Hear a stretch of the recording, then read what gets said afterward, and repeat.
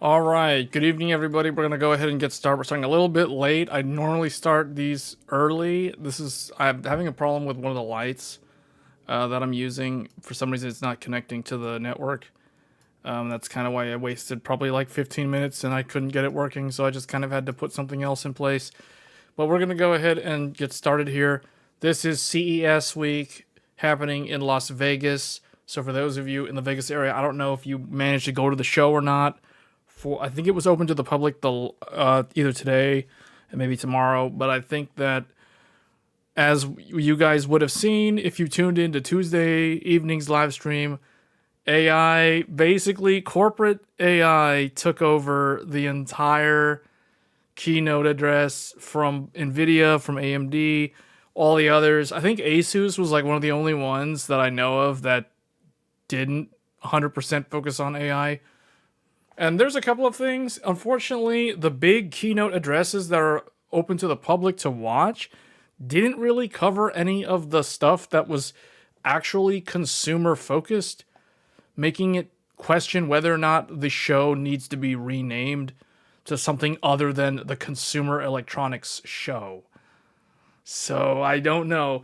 But I will say, despite all the AI fatigue and all the AI stuff from Tuesday, that live stream, that was pretty hilarious, man. That live stream had its moments. I still keep thinking of that robot, the AI robot. You know what I'm talking about? The Italian one, when Lisa Sue was like, is it really Italian? Yeah, I think that was probably the highlight of that entire evening. But if you're interested in AI, definitely check out the Tuesday night live stream reaction video. There's a lot to look at in that one. But other than that, I haven't really done a whole lot with computer hardware lately, just because the price of electronics is going up across the board. We all know about the memory chips. I think anyone who's been watching this channel for even recently knows about the memory shortages and what that's doing to the consumer space for consumer electronics. First, it was the memory chips themselves. Then the SSDs started becoming more expensive, and they're still going up in price. Then the graphics cards are starting to go up in price, or they're going to be very hard to find. And now it's starting to affect other product lines outside of the PC space. So if you think about cars, automotive, they need memory chips. Home appliances, smart refrigerators, all those type of things, they all have memory chips in them. So there is a risk that the lead times, the pricing on all of these things, the cost of all these electronic goods is at risk of going up or potentially having longer lead times, which would lead to lower supply availability, at least in the near term. So lots of negative things in the media right now around consumer electronics. And we all know why that's happening. If you watch this channel, you know why the memory chips are so hard to come by right now. It is not some kind of conspiracy. It is not the companies are just trying to make up some nonsense story. No, the root cause is AI, specifically AI infrastructure, AI data centers, and finally AI factories. That is the reason why the memory chips are going up in price. SSDs are also very important for AI factories. They cannot function without SSDs. They need storage. So you can expect SSD pricing to continue to go up. So if you have not upgraded your storage and you were thinking of upgrading your storage, like your computer SSD, or put another M.2 in one of the empty slots on your motherboard, well, now is probably the time that you'll be able to get it at the lowest price, considering the lowest price now is, I don't know, almost 100% increase in price compared to 6 months ago. So just keep that in mind. And it's really not going to get cheaper, it's going to get more expensive. So hard drives might be a good alternative if you just need volume, you don't care about speed, you don't care about performance. If you just need capacity, maybe a hard drive would be the right way to go. However, I have heard that hard drives are going to become harder to find too, because if someone gets the idea they can use a hard drive, it's not like other people aren't considering that option as well. So just keep that in mind. But anyway, this is CES. We're going to talk about some of the stuff that was shown at the show. I think the large manufacturers that do laptops, monitors, motherboards, that kind of thing, those are the ones to pay attention to this CES. I don't think that AMD, Nvidia, or Intel are really worth paying too much attention to, because most of what they showed off is stuff that's coming later, or it's all just AI infrastructure, server stuff, and it's never going to go to consumers, despite that being the Consumer Electronics Show. So anyway, the first thing we'll talk about is this. I want to get this out of the way first. So the 9950X3D2. So this was originally rumored last year. This is supposedly, it is a dual CCD with both CCDs featuring the 3D V-Cache underneath both of them. So think of it like a 9950X3D, except instead of only one CCD having 3D V-Cache, now the second one will also have 3D V-Cache. Supposedly, Alienware, the story goes, Alienware, let's get into it. The story goes that Alienware confirmed that this thing exists and that it would be available at some point, so equipped with Ryzen. And this is the official Alienware Twitter account that posted this by mistake, or whether or not it was supposed to be posted. It is from the Chinese one here. The processor, second generation 3D V-Cache. Players can enjoy the peak gaming experience. You can see that there. It will be the first ever X3D chip to bring 3D V-Cache on both CCDs. So this is something that AMD already built internally a long time ago when they were trying to evaluate whether or not they need to bring something like this to the market. And at the time, they concluded that it's not really going to benefit the average user in a significant way. So what they needed to do, as far as I'm concerned, my understanding is that they needed to have some sort of way to optimally schedule threads and pin threads to a specific core with its specific cache allocation, so that it wouldn't be ping-ponged around and cause negative consequences with high latency due to the cache, the 3D V cache on one CCD being far away from a core that's trying to access it, which is on another CCD that is not able to access that cache quickly. So there's a lot of latency reasons that translate into performance regressions. That is the main reason why AMD did not plan to bring this sort of part to market. But maybe they have since figured out some way to mitigate that problem or work around that problem with some kind of dedicated thread scheduler. I've been saying this for a while now, but I really think that AMD needs something similar to Intel's Thread Director. Intel's Thread Director, a lot of people don't like it because they've had to use Process Lasso to deal with E-cores taking the workload from gaming threads when they don't want them to.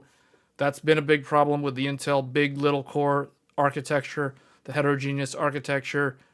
AMD hasn't really had that problem, and AMD's way around that was with a dual CCD part was very simple.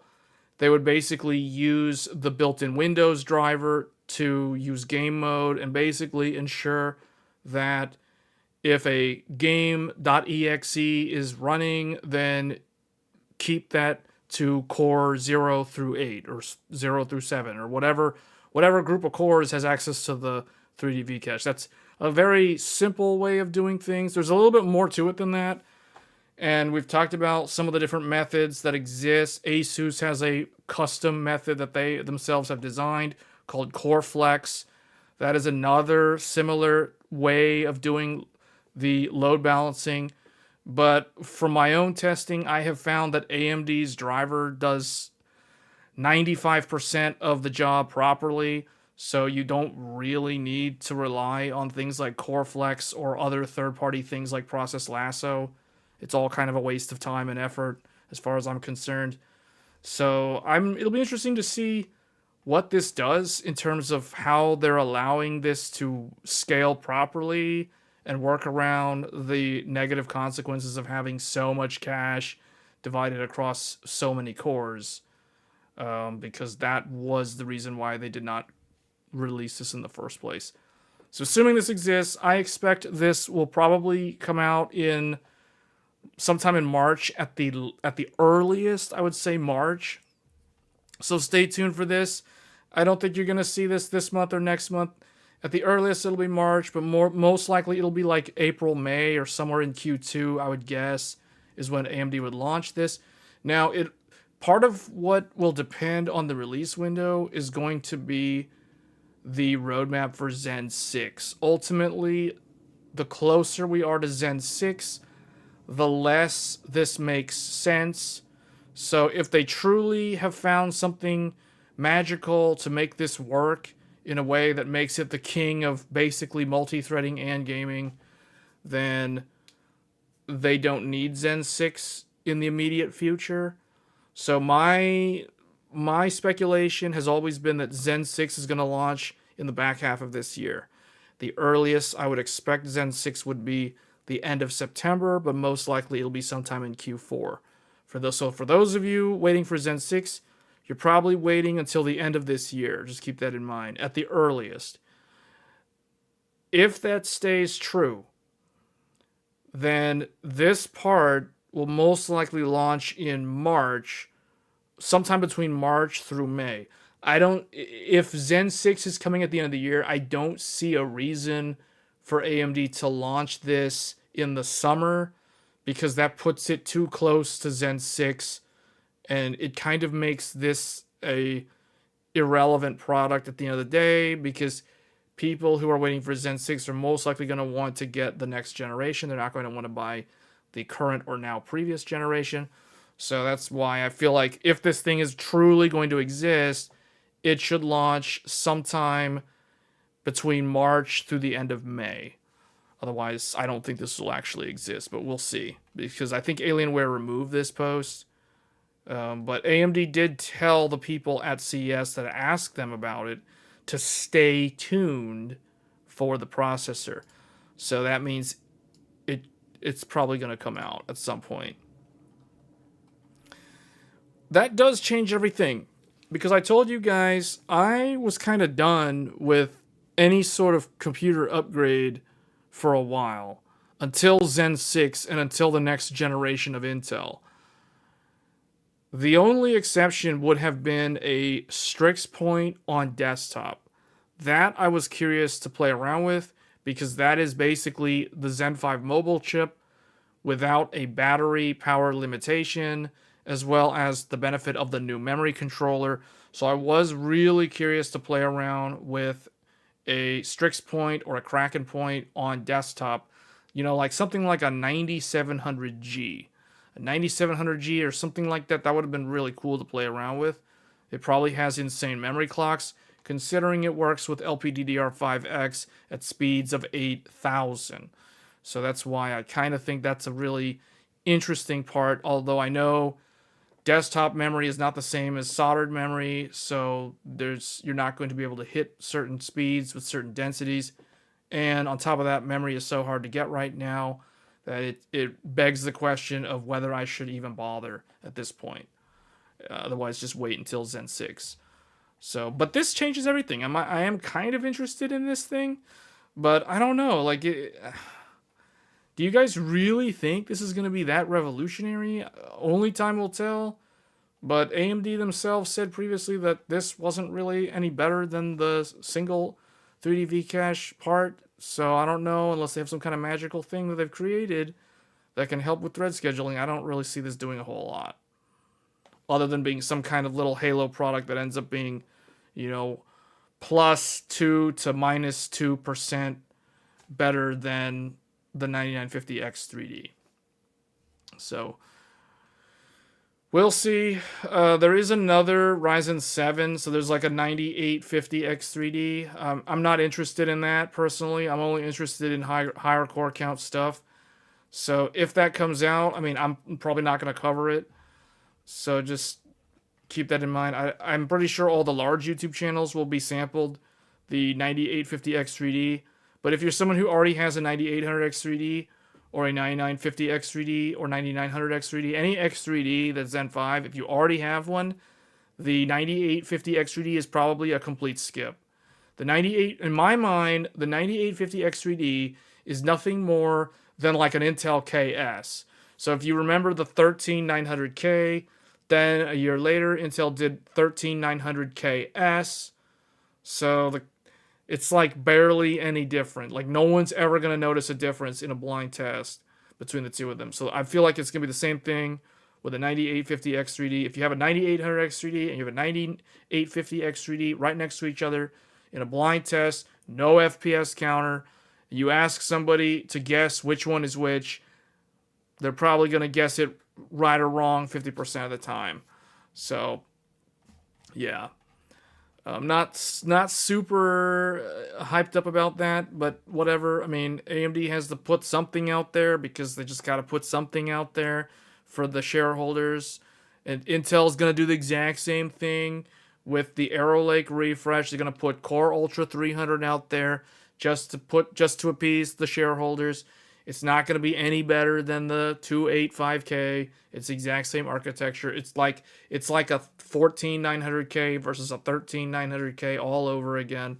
So that's basically what we're looking forward to here. So the reality is, this first half of this year is not really going to be a good time to upgrade for anyone unless you either already have DDR5 and you're sitting on some old Intel 12th gen or something like that, or you're on like, I don't know, like a Ryzen 5 7600X, and you can do a drop-in socket upgrade from a BIOS update. So if you're in that position and you don't need to buy memory, you don't need to buy SSDs, then maybe you can consider upgrading to these step upgrades, these refresh parts. But as far as I'm concerned, no, like, I myself am not going to be upgrading right now because the price of everything is just stupidly high right now, which is the reason why I went retro gaming. Like, I literally went retro gaming because the price of everything is just way too expensive. So, PS3, man. OG PS3 for me. Yeah, I know mine's dead, but you get what I'm saying, right? Like, maybe I'll go back and play Monster Hunter World or something just because that's not a retro game, but, you know, it's an old game. So, I don't know. It's kind of disappointing right now as a hardware enthusiast, the way things are going, listening to everyone talk about cloud gaming, streaming in the cloud. You don't need a PC anymore. And, yeah, it's just not good. The Consumer Electronics Show getting hijacked by corporate companies trying to sell you AI and talk about AI to all their investors. I don't know, man. It's kind of weird. This is a really strange year. But we knew this was going to be a really weird year. Remember what I said a year ago? I said that 2020, well, not necessarily a year ago, but I did say last year, many times last year, I said that 2026 is going to feel like 2021. And that certainly seems to be coming true. It's basically 2021 without a global pandemic. So all the things like supply shortages, can't buy anything, super expensive, that seems like it's coming true. Will Zen 6 be on a new socket? I don't know. So we've had a discussion about that in the past, last year. A lot of people seem to think that it will be on AM5. I personally don't care. If it's going to be on AM6, I am totally okay with that. If it's going to be on AM5, I will have a lot of questions why it's on AM5. Personally, I think it needs to go to a new socket. But if they're somehow able to maintain the AM5 socket with this new CPU that drastically needs a ton of different things added to it, then I will be impressed. But I will only be impressed if they introduce a new chipset with new motherboards, assuming it's AM5. If it's AM6, I'm totally okay with that. I will be so happy if it's a new socket, because AMD originally said through 2025. Then they changed it through 2026. So here we are in 2026, and there's rumors of them. Well, not rumors. They're going to release new parts that are Zen 5 based. 9850X3D, 9950X3D D2. So they're making good on their promise, because technically those are new parts on AM5, and they perform better than the previous ones. So they're fulfilling their destiny. As Emperor Palpatine would say, you're fulfilling your destiny. So that's how things are going to go, and I kind of think they need a new socket personally. I mean, look at Intel. Intel's going to go to a new socket with, what is it going to be called? Man, I can't remember the name. Nova Lake. Nova Lake is going to be a new socket. So I kind of think AM6 needs to be on a new socket for reasons that we've discussed in previous episodes. Meanwhile, everyone keeps buying old hardware. The theme of retro gaming seems to be quite strong these days. So, I bought a bunch of old consoles recently. It looks like people are buying old CPUs recently. So the AMD Ryzen 7 5800X outsells every CPU on Amazon in Germany. 40% of AMD CPUs sold are AM4 compatible chips. So if that's the case, man, they can put Zen 6 on AM6, and anyone who wants to stay on AM5 can just get a 9950X3D2 and call it a day. You know what I'm saying? In that case, just give me a new socket. Just give me a new socket. Early last year, we all believed it was going to be all about GPU. Last year was the GPU year. This is not a GPU year. Well, okay, technically, this is supposed to be a Radeon GPU year. But because of all this stuff with memory, I don't know what's going to happen anymore. That leads us into Paint. That is a great segue into Paint. You have activated Paint. Congratulations. So, you've unlocked Paint. Achievement unlocked. Okay, so remember what I said last year. GeForce RTX 50 series launched all throughout last year.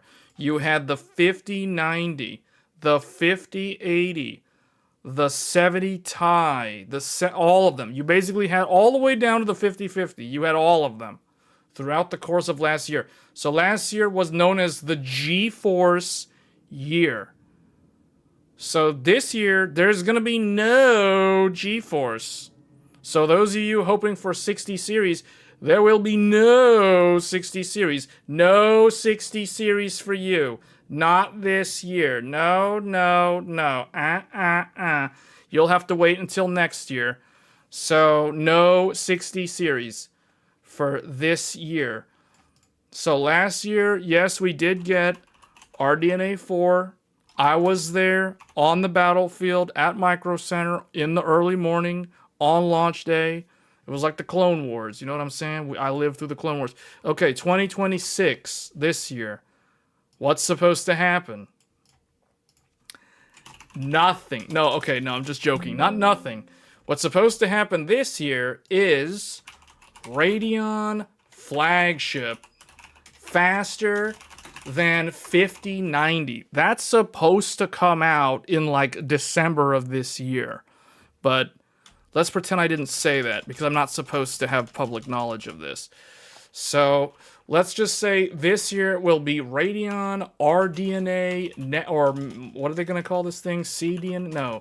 UDNA or whatever they call it. They're gonna call it some marketing name. I don't know what they're gonna call it. Radeon Next. We'll just say Radeon Next Gen. Radeon Next Gen. There. Radeon Next Gen. We'll leave it at that. This will be in Q4 of this year. So we are nowhere near seeing the new AMD flagship. This new AMD flagship in December will be the successor to the legendary 7900 XTX, one of the best GPUs from AMD, because this GPU had a really long life. Technically speaking, the 7900 XTX is already a middle-aged GPU. So by the time its successor arrives, it will be well beyond its prime in terms of its flagship position. The fact that an AMD mid-range GPU, the 9070 XT, can come super close to being equal to the mighty 7900 XTX shows you the legacy of the 7900 XTX. And even after all that, the 7900 XTX still to this day has 24 gigabytes of VRAM, making it age significantly better than its competitor, the RTX 4080. Yes, the 4080 is the competitor to the 7900 XTX. Just to give you guys an idea of how old the 7900 XTX is. This GPU is from December of 2022. 2022. 3 years. It is over 3 years old now, which means it's middle-aged. It's old. So, the successor to that will be at the very end of this year, unless the memory issue causes some kind of weird delay, which could push it into Q1 of next year. Now, the problem is when we talk about 2027, 2027 is a very interesting year because we will have RTX 60 series in Q2 of 2027. So that means like May and June.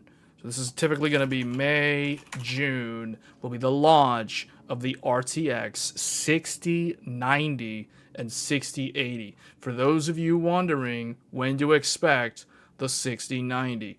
So that is still a long way off from now.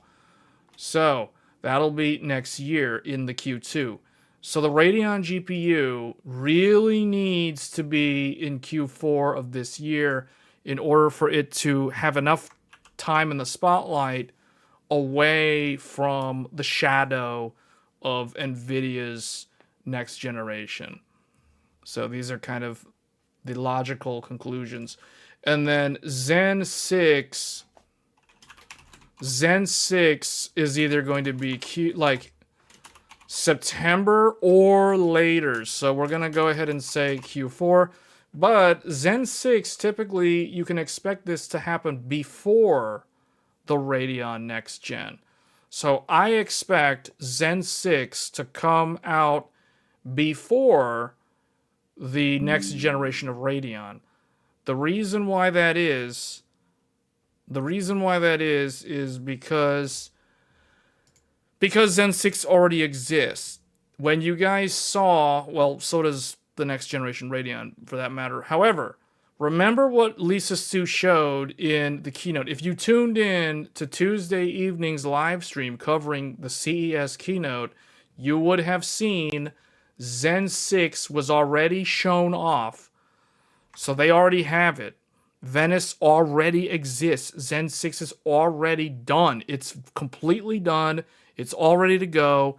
But you know who gets first dibs? You know who gets first dibs? Who gets first dibs on Zen 6? AI companies. Yes, AI companies get first dibs. First pick for Zen 6. They get first availability. The regular consumers have to wait until the end of the year. The AI companies will get Zen 6. They can pre-order Zen 6 now. So they'll have Zen 6 sometime in like May or June or whatever is when like first ship is all, probably like April, I would guess, for Zen 6 to the AI companies. So it's already done. And the GPU is also already done. So the next generation of Radeon is also done, but we know for a fact that the AI companies will get access to the new Radeon before the consumers do, because all the AI stuff gets first priority. The gamers are the last one on the list from the companies now. So we are bottom tier. We're bottom tier. We're like garbage tier, barrel, bottom of the barrel. The AI guys, everyone else is riding first class up at the top. The gamers are all the way down at the bottom. So you have to just wait. You got to wait for the scraps. The same thing with the NVIDIA stuff, but we already know that. NVIDIA's been doing that for years now. What else? Nova Lake. Intel's Nova Lake will come either in the Q4 of this year. It should be Q4 of this year, just like Zen 6. But see, the problem is this creates a problem. I really don't like when two companies decide, hey, let's release our product, and they both simultaneously say here, and they both point at the same 90-day block. Like, why do they have to do this? Are they unaware of each other? Or are they spying on each other? Like, why are they choosing the same quarter? I don't know. To me, it seems kind of dumb. It's been like this for many years now. It all started in 2020 when everybody decided to dump all their parts right next to each other.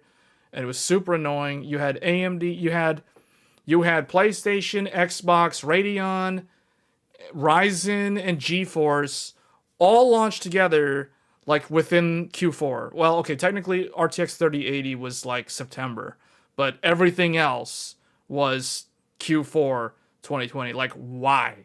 Why are you doing this? I guess the benefit of doing that is the gamers who want to upgrade their computer, like literally all the next gen stuff is right there all at the same time. So it's kind of easy to do, but and availability and scalpers become a real problem. So I don't like when when they do that. But these are expected to be at the end of the year because they follow 2-year cadence. Zen, yeah, both of them would be on the 2-year block at that point. So yeah, these two, all this stuff is this year. So the only thing that could change is memory could draw these things out, and these could shift into next year. I think the moving this into next year is a very, very bad move if AMD decides to do that. But if GDDR7 is very hard to get because of all the AI data centers gobbling up all the memory, then maybe they'll be forced to make it a next year launch. Maybe all of this stuff will get shifted into 2027 just because of the memory issue.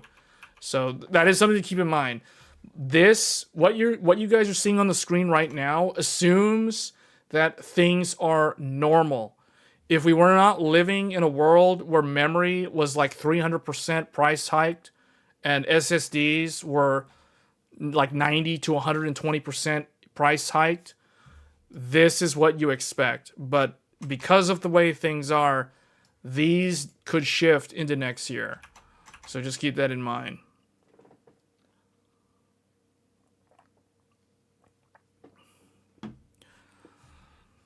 But yeah, nothing major from NVIDIA this year. Now, one thing we could end up getting is RTX 50 Super Series in Q3 of this year. So if you are interested in the RTX 50 Super Series, you're going to have to wait until July and August. So if NVIDIA even bothers to do a Super Series, because they could very well just not do that. In fact, there is something that might come out, and it's going to be the new RTX 3068 gigabyte second edition or something. Like, what, I don't know what they're going to call it. It's like second run. They're going to do 3060 retro style, come back from the dead. Like, this thing is the zombie 3060 is coming back. Supposedly. I mean, there's a ton of rumors.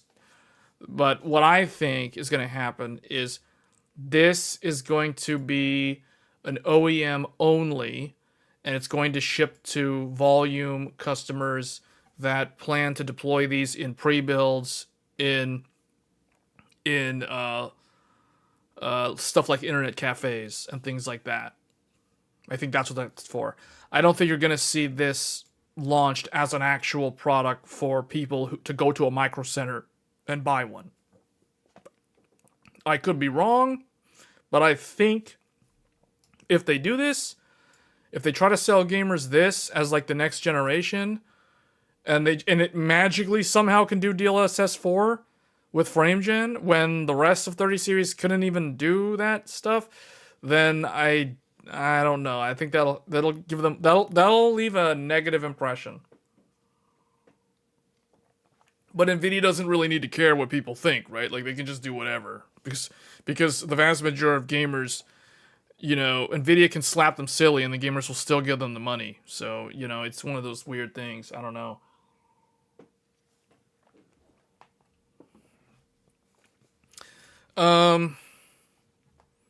So this is basically 2026. You're looking at the roadmap right now. And then this one will be like Threadripper next. But that's like way later. That's I'm not even going to mention that.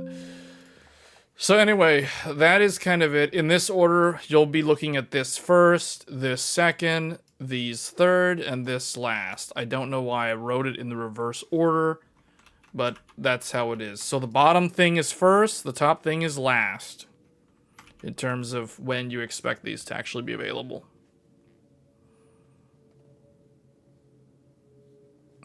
Oh, I need to do the Arch-Tempered Jindahad thing also. Yeah, I haven't done that. I need to do that. I've been too busy with retro gaming recently. I don't know. Like I got so much random retro stuff. Do you know that I had to redo my whole desk setup to fit all these consoles on the desk? So right now, you guys can't see it, but to my left over here, I have the Xbox 360S. Then I have my Strix Halo mini PC next to it. So those two are on the left side. And then on the right-hand side, I have the Nintendo Wii, the PS3 Slim, and the PS5.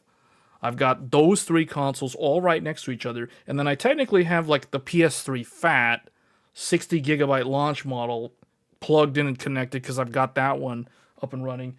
And then I've got the dead one over here. So one thing, so those of you that watched my console collection video, technically that's not my entire console collection, but that is like most of my console collection. What I didn't show you guys, because otherwise I felt like the video would be too long, I didn't show the secret Metal Gear Solid 80 gigabyte PS3 bundle. This is actually the PS3 that I bought brand new. In fact, this is the only PS3 that I purchased brand new. So this is the one that can do backwards compatibility of PS2 games using the what was that thing called? The graphics synthesizer from the PS2. But this is the one where Sony removed the emotion engine from the PS3. So this one doesn't have full backwards compatibility. How about laptops? I want to finally get a ThinkPad. Any of the new mobile chips you think we should keep an eye out for? Intel Panther, AMD? Great question. So what I will tell you is this year. Okay, so yeah, we can add the mobile stuff. So Panther Lake is this year. And if you've been following the CES coverage, there have already been several different new mini PCs and laptops shown off featuring Panther Lake. I believe Lunar Lake is also still going to be available. But remember that this is apart from late 2024. And then AMD has Gorgon. Is it Gorgon? I don't know how to spell it. I think Gorgon Point is the AMD one. Gorgon Point and Lunar Lake. So the thing about these two are not really new. So Lunar Lake is from 2024.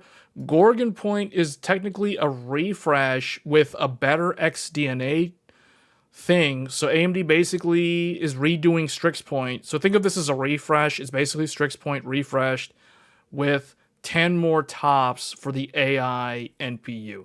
So yeah, this one is going to be known as well, maybe I should just write it this way. Ryzen AI 400. This is Gorgon. Is it Gorgon or Gorgon?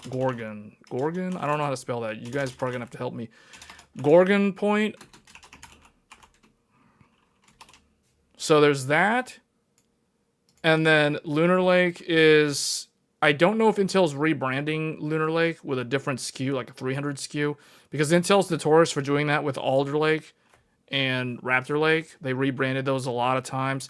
Raptor Lake has another SKU now from last year. And then Panther Lake will be the Core Ultra 300H series.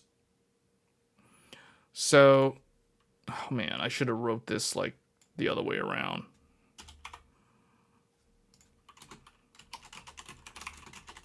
So basically these things. And then of course, I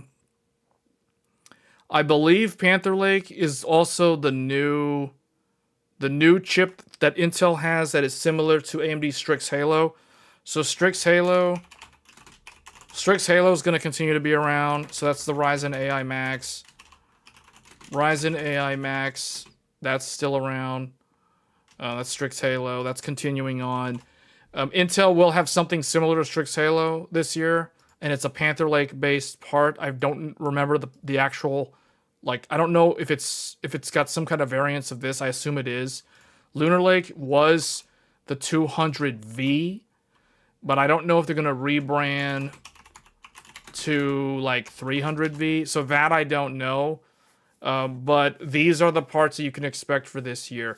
And then the other thing too is Fire Range. Fire Range is going to go to mini PCs. So that's another thing. So if you're looking for like a NUC or a mini PC or a home media center PC, that kind of thing, Fire Range will be an option this year. Last year, it was only Arrow Lake, as well as Strix Halo and Strix Point on mini PC form factor.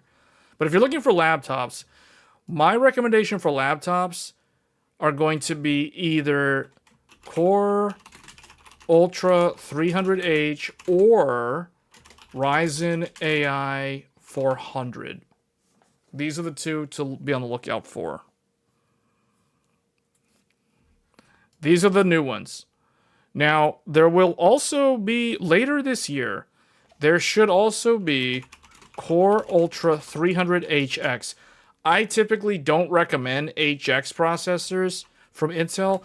And then also there is the Ryzen 9000, like the Ryzen 9000. Those are also in laptops. I personally, this is going to be like HX, or what do they call this? Yeah, HX. Is it HX? The 9955HX3, yeah. So, but I don't recommend either one of these. So if you're looking for a laptop, especially since you mentioned ThinkPad, these are the ones to look for. Ignore these. They are hot, loud, and don't have good battery life. These are cool, quiet, and have very long battery life and perform very well for mobile devices. So these are the ones that I would pay attention to if you're in the market for a laptop this year. But I do feel like laptops this year are going to be more expensive than last year. So because of memory. Because the memory that's going to ship with the laptop, especially if you try to order a laptop that has 64 or 96 gigabytes of memory.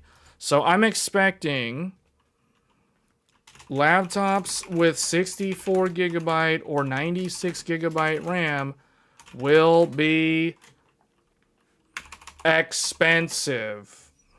Very expensive this year. So keep that in mind.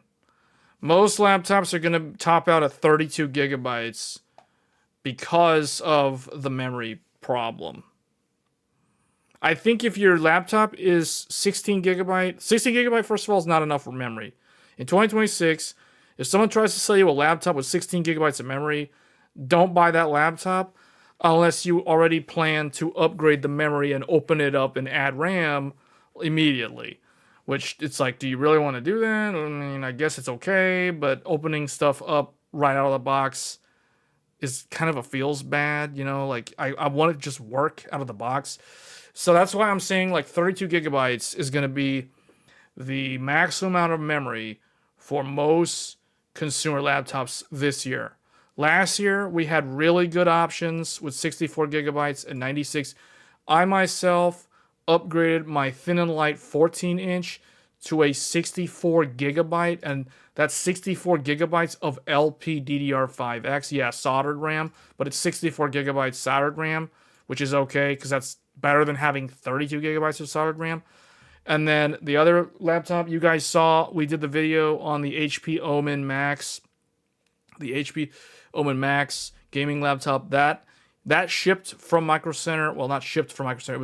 I got it from Micro Center with 32 gigabytes of memory for like $1,700 with an RTX 5080 laptop in there. So that's pretty good. But I just so happen to have 96 gigabytes of DDR5 SODIMMs laying around, so my gaming laptop actually has 96 gigabytes of RAM. But I would not recommend buying 96 gigabytes of laptop memory right now if you go look at the prices on that. But yeah. But I guess who in the audience, I'm going to start a poll. Or actually, no, it doesn't need to be a poll. I'll just do a Q&A. No, not, is it Q&A? Start a poll. I guess the question is, are you planning to get a new laptop in 2026? Yes or no?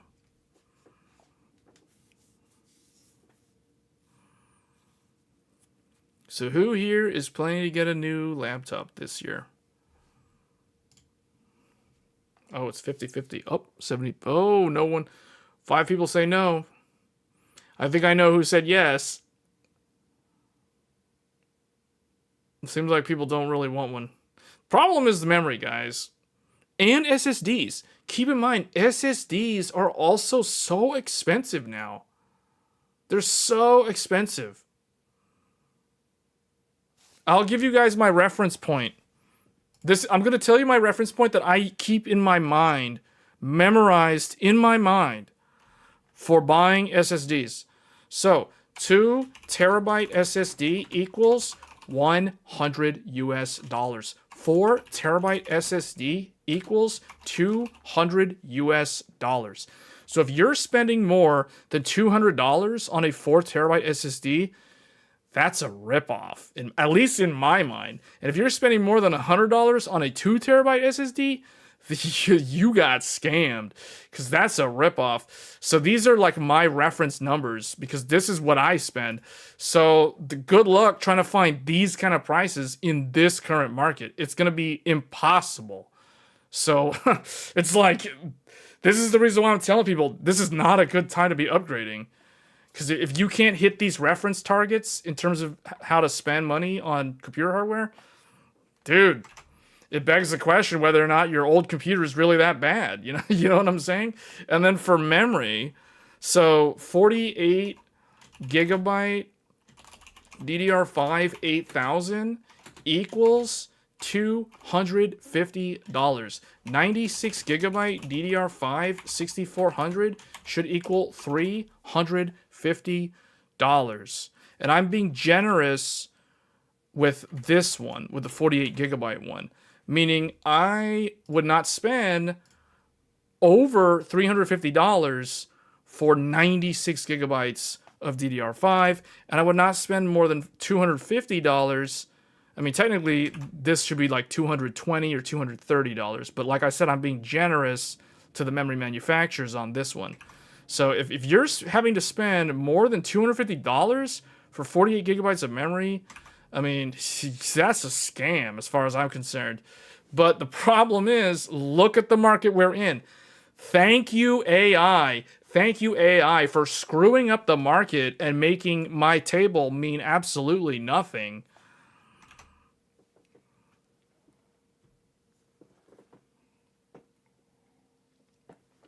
You bought 4 terabyte SSDs plus 240. Yep, that was a good time to buy. I'll tell you guys, the best time to upgrade your computer was from October 2024 all the way to around September of 2025. That was the range. That was the magical window. You could hit these targets if you were looking for deals in this time frame. It was possible. I know because I did it. That's why there's a bunch of SSD videos on this channel from last year in that time frame. The Samsung 990 Evo, 4 terabyte. The Evo Plus. I have 3 of those SSDs because of this logic. This memory right here, I have 4 sticks of these and 4 sticks of these because those were within that price target. So I am sitting on so much memory right now. I mean, it's kind of disgusting. I've got so much extra RAM just sitting around in the back. Like, we got extra spares just laying around there in the back. Because if I destroy some memory from some dumb overclock or something, well, put in the next one. Bring in the next one. As an overclocker, you gotta have extra parts, man. You gotta have extra parts laying around. You gotta have spares, you gotta have redundancies. Like, for example, this PS3 is yellow light of dead. This is a dead PS3. I'm not gonna throw it away because if my other PS3 has a physical problem, I'll just source the parts.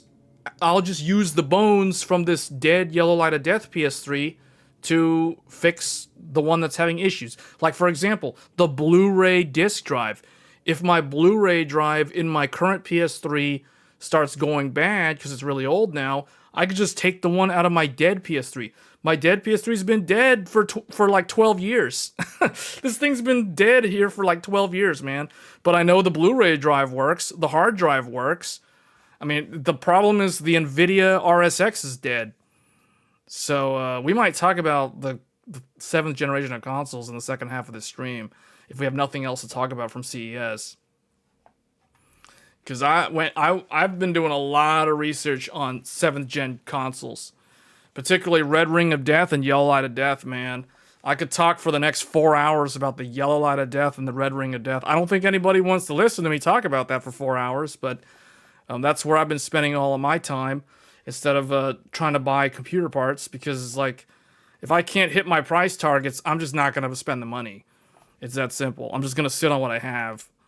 So I'm just going to weather this storm right now and just, like, sit on all this memory, sit on all these SSDs. It is what it is. Just weather the storm. Motherboards are getting good deals, but that's because... You know why they're getting good deals? They're getting good deals because the resellers know that they can make back the money on the memory. So, if you already have memory, you could get a new motherboard for relatively cheap, and that's not going to help the stores like Micro Center, because Micro Center is lowering those prices. Newegg is lowering those prices on motherboards in the hopes that they know you're going to have to buy memory to go in the motherboard, or SSDs to go with the Windows or the Linux install. So they know they're going to make back the difference and more by going real low on the motherboard. You know what I'm saying? Like, they're looking at the total BOM cost of the system, not just the motherboard by itself.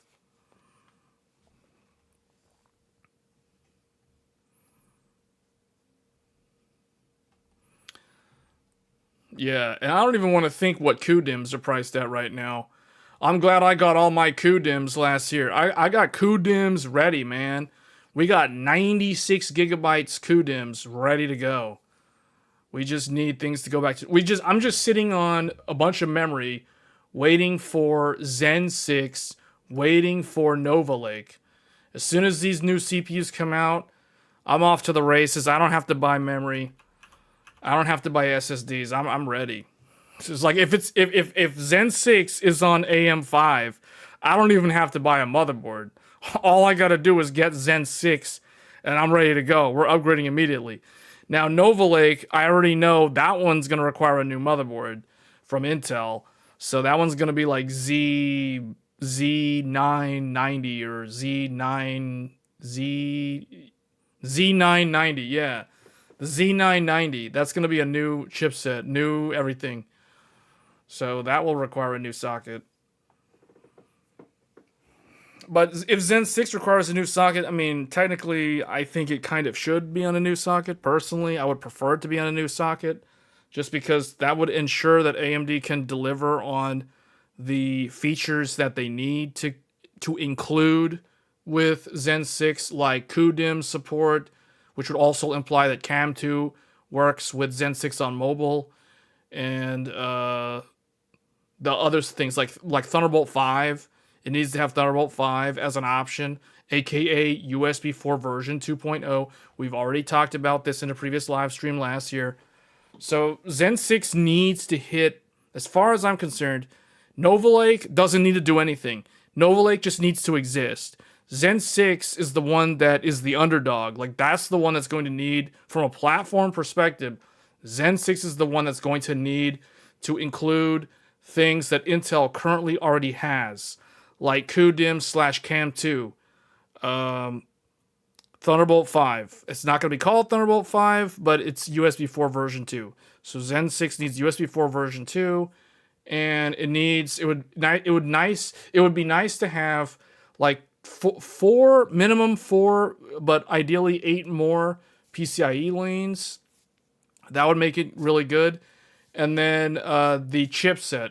They really need to double or potentially triple the bandwidth between the CPU to the actual chipset, because that chipset is so oversubscribed.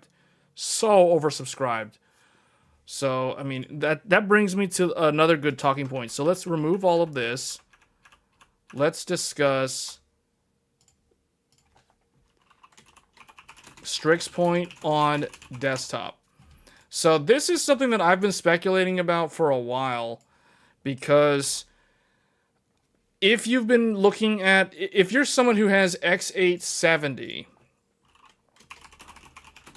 X870E, or B850, or any of the new, or any of the old AMD AM5 motherboards, you would have seen, if you go look on the support pages, you will see there have been BIOS updates. And the BIOS updates have been introducing next generation CPU support, or next generation APU support. I've been seeing the phrase APU being thrown around a lot with these BIOS updates. So that kind of implies that Strix Point or Kraken Point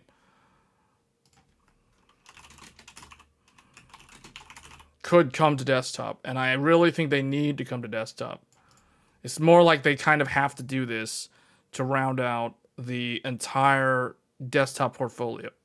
And the truth is, Strix Point is quite good as a mini PC part. So if you want to do a small form factor that you build yourself, a true small form factor with ITX motherboards or stuff like that, this could be a good option. Now, the only problem is Strix Point doesn't have a lot of lanes. So let's discuss how this would work if we were to plug in Strix Point. Like, let's say we were to plug in the Ryzen 9, or was it the Ryzen AI 9 HX370? What would happen if we had a socketable AM5 compatible Ryzen AI 9 HX370 and we plug it in to the Crosshair, the X870E Crosshair Hero from Asus. What do you guys think would happen if that occurred? So you guys remember the motherboard has dual chipset because it is X870E. So it has two of these. And I'm going to tell you right now, it's going to oversubscribe on the chipset. It's going to be so dependent on the chipset, the dual chipset, to get the functionality. Because it doesn't have that many lanes. So Ryzen AI 9 HX370 has 8 lanes for the GPU. Okay, so it has, we'll just say right here, it has PCI 4.0 X8 over here, direct from the CPU. It's going to take 4 lanes of PCI Gen 4 downstream. So PCIe 4.0, 4 lanes downstream to the chipset, to both chipsets actually. And then the remaining, so it's going to have, so it has 4 lanes typically here, and then it has like 2 lanes of Gen 4 additional. So how is this going to work? So it has PCIe, we'll just say 4.0 X2. Is that correct? I may have to double check that, so I'm not speaking incorrectly. Let me make sure.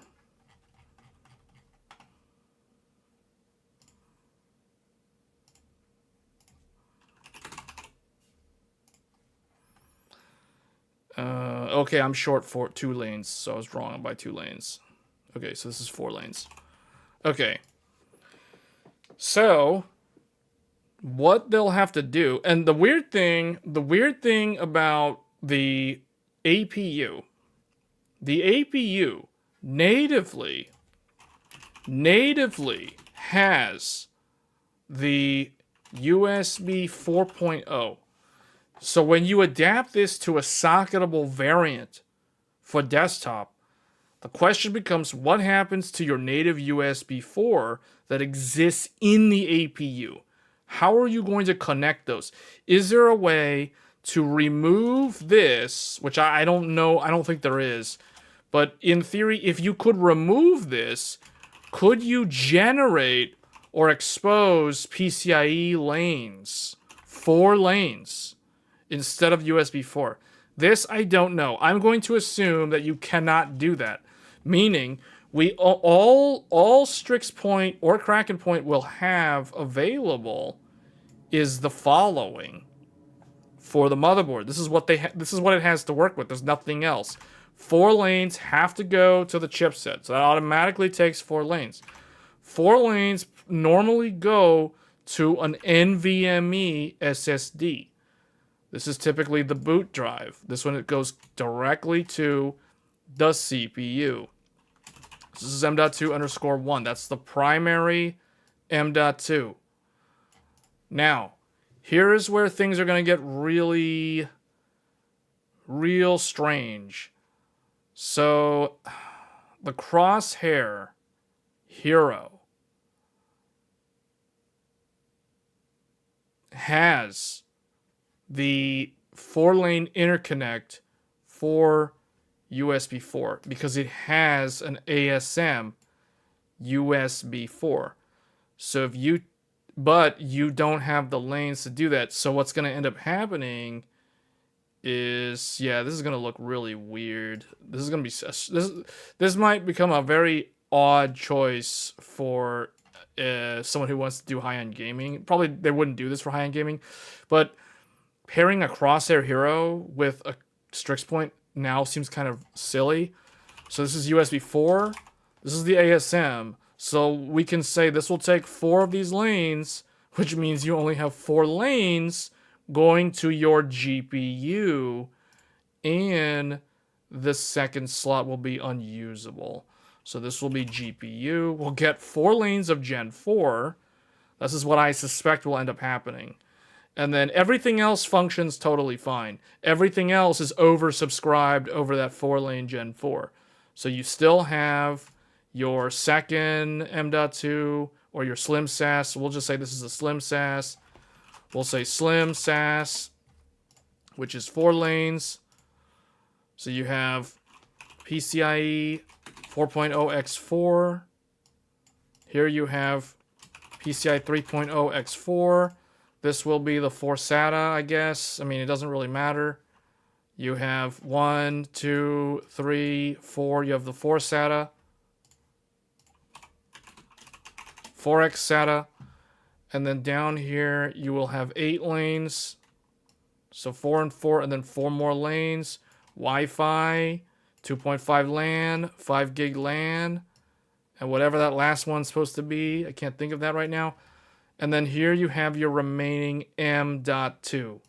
So you have M.2 underscore 4 and M.2 underscore 5.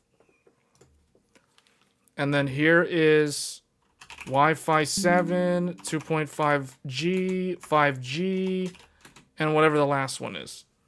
And that is basically what will happen if someone were to connect a socketable Ryzen AI 9 onto a Crosshair Hero.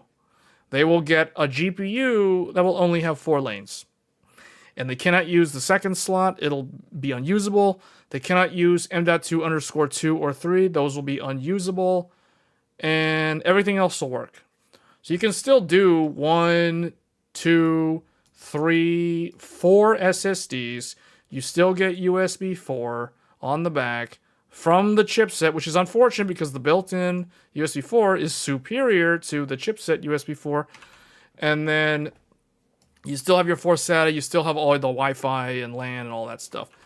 So the only thing that suffers in this scenario is the GPU, because the GPU will be 4 lanes of Gen 4 at best. It cannot be Gen 5 because Strix Point does not support Gen 5. So I don't know who will. I personally will do this just because. So yeah, if AMD releases Strix Point on desktop, I will buy it and I will upgrade my Crosshair Hero to Strix Point.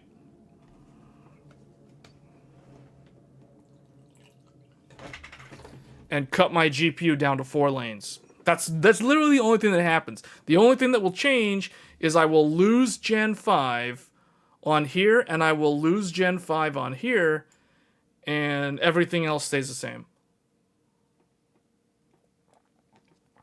So what I want to see with Zen 6, and this is why I think a new socket might be necessary, or at the very least, a brand new motherboard chipset might be necessary. Well, it is necessary. I want to see Zen 6 double or triple, probably double the bandwidth to the chipset. Because they need this to be 4.0 x8 or 5.0 x4. Either one's fine. But AMD drastically needs to upgrade the bandwidth through the chipset to CPU link. This is a huge potential bottleneck in the system because this 4-lane Gen 4 is carrying all the traffic from these two, all of the networking stuff. So all your packets, your download packets, your multiplayer, all that stuff's flowing through the chipset over that 4-lane Gen 4 into the CPU. And the SATA, all this stuff is this is why I say oversubscribed. Oversubscribed. This link has the potential to be oversubscribed. If you want to test this, I'll give you guys an example of how to test the oversubscription scenario of the B650, X870, X670, B850. All of the AM5 chipsets have this exact same thing. So all you got to do, transfer, like if you have large groups of files on your primary SSD, or one of these SSDs down here, try transferring, like try cut and pasting or copying a giant folder, like a Steam game folder, for example. Maybe have Steam, have Steam like move a game, like for example, Monster Hunter Wilds. That's a huge game. Monster Hunter Wilds, if it's on your C drive, have Steam transfer it to like your D drive or something. Do that, then try downloading a game over the network. Have that going, and have that writing to this SSD. That will prove that you're gonna see a huge bottleneck right there going through that chipset, because the 100% utilization between those SSDs, and you're trying to download a game and install it on one SSD, yeah, that's gonna create a big bottleneck. And then if it's not enough, you want to fully saturate it, try transferring like another file from an M.2 down here up to this one, so that you're forcing way too much traffic. That's why I'm saying oversubscribe. This is an oversubscribed link. It's rarely is it a problem. I'm just showing you guys scenarios that I have experienced where it is a problem. So yeah, downloading Steam games while updating games while doing big file transfers between drives, yeah, that locally on the computer, that can create a big problem. It doesn't create instability, it just creates slowdown, system slowdown. Because you got too much stuff going across this PCIe link. This 4 lanes. So, they desperately need to double this bandwidth. This needs to be Gen 4 X8 or Gen 5 X4, or ideally Gen 5 X8 would fix the problem for the most part. But definitely something better than this for Zen 6 is needed.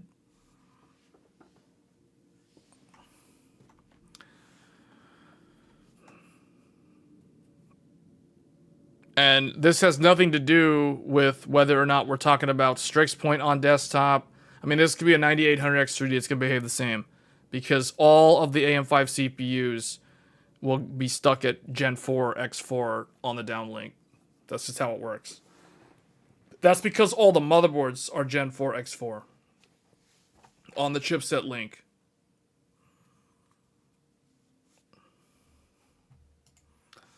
So anyway, but I will definitely upgrade to Strix Point on my Crosshair Hero, just because. I will not go to the 9850X3D. That I will skip. That's a complete skip for me. It might not be a skip for others, but it's a skip for me. Now, the D2, that I might get. The D2 I might get. That might go in the Godlike. The Godlike gets the D2. The Crosshair gets the Strix Point.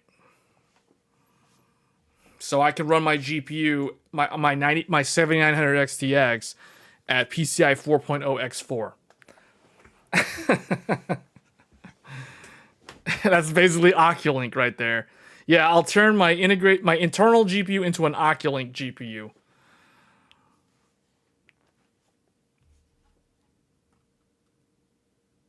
Oh no, I'm hoping they're selling a Strix Point socketable CPU.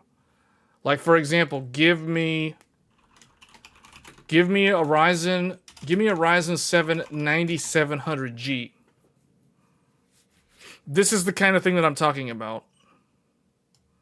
Or Ryzen 9 9900G. Actually, it should be called Ryzen 9 9900G, but technically it should be called Ryzen AI 9 9900G, because it's going to be 12 cores, 24 threads, because that is what Strix Point is. At least the HX370. It's a 12 core, 24 thread. It's 4 Zen 5. So this is 4 Zen 5 plus 8 Zen 5C. So it's kind of like Intel's E-core, P-core. Although a Zen 5 and a Zen 5C are not that different compared to a P-core and an E-core. I think the only difference, these are physically the same size. The difference is this has less cache available to it compared to this one. That's the only difference. Okay, so 93% of people said no, they are not getting a laptop this year, or they don't have plans.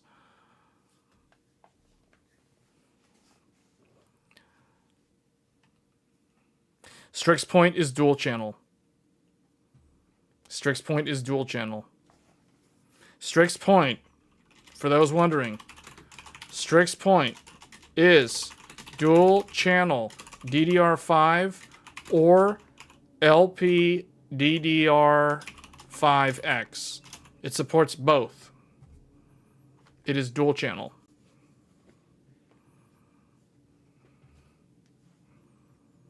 What I can tell you is it has a much better memory controller than the regular desktop, the chiplet-based desktop, Ryzen 5, Zen 5. That's kind of why I want to get it. Because I want to see if you can run, like, if you put DDR5, like 48 gigabytes of DDR5 8000 in the system with Strix Point, does your APU benefit from all that extra memory bandwidth? It probably does. Even the, yeah, I know the 8700 has a better memory controller. That is the main reason why I'm interested in Strix Point on desktop. I want to be able to overclock Strix Point and not have it be running into TDP limits because it's on a battery-powered laptop. And I can give it a 360 AIO. I can eliminate a thermal bottleneck. I can eliminate a memory bottleneck, a power like a power limit bottleneck, because laptops are very, very power limited. You know what I'm saying? So I can really make it stretch its legs and see what it's really capable of. Because Strix Point, I've said this before, guys. Strix Halo is amazing. Strix Halo is the best piece of silicon that has come out in this decade, regardless of any, maybe Apple, I guess, with the M series. But if you ignore Apple for a second, Strix Halo is the coolest thing ever made this decade. However, it's not my favorite. Strix Point, now Strix Halo has the wow factor. It is incredible to use, but it's not my favorite. For something about Strix Point, man, Strix Point is my favorite CPU currently. The Ryzen AI 9 HX370. There's something about it that's just special. I don't know. I like it. It is designed to be paired up with a discrete GPU, whereas Strix Halo is not. Strix Halo has its own powerful integrated graphics, but Strix Point is this very nice balanced mobile chip.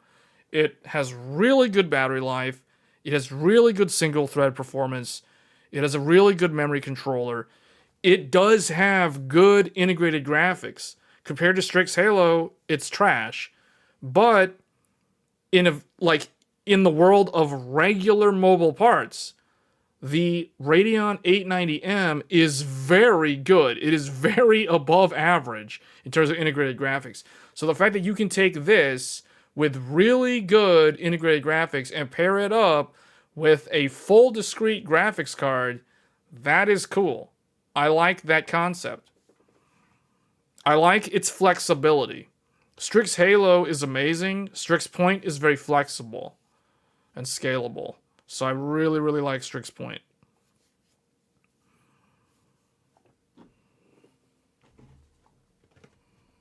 I mean, my gaming laptop is Strix Point. My ThinkPad is Strix Point. Basically, like, all my mobile devices right now are Strix Point except for my smartphone. I mean, that's literally it. And then, otherwise, I've got Intel Core Ultra on desktop. I've got Zen 5 on desktop. And I've got Strix Halo as a mini PC.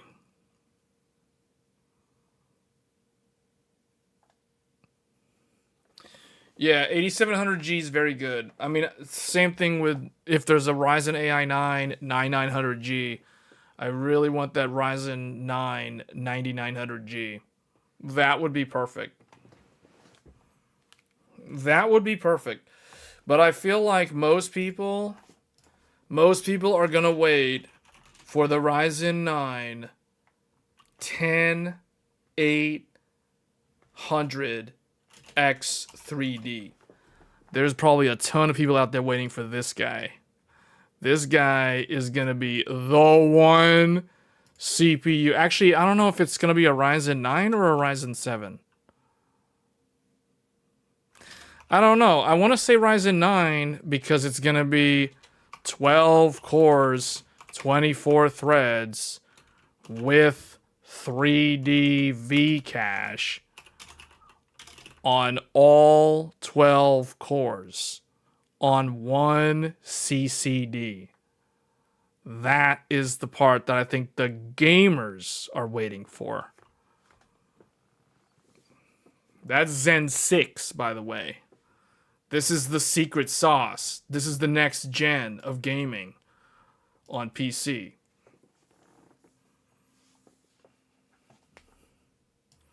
We'll delete that so people who aren't paying attention, they don't get to see it. So that was the preview of the future right there.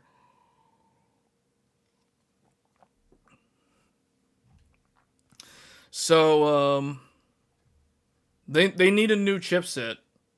Let's talk about Intel. So Intel, how can I clean this up and make this Intel? I just want to turn this into an Intel motherboard. To do this, I don't have to delete the whole thing. I really don't want to redraw everything. I'm just going to delete this.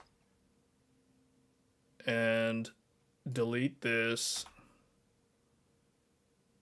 Delete this. And then we're probably going to have to redo all the labels. Yeah, we're going to have to redo all the labels. Let's do... Oh boy, how am I going to do this?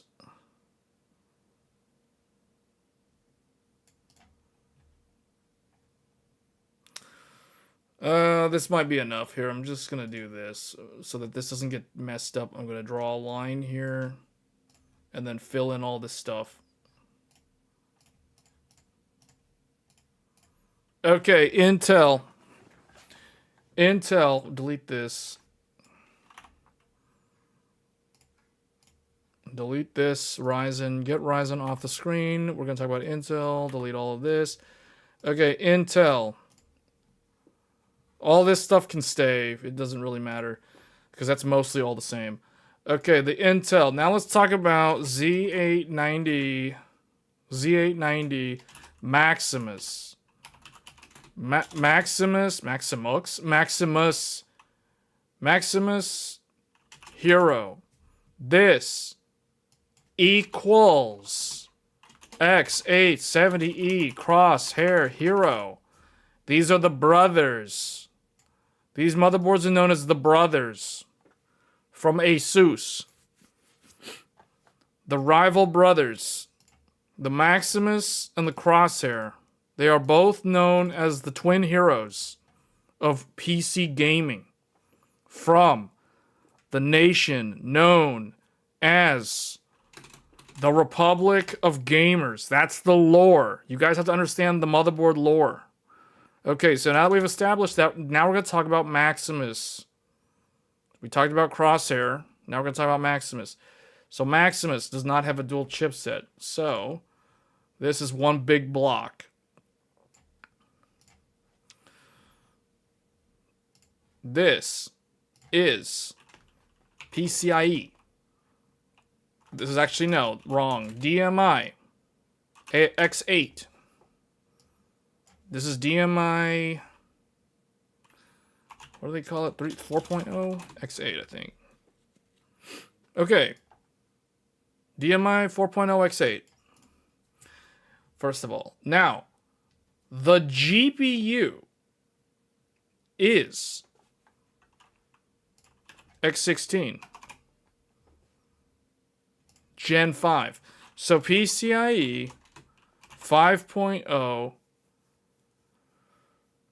20. 5 Gen 5, 20 lanes, Maximus Hero. So you get 16 to the GPU. You get M.2 underscore 1. 4 lanes. Gen 5. This guy needs to be renamed. Over here, you get M.2 underscore 2 X4 PCIe 4.0 X4 lanes. Maximus. You get Slim SAS. You get yeah, you still get these two. Okay, you have lane sharing. Hold on, I forgot about the lane sharing. Everyone's favorite thing. Lane sharing. You got lane sharing. You got to have your lane sharing on your Intel. Okay, so here we have lane sharing. Lots of it right here. Big lane sharing going on. You have GPU. You have second, or I guess third M.2 and fourth M.2. So GPU M.2 underscore 3 M.2 underscore 4 sharing lanes. All 3 of them share Gen 5 lanes. 16 lanes of Gen 5 are shared on this motherboard. So you get 1, 2, 3, 4, 5, 6. So where is... Okay, we got to rename one of these. This guy.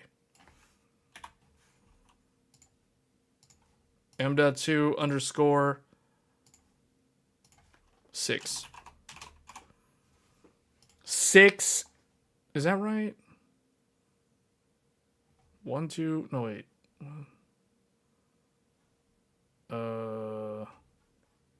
Yeah, that's right. That's correct. Okay. So, yeah. 6 M.2.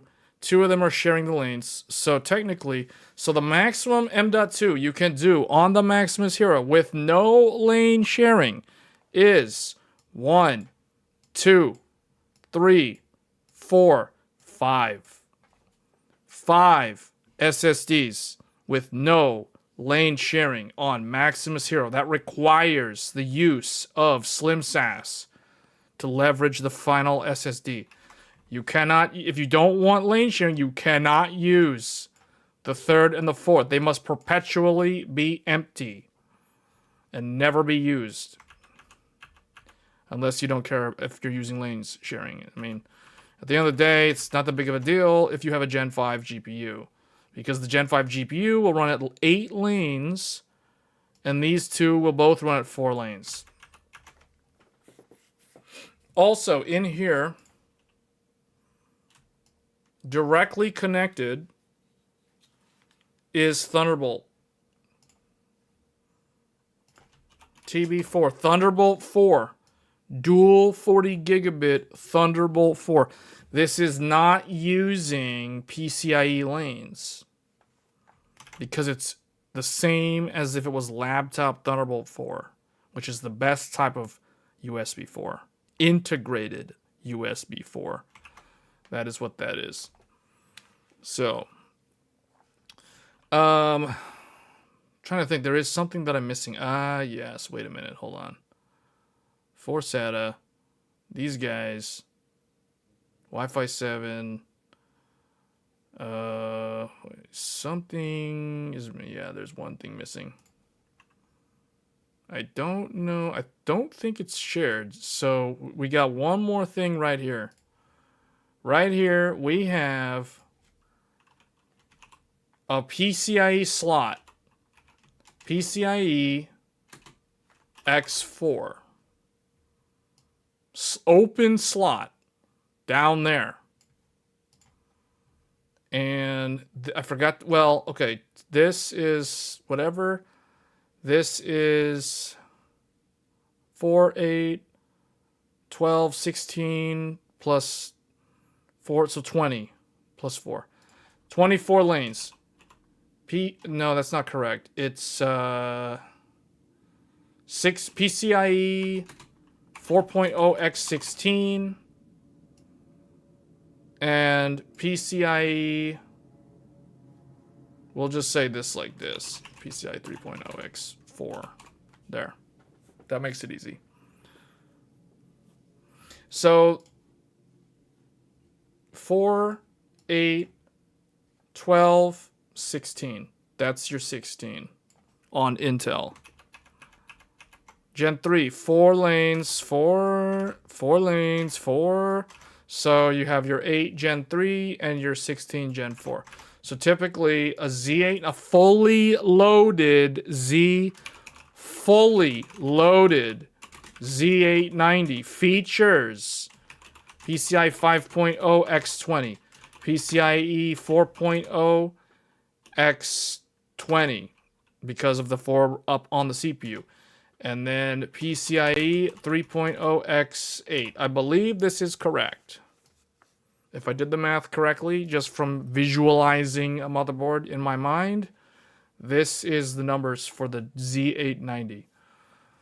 So it has a decent amount of lanes. This is why I'm telling you, let's look at the AMD. Let's look at the brother.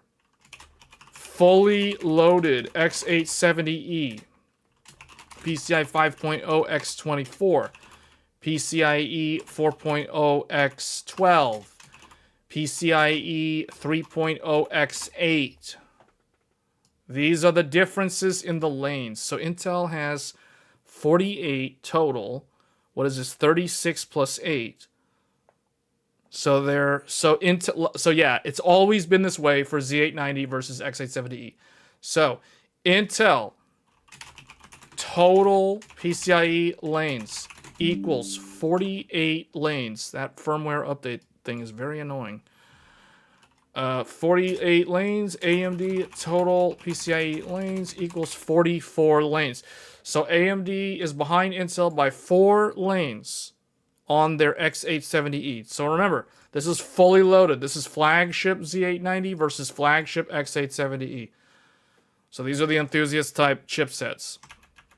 This is why we don't talk about B850 on the channel that much, because it's not an enthusiast motherboard, typically. You're not getting the full lanes. You're not getting your full fat 48 lanes on a consumer platform. So both of these are kind of like half of what you get on Threadripper, just to give people an idea. And then the Threadripper Pro has even more than double what these guys are offering. So that's the reason why there's a big price difference when you look at Threadripper versus regular Ryzen. So this is why I'm saying for next generation Zen 6, Zen 6 is the one, AMD is the one that really needs the update on the chipset and the platform, because Intel is currently ahead. This is why I'm not concerned about Intel. Everyone's always like I'm not worried about Intel. For some reason, everyone's like, oh, Intel's going to go out of business. Dude, Intel is not going to go out of business. Intel is outselling AMD in the mobile sector. Like, I don't know what the ratio is, but it's like a huge difference. Like, most laptops being sold today are Intel-based laptops. So I am not worried about Intel going out of business anytime soon. They are doing totally fine. And then on desktop, Intel is superior to AMD when it comes to the platform. The platform, I have shown you here, showing the math, Intel has a superior total lane count compared to AMD's best flagship chipset. The X870E has 4 less lanes than a fully loaded Z890.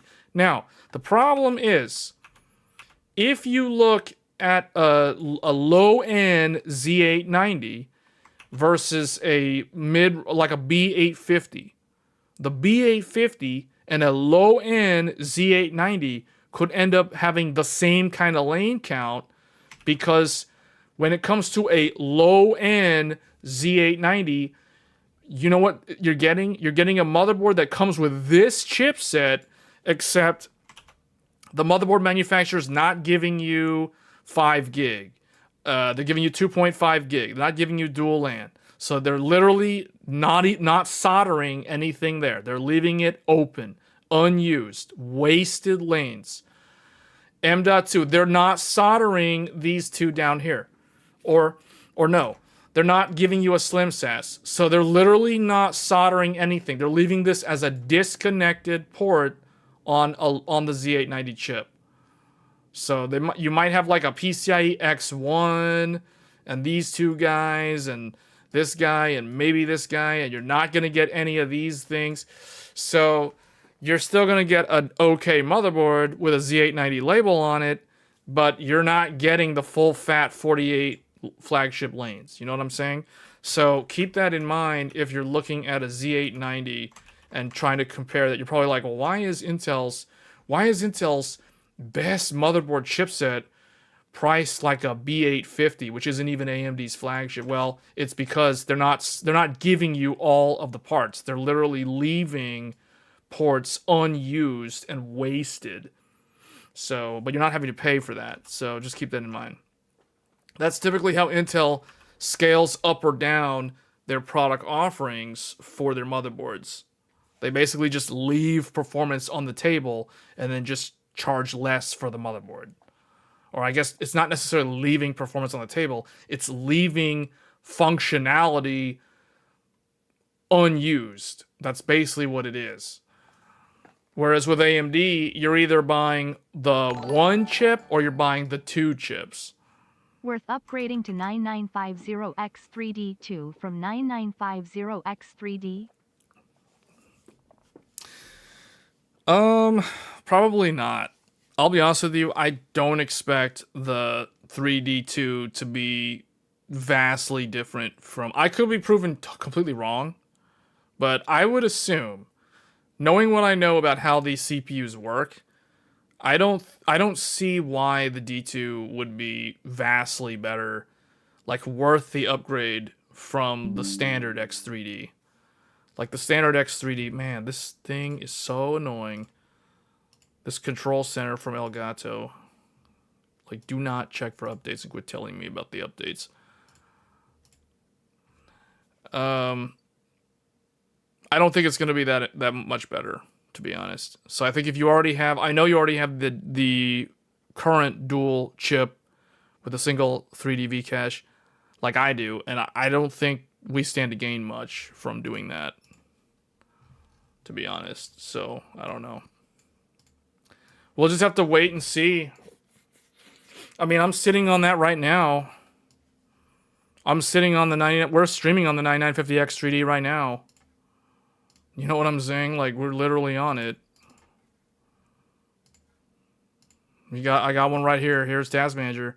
AMD Ryzen 9 9950X3D 16 core 32 thread. So will I upgrade? Probably not. I mean, I don't know. I'm interested in it. I will say I am interested in it. I'm definitely more interested in it than like a Ryzen 7 9850X3D. Ryzen 7 9850X3D, I guess the gamers will get that. I'm not getting that. But the D2, I might get it, but I don't know. I'll be honest, I'm more interested in waiting for Zen 6 and waiting for Intel's new stuff and waiting for like Strix Point on desktop. So, not super interested in it, but if it's really good, if there are certain applications and games that can benefit from the D2, then yeah, maybe I'll consider the D2. I just feel like we're so far into Zen 5's life cycle now that knowing what I know about Zen 6 and the time frame, I personally, if you're already on Zen 5, there's not too much of a reason to do a refresh upgrade right now. Even though I know in this case, you don't have to buy memory, you just have to do a drop-in upgrade. So it's up to you. I mean, you could do it and then just sell your 9950X3D. I mean, that's another option too. That's the nice thing about AM5 though, those in-socket upgrades. It was accidentally confirmed by Alienware. earlier this week. Do you think RAM prices will go down when and then someone at CES asked multiple people at CES asked AMD representatives, and AMD told them to stay tuned to learn more about it in the future. So, like they didn't flat out deny that it doesn't exist. I mean they kind of confirmed that it exists, but they said they're not going to say anything about it right now. Do you think RAM prices will go down when DDR6 comes out? No. Do you remember how much... Who here remembers how much DDR5 cost when it came out? Okay, guys. Who here was paying attention to the previous Tech Thursdays? DDR5 launched October 2021. How much was 64 gigabyte DDR5? Why can't I type today? 5600. How much was this at launch? How much? This is a good question. Do you think RAM prices will go down when DDR6 comes out? How much was DDR5 when it launched? Who here remembers? Give me a number, guys. Give me a number. Do I need to go get that RAM kit and show you the price on the back of it? Do I need to show you guys the price sticker? I've got proof.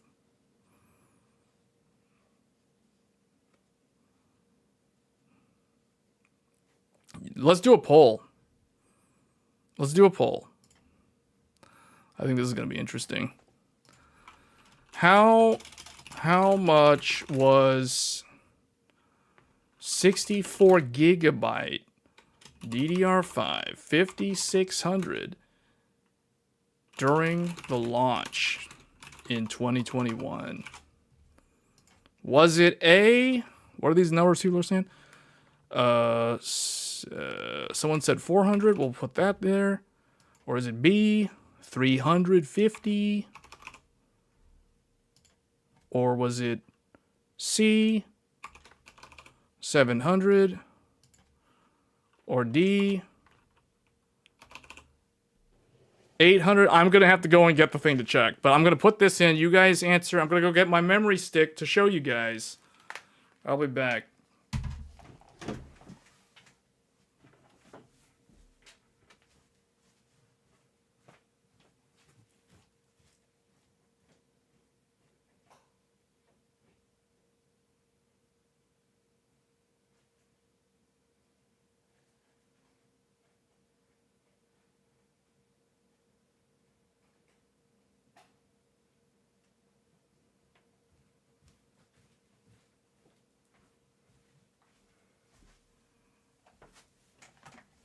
All right. Let's see. All right, let's see what people are voting for. Right now, we have... Looks like $700 has 56% of the vote. $400... That is very annoying, this stupid firmware thing. Why?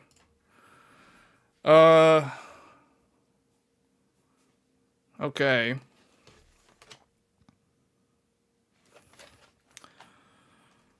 All right.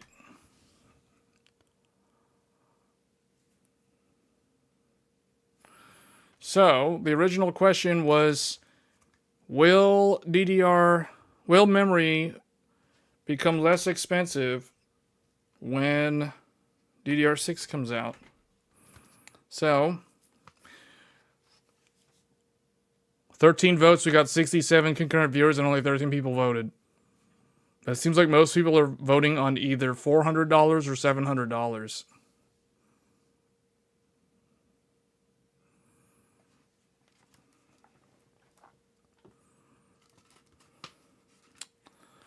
Well, here we go, guys. Mike, I think you're talking about the wrong speed. Mike is talking about 4,800. But okay, so 15 votes. We're going to close the poll. It's neck and neck, man. 47% say 400, 47% say 700, 12% say 350. We're going to reveal the answer here. Here it is. Here we go. This is it, guys. Check it out. G-Skill, RIP Jaws, S5, DDR5, 5600, 64 gigabytes. And the correct answer is, I gotta close the poll so people can't change their vote. We're gonna freeze it now. It's frozen in time. So the audience says most people voted for 400. Why am I not seeing the results?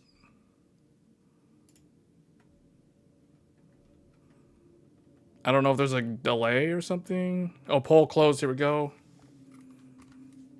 Is it going to show up?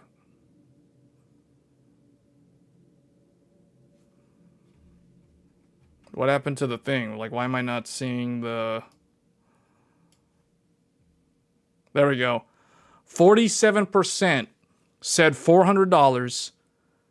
41% said $700. 12% said $350. And 0% said $800. The correct answer is $800. $800. $799.99. No one got it right. Everyone was wrong. The correct answer was $800. The launch of DDR5. Keep in mind, this is DDR5 5600. If you guys were talking 4800, then maybe you guys are probably right. Those of you that said $700, if this was DDR5 4800, you would have been correct. But this was DDR5 5600. 5600 was the exam question. The exam question was 5600. So everyone was wrong. The entire class was wrong. I'm surprised 0% chose $800. And $800 was the correct answer. 2021, the pandemic, $900 3060 Ti 8 gigabyte. Those were the days. Those were the times that existed when DDR5 launched alongside Intel's 12th gen Alder Lake. Introduced the world to DDR5. $800 for 64 gigabytes.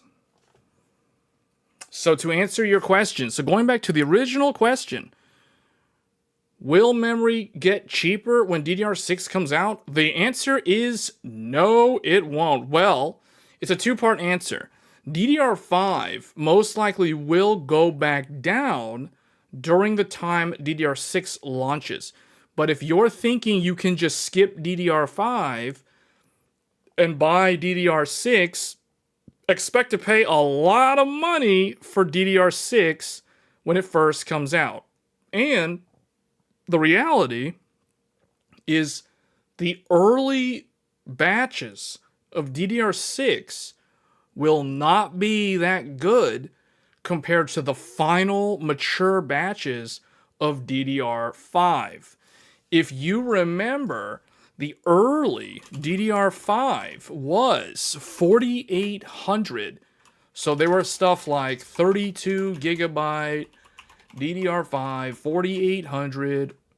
But people would rather get 32 gigabytes of DDR4 3600 or even just 3200. Because, keep in mind, DDR5 4800 is equal to DDR4 2400. Or maybe, yeah, we'll just say 2400. DDR4 2400 equals DDR5 4800, roughly speaking. So you're getting something that is not going to beat something that is like DDR5 3200, because if you want a DDR5 5600, that is more like DDR4 3200.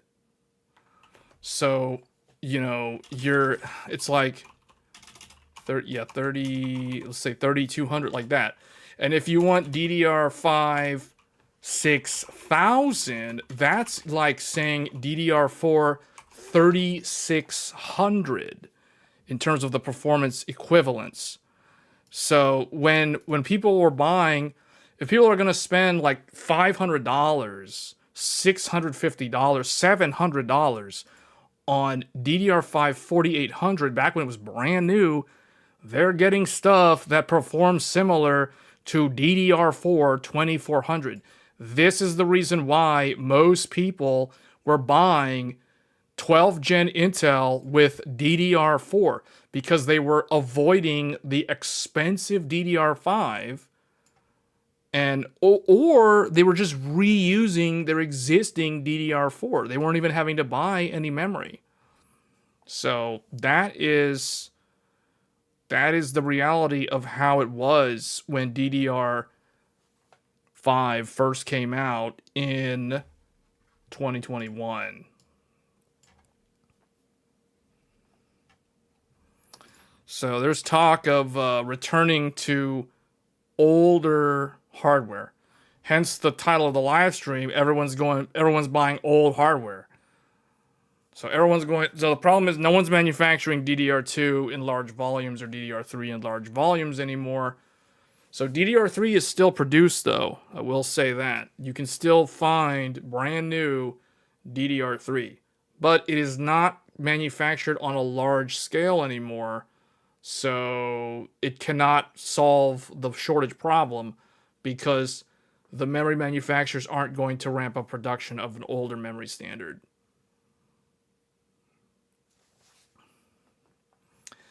Nice thing about Intel is you have a choice. Past tense, you had a choice. You had a choice. We're talking about 12th gen in October of 2021. And you know what? A lot of analysts criticized Intel. I remember a lot of people saying Intel should have gone all in on DDR5. They should not have offered DDR4 backwards compatibility. Those people were proven so wrong. Those people had to eat their words because Intel proved them wrong. By going with backwards compatibility, by offering the option of DDR4, Intel made an ingenious move to do that.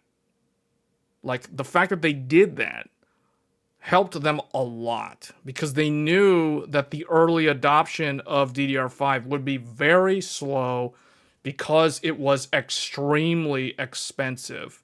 And the early DDR5, like this, didn't really offer you any major benefits because that's the equivalent of like some low-end DDR4. You know what I'm saying? So and we're talking like JEDEC timings here, which was mostly what was available at launch. No, they still manufacture DDR4, just not the ratio of DDR4 manufacturing to DDR5 manufacturing is just less.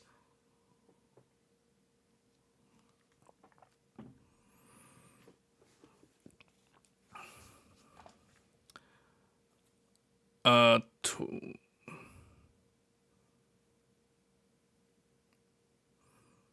don't know what you mean by the executives in Intel.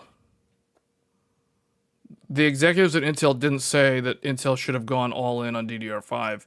It was the industry analysts outside that said that. Intel proved them wrong.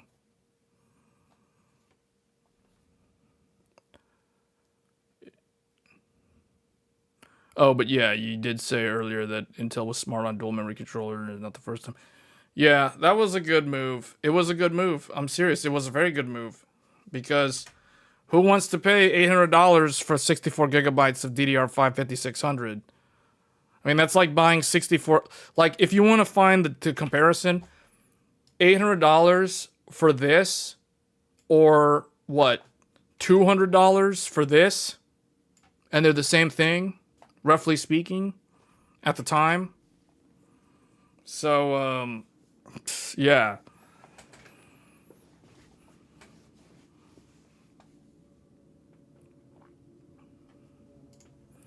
So the 12th gen was basically Intel's golden cove would last for a very long time. 12th gen is still around. In fact, 12th gen is not end of life, as far as I know. Intel, I mean, maybe Mike knows better than I do because of the supply chain, but isn't 12th gen still in production at Intel? Don't they still make brand new Alder Lake? I think they do. I mean, they rebranded it like a couple of times at the low end.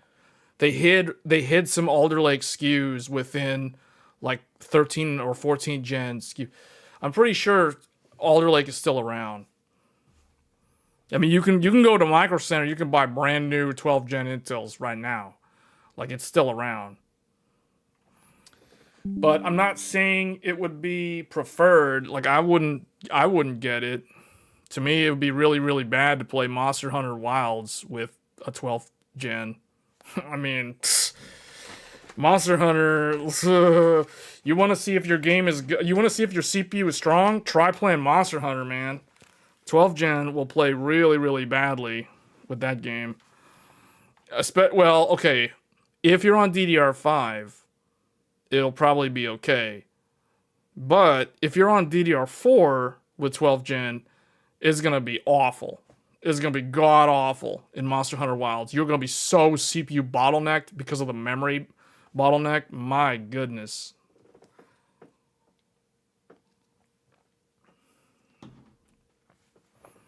So we have a whole video showcasing that. The performance of Alder Lake with DDR4 in Monster Hunter Wilds is awful. It is bad. The only thing that does worse is 11th gen. 11th gen's the only one that's worse. So all the platforms that are DDR5 exclusive perform significantly better. But the thing is, you can technically run 12th gen with DDR5. The problem is most people that bought 12th gen when it was relevant are on DDR4. So most likely, if someone has a 12th gen system, they have DDR4 RAM, and they're not going to have a good time playing Monster Hunter Wilds because of that. So that is the real test. It's like, it's not about can it run Crysis. It's not can it run Crysis. It's can it run Monster Hunter. That's the real test. Can it run Monster Hunter? Because you have to brute force the way, it has to crush the numbers all the way through. Because the game is so hard to run. If it can handle Monster Hunter, that's impressive. That's impressive. That's how you impress people with a rig. Can it run Monster Hunter? If it can't run Monster Hunter, I'm not impressed.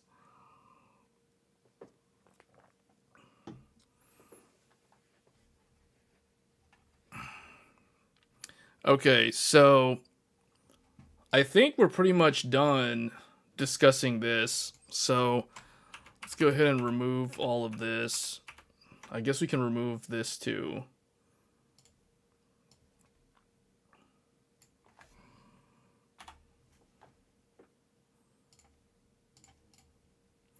So let me see. Did we cover all the stuff? I think mostly. I mean, unless you guys want to talk about AI from CES, it's mostly just AI stuff. But we covered this on Tuesday. I would rather talk about the Red Ring of Death and the Yellow Light of Death from the 7th generation of consoles. I'm just looking through here.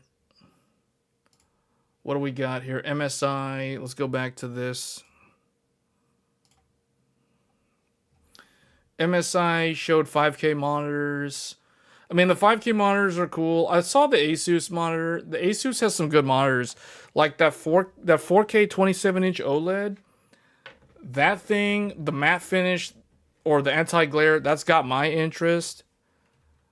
I don't really need a new monitor though. Oh, is this the Ace? Or what is this? This is a AMD. Oh, they're bringing Unify? What? Okay, so they're doing Unify. Oh, okay. So that's what they're doing. Originally, MSI told me that they're gonna bring M Power to X870E, and they would call it M Power, which is the old school name for overclocking boards from MSI. But it looks like they're just gonna call it Unify X. So the Meg X870E Unify X, which is fine. I mean, Unify X is the newer name. Typically, the way they were gonna do it originally, last year they told me, like MSI literally told me this. This is not, I'm not making this up. MSI themselves told me this. They told me that M Power would be the AMD version of the Unify X. So Intel, you know how Asus has Maximus, Intel, Crosshair, AMD? Unify is Intel, M Power was gonna be AMD. But instead, I guess they're not gonna use the M Power name. They're just gonna call it Unify X. So it's okay. I mean, it's what it is, but that's fine. I like how they have the dual X4 down here. The only problem with this is they have, it looks like the two X16 PCIe slots, the physical X16s, are too close together. So if you have a quad slot GPU in the top slot, then you can't really use the second one. I don't know about that, but it's kind of interesting that they put dual X4. I'm pretty sure one of these X4s shares lanes with one SSD.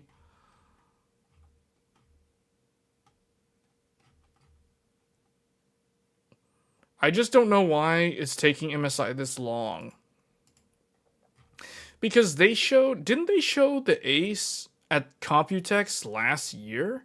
And it's already been like more than half a year now since that motherboard was revealed, and it's still not on the market. So I really don't know what's going on. They showed, okay, the Lightning 5090. Yeah, they've got this really big 5090. That's a big 5090. Some Mac looking thing. This looks like they're attempting to try to do what Asus has with Zephyrus and ProArt. Sort of. I mean, this looks like it looks like a Zephyrus, sort of.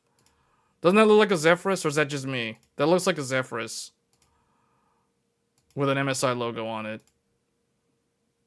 That one looks like a thick gaming laptop that's loud. So, 2562, 40 hertz, 60 hertz minimum. Okay, it's funny, Lenovo ThinkPads had these doors on the bottom like almost 10 years ago. And it's like we've come full circle. Now these gamer laptops are finally getting something that enterprise laptops used to have, and then they took it away from business laptops. I don't know, man. It's just like, it's hard to... This doesn't win, as far as I'm concerned, this cannot win any innovation award, because this is just copying something that Lenovo did a decade ago. M.2, okay, that's cool. 360 AIO, they're copying with the side, with the infinity, not infinity, with the side LCD thing, like that one screen in Tokyo, I forgot what it's called. So it's like, yeah, okay, that's MSI, what else? I want to see the Asus. Asus has a ProArt 5090. It's surprisingly one of the smallest. The thing about this doesn't have any RGB at all. So if you don't care about RGB and you like wood trim, like if you want your graphics card to look like it goes inside the center stack of a car, then I guess this is an interesting looking GPU. It is kind of like a copy of the Founders Edition, because it has the dual flow-through design. The PCB is in the middle. They're probably doing that right-angled thing, or they're using a ribbon cable, or something that's going to have issues, so you can't use a riser, or you definitely shouldn't use a riser with this for signal integrity issue or reasons. It's got wood. Is that real wood trim, or is that like fake, like plastic that looks like wood? I don't know. They're doing flow-through. This is such a copy of the Founders Edition. It's about time somebody copied the Founders Edition, because look, They have the right angled connector that catches fire and melts. And then they've got the dual flow through. So it's literally Asus's version of the Founders Edition called ProArt. That's basically what it is. It is 2.5 slots though. It's thicker than Founders Edition, which means it's probably a little bit quieter. This has no lights. So if you don't like GPUs with no lights, then this is not going to be a good choice.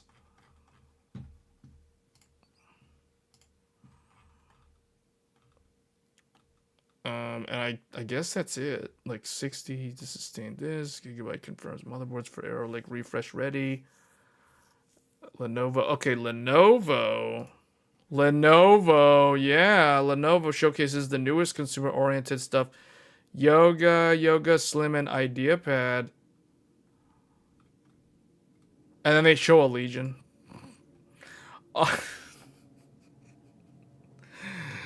Oh man, look at this. The screen knows how to grow to 24 inches.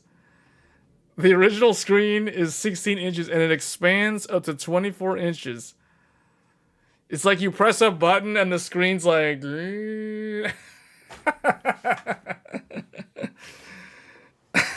That's cool. That's cool. I wonder what the reliability is going to be like on that though. Like, how reliable is that screen? That is a good idea. That's an interesting idea. The thing is, Lenovo, I don't know how many of you remember this. So, like about 16 years ago, Lenovo had a laptop that was similar to this. They had a ThinkPad what was it called? The ThinkPad W700D or something. The ThinkPad W700D or 710D or something. ThinkPad W700D. It had a button. You press the button on the side and the laptop screen literally opens a second half screen that comes out to the left of the main screen. So Lenovo is not like new to this kind of thing. Like they've been able to do stuff like this in the past. Now this one, it looks like it expands to a seamless display. Back in the day, like 16 years ago, it literally was a second screen that would come out the side. So you can Google it. Google the Lenovo ThinkPad W700D if you don't believe me. It had a dual screen. It was a dual screen laptop from 16 years ago. So this is nothing new, but it's interesting to see this again. It's like, oh, it's the gimmicky screen is back after like a decade and a half. Okay, then this thing that's a Yoga. This is a Yoga. Oh, they're doing like Asus with the ProArt now. They've got the little stylus thing, like it's a Nintendo 3DS all over again. Intel Core Ultra 300 series in the Yoga Aura edition.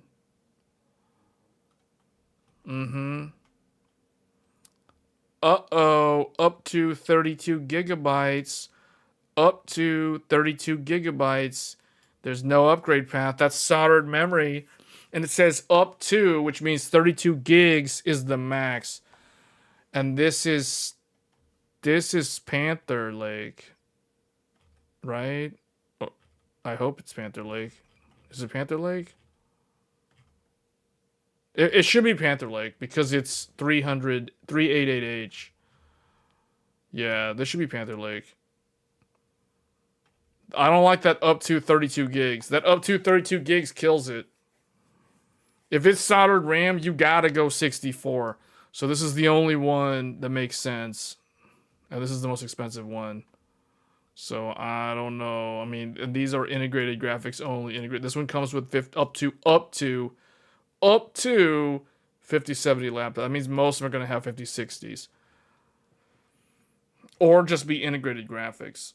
They could still sell a 64 gigabyte soldered RAM with integrated graphics, but that is unfortunate that they're capping at 32 gigs in 2026.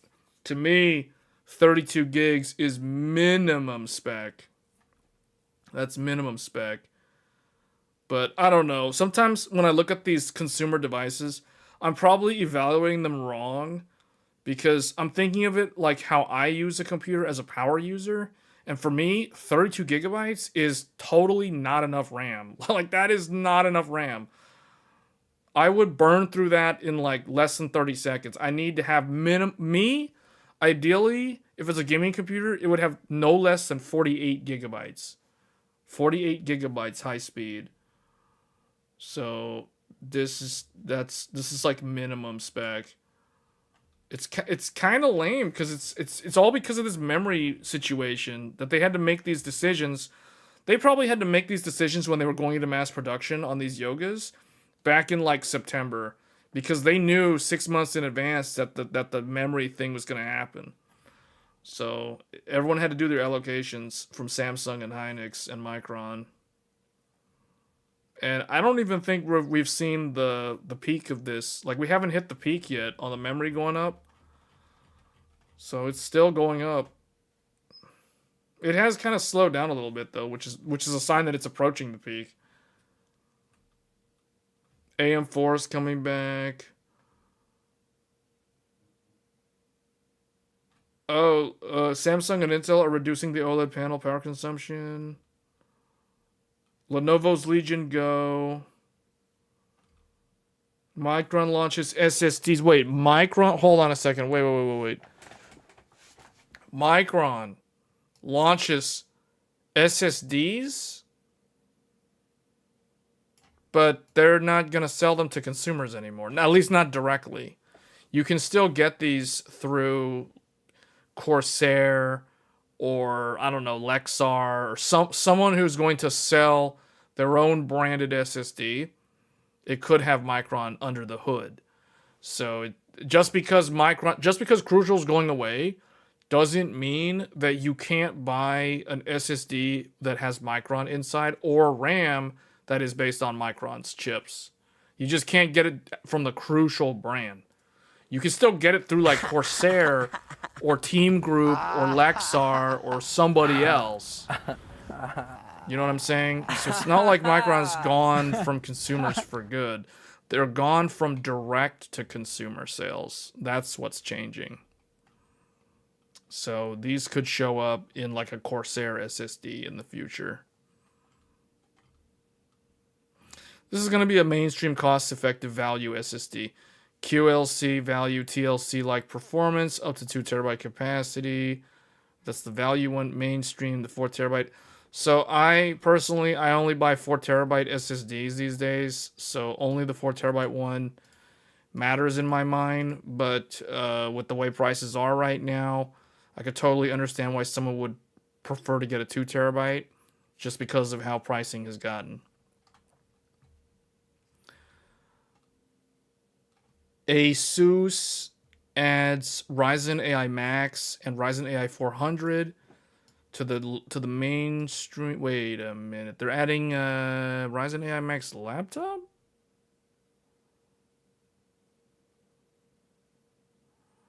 Oh wait, they're doing a real laptop with Strix Halo. That's interesting. I was not expecting to see this. So there'll be a Ryzen AI 400 and a Ryzen AI Max.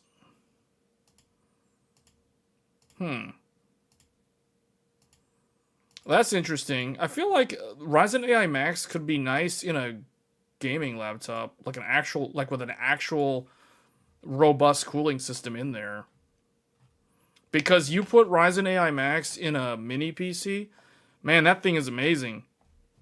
In that form factor, with better than laptop cooling, it's pretty good. So in a thick laptop, it would be really good too. I just don't know. I just don't think that that's the target audience for Strix Halo.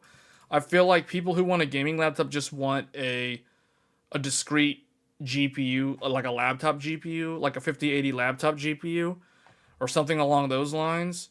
So Strix Halo is probably better suited for creators and people who don't really game too much, even though you could totally game on a Strix Halo just fine. I mean, we've proven that multiple times on this channel.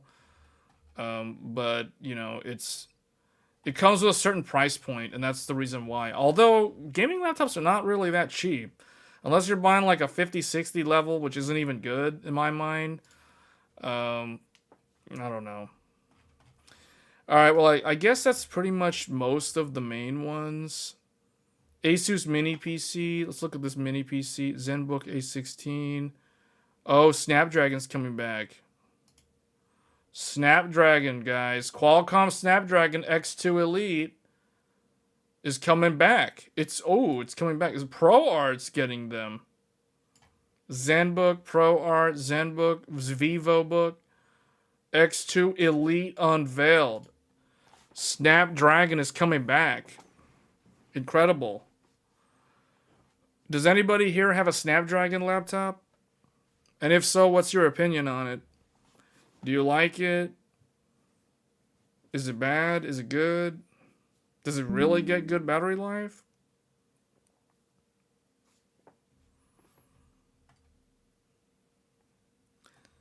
No one has one?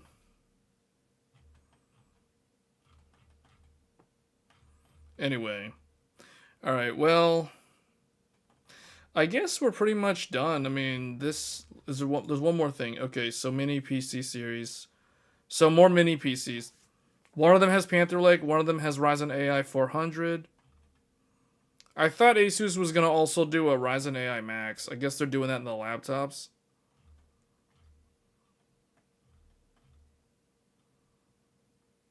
This is cool, except if I was going to do a mini PC, I would get a Strix Halo. I'm not saying you can't get one of these. I just think Strix Halo is better suited as a mini PC than this type of stuff. Although these things are going to be cheaper. These are definitely going to be more cost effective. And you can have a mobile GPU in them. Is that a mobile GPU or is that the real GPU? Wait a minute. Is that really the GPU? It looks like that in this small thing. How does that work? Check out the new Raj Crosshair X870E Glacial and Dark Hero motherboards.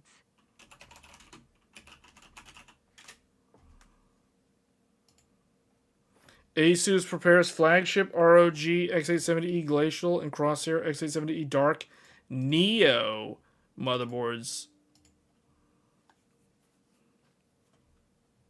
Oh, yeah. Okay, I think... Yeah, I know what this... Yeah. Look at this, guys.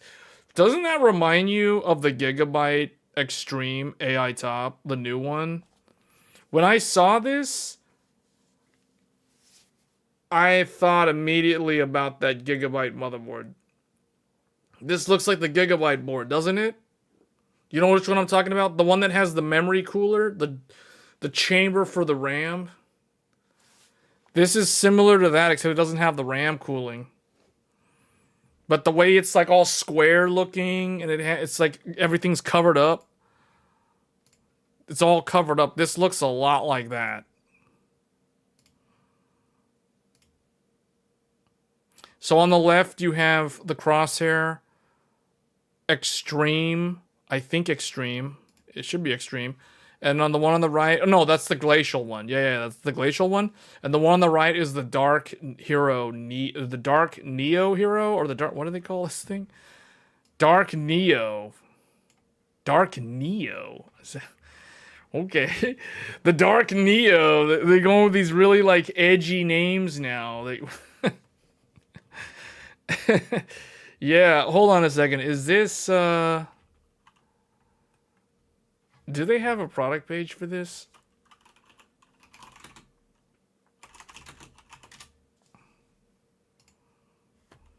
Yeah, they do. Wait, oh, they have Dark Hero. Is it the same thing?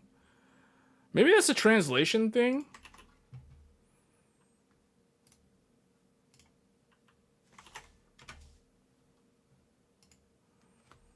ROG Crosshair X870 Dark Hero.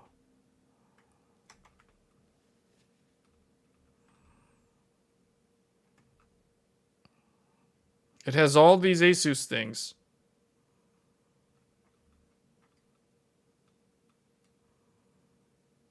Okay. They did change stuff on it. They did change some things. They got rid of the... Oh, I know what they're doing. Yeah, I know what they're doing. Yeah, they're doing what everyone else is doing. So you guys remember when MSI with the Godlike and the Tomahawk figured out, or maybe AMD told them they could do this? Remember when they figured out you could take 2 lanes and give 2 lanes to the USB 4 and give 2 lanes to the second Gen 5 SSD? This is probably doing something similar, I would guess, for the second Gen 5 SSD. Because they're saying they've got the big Gen 5, and then they've got this one. Unless this is the one that's down there, I don't know. So this is definitely different from the original Hero. This is definitely different. Gone are the second and third Gen 5 SSDs that share lanes with the graphics card and the second slot. So I know what they're doing. We could even draw the block diagram for this motherboard. But I want to read the tech specs just to make sure I'm thinking the same thing. So let me see what they say here.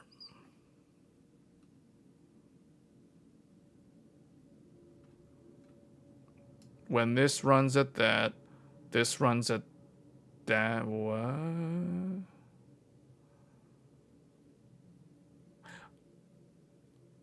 Oh. So you can do...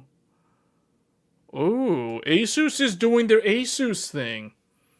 Asus is doing the Asus thing. They're changing it up a little bit. So instead of doing the thing where I'm sure you can probably do the dual X8. It says right here. It says only supports this one and total bandwidth for X8. 2. Oh, that's for these. Never mind. That's 8700G. I was like, wait a minute, what? Okay, yeah. So it's like I thought. Okay, please see the bifurcation thing. When this one runs at X16, this one runs at PCI 3.0 X4. So why? I don't understand how that works. How can you make this guy go full bandwidth and this guy somehow still gets 3.0 X4? The bandwidth can be altered in the BIOS. So that means you can basically do...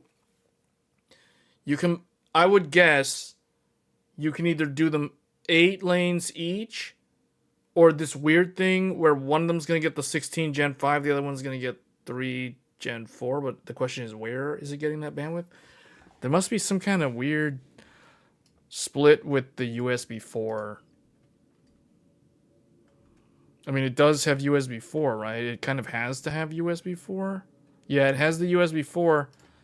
So it's going to have to do a split. There's going to be a split somewhere with USB 4 to get the lanes. To get it to do that. So somehow they've got some kind of chip that switches the bandwidth. Like, if you're going to do full 16 lanes on the top slot and you want to use that second slot at 4 lanes Gen 4, it's probably tapping the lanes from the USB 4 controller. It's taking like half, or if it's Gen 3, it's like 1/3, but realistically, it's probably taking half the bandwidth. It just runs with more reliable signal integrity when it's running at Gen 3, so that's probably why they're doing that. So that's interesting. Okay, and then so you have this second Gen 5 X4 mode. Hold on a second. This is the one that is sharing the bandwidth, just like the Godlike, just like the Tomahawk, just like the OCF, and all of the Gigabyte X3Ds. So finally, Asus is the last one to jump on the bandwagon of taking the bandwidth sharing from the USB 4. So now they're all doing the same thing. So Asus isn't really doing anything different. compared to MSI and now the other two. ASRock is doing this with OCF. We talked about this with the motherboard tier list or the motherboard analysis last year. And also all the new Gigabyte X3D motherboards. Any Gigabyte Aorus motherboard with X3D in the name is also doing this now. So basically what they're doing is they're allowing you to get a second Gen 5 SSD at Gen 5 up to Gen 5 4 lanes. If you run it at Gen 4, if you run it at Gen 5, well, let's say regardless of Gen 5, it can be Gen 5, Gen 4, Gen 3, it doesn't matter. If you run full 4 lanes, you cannot use USB 4 on the back. This is something that I will never give up. I will never give up my USB 4.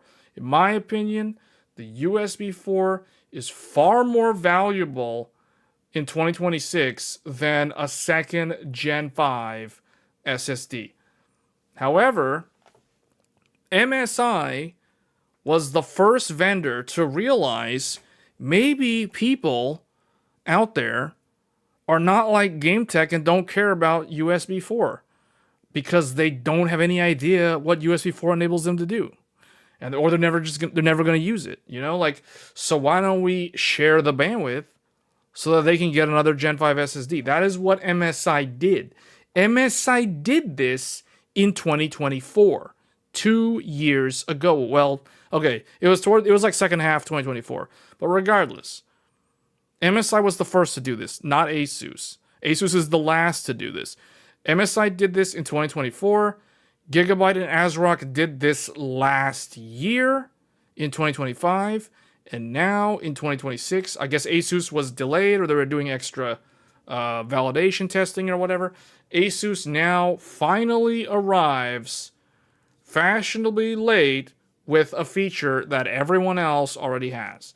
So now you can do a second Gen 5 M.2 on your Asus Dark Hero and still have the ability to run USB 4 if you want. Personally, if I was going to use this motherboard, I will keep the default behavior, so I will use the USB 4 and share the bandwidth, and both of them will run at Gen 5 X2.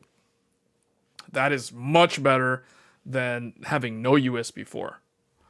Because how am I going to have all the consoles connected? I got to have the consoles connected, so I need my USB 4.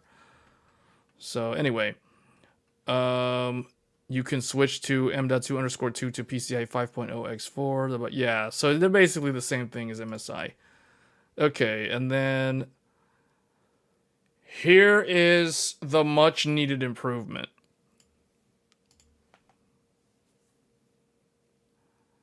Realtek 10 gig Ethernet.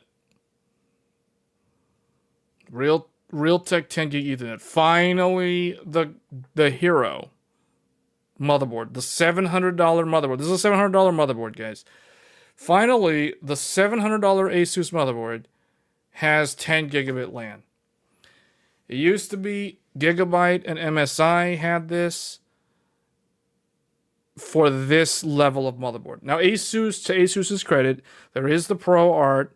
It's a $500 motherboard that does have 10 gigabit Ethernet, but it's a $500 motherboard that doesn't have a postcode debug. So it's like you're going to spend $500 and you're not going to get basic diagnostic tools. I don't know, Asus. I really don't know sometimes. Okay, so Wi-Fi 7 and this stuff is basically the same stuff as last time, so nothing's different here. And then, yeah, let me see a picture of the back, actually. 2, 4, 6. Okay, so it's slightly better. Oh, no, it's not slightly better. It is better than the Hero because it has a 10 gig LAN. And they didn't do like 10 gig plus 2.5. They did do 10 gig plus 5, so that is nice. So it is actually matching the Ace and the Godlike in that regard. And then they also added an additional USB-C 10 gig up here, because the previous one had 4. It had the two 10s, and it had the two 40s, and it had the 6 type A's. So basically, it is an upgrade over the original Hero. Obviously, it's going to have the backplate at $700. It better have a backplate. It has the vastly improved Gen 5 heatsink. The heatsink on the Hero is terrible. Just saying. It's awful. For actual Gen 5. If it's a Gen 4 SSD, it's fine. But if you're actually using a Gen 5 SSD with the Hero, your SSD runs at like 70 Celsius. Just saying. I know because I've tested it. So this is much better because it's first of all, it's way larger. Second of all, it looks like it can also fit not just the 2280, but 2210. It can fit or 20, whatever the really, really big long SSD is. And then it has a really thick heat pipe you can see in there. So this is the one that's on the Extreme. So the $1,000 motherboard. This one has that one. This inherits that. So that's a nice improvement. Still has the slim SAS, I can see. It looks like it still has a slim SAS. I think that's right there. I wish they would do a picture where you could see the other side, like all the right-angled connectors. That looks like slim SAS. I'm pretty sure that's slim SAS. So they didn't remove slim SAS. That's good. It looks like all the M.2s are now toolless. Like all of these are toolless. On the Hero, it was not toolless. Only the top one was. And get this. They've gone back to the traditional button for the quick disconnect on the GPU. That means Asus got rid of the Q latch, which scratches the PCIe connector. Because that was a real problem. That was a real problem on Z890 and X870 and X870E. Basically anything that had the Q latch from 2024 and last year have the problem where it scratches the PCIe connector on the GPU. So they've gone back to the traditional button. So it's basically like back to the way it was on X670E. So that is, I guess it's good. I mean, the one thing I liked about QLatch, even though it scratches the connector, is it worked on both PCIe slots. But you don't really need it for the second one. Unless they have like it wouldn't disconnect both. That wouldn't make sense.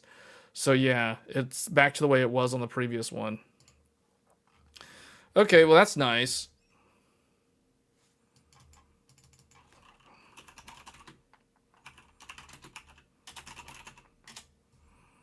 And then this one, Glacial. So we have Glacial. Let's just look at the let's look at tech specs.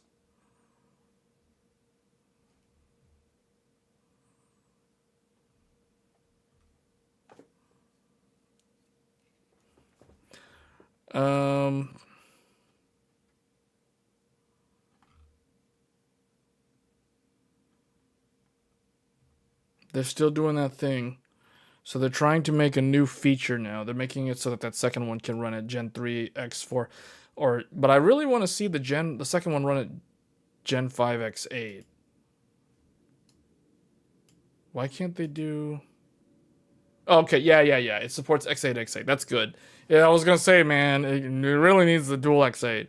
Because that was the thing on the Hero that's really good. So it still has the X8. So the nice thing is they're not taking things away.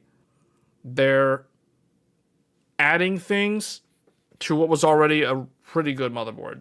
I mean, the main thing that was lacking on the Hero was 10 gigabit LAN. That was like the main thing that everybody complained about at that price point. It's like, why do you not have 10 gig LAN when everyone else does? And you're going to charge $700. So it's like, that's kind of a thing. And then, so this one has dual 10 gig LAN. So dual 10 gig LAN. And this is going to be the replacement to the Extreme then. Yeah, this is going to be the $1,000 motherboard. I can already tell.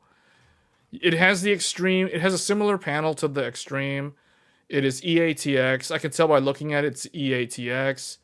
I know how to just look at a motherboard from a distance. So I can immediately tell it's EATX. So it's a little bit hard to tell on this one, but because I can't look at my typical screw hole, even though I can kind of already see where it is. But what I do is now I look at the middle screw hole on the right-hand side next to the RAM. If there's more board beyond that, I know it's EATX. So this is EATX. It's got that wide stance.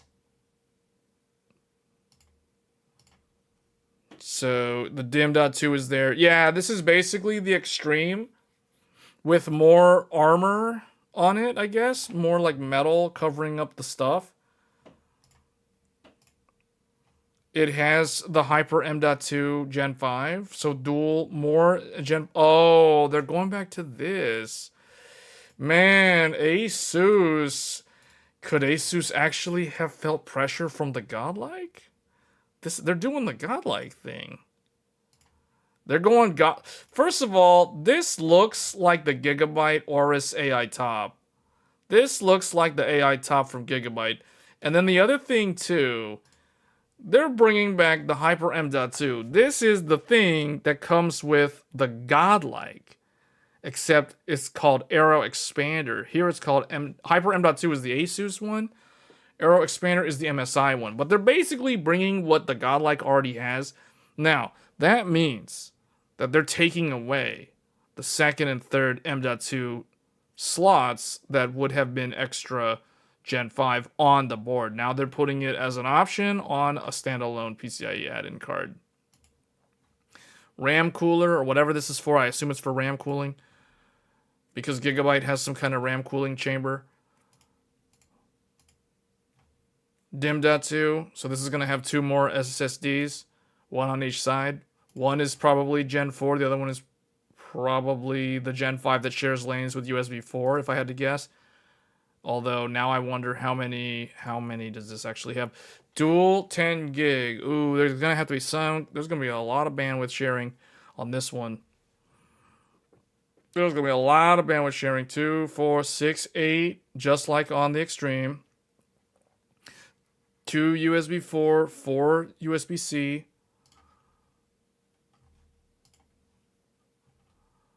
So let's see. This has got to have some kind of crazy lane sharing. So they got the dual X16 physical 8.8 and the weird mode where it can be 16 and then 3.0. I don't know where it's getting that bandwidth. Then we have Gen 5 native, Gen 5 double asterisk, which typically means sharing bandwidth with USB 4. Sure enough, there's the double asterisk. There it is.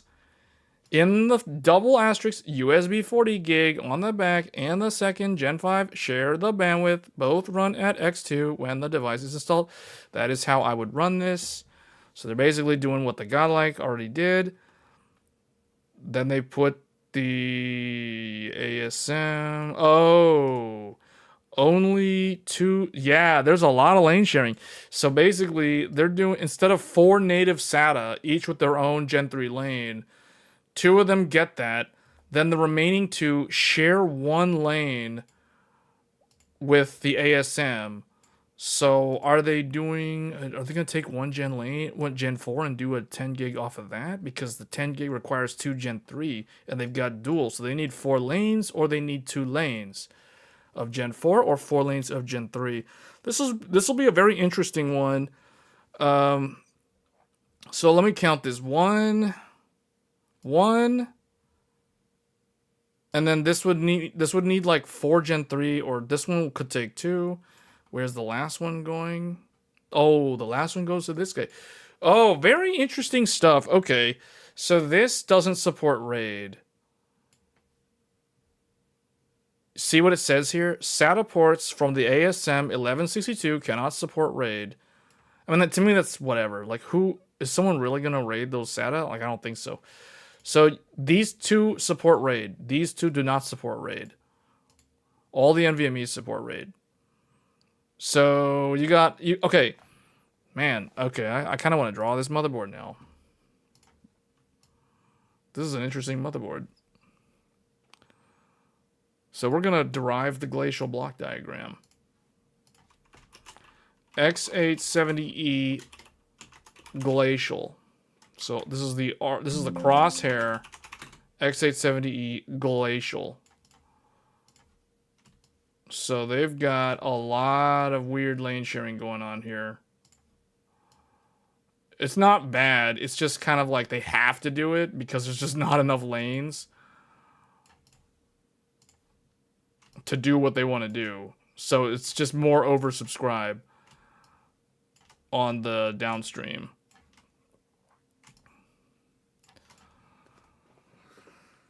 All right, so they have... I kind of want to do the chipset first because... Well, let's just start from the top. So they say that they have 2 Gen 5. So you know what that means. That means this goes to a split.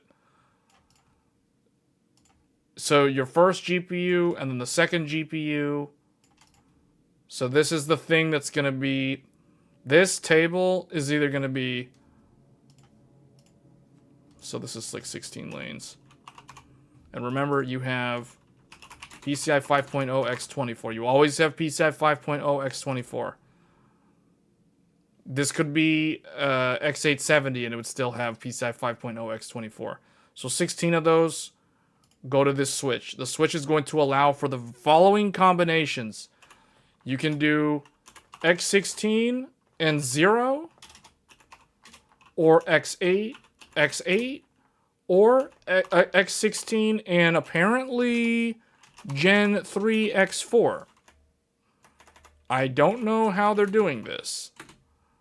This is very interesting. Those are the combinations for this. For PCIe 1 and PCIe 2. So that's those things. They're both physically X16.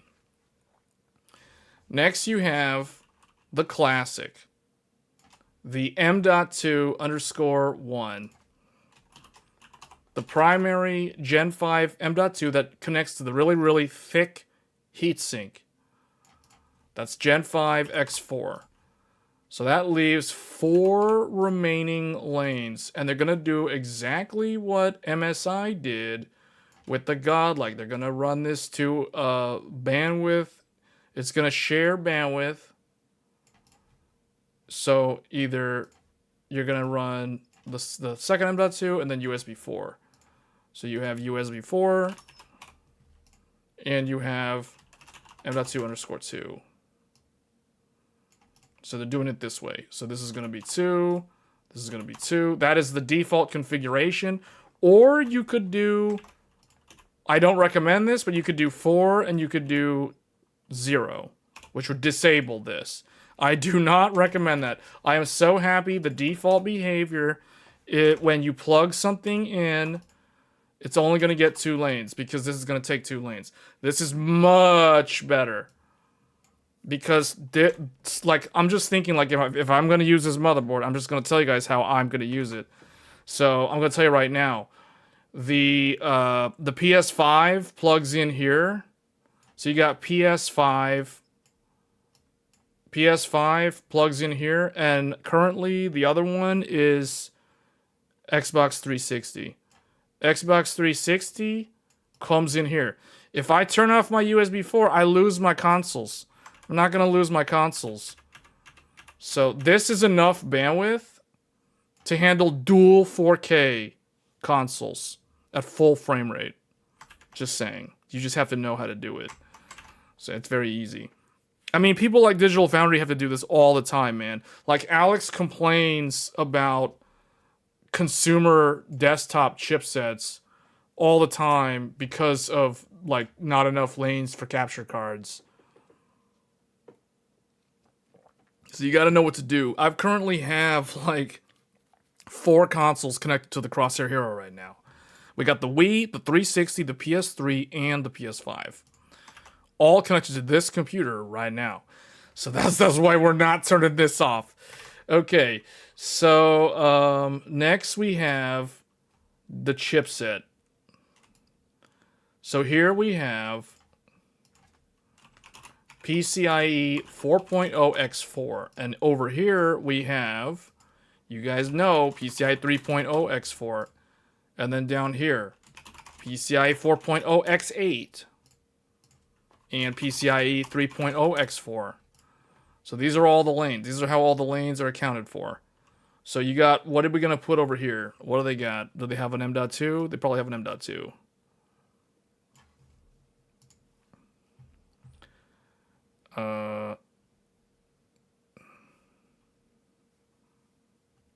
Yes, M.2. Do they have Slim SAS? They do not have Slim SAS on this motherboard. There's no Slim SAS. So this is going to be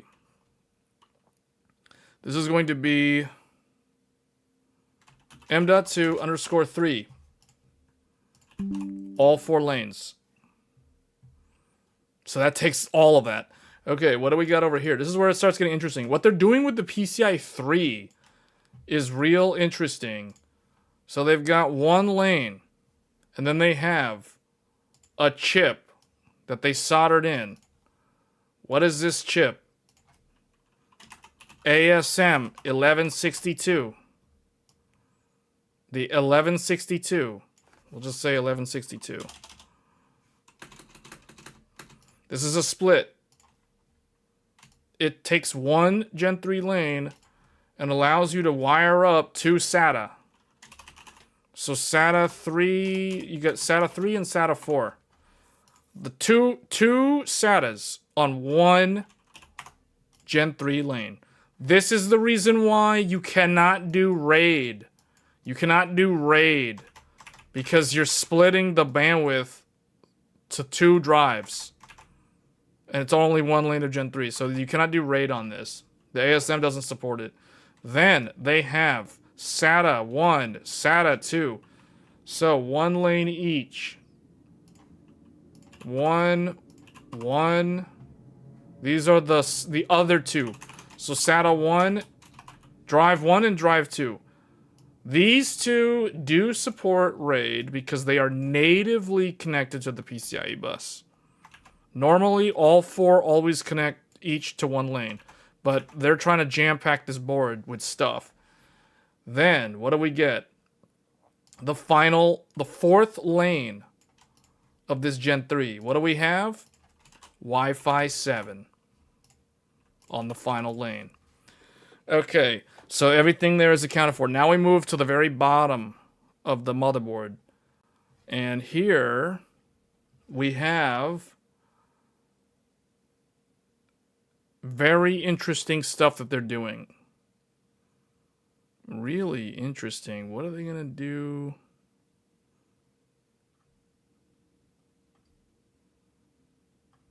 What are they going to do for the... Is there like another expansion slot that I'm not seeing here? No, there's not. So where is the... 1, 2,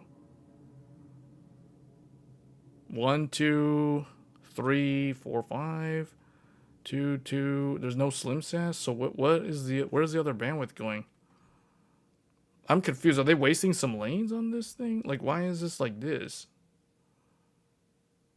They're only doing 2 lanes on that DIMM.2 second drive. So why? Okay, anyway, so what do we got here?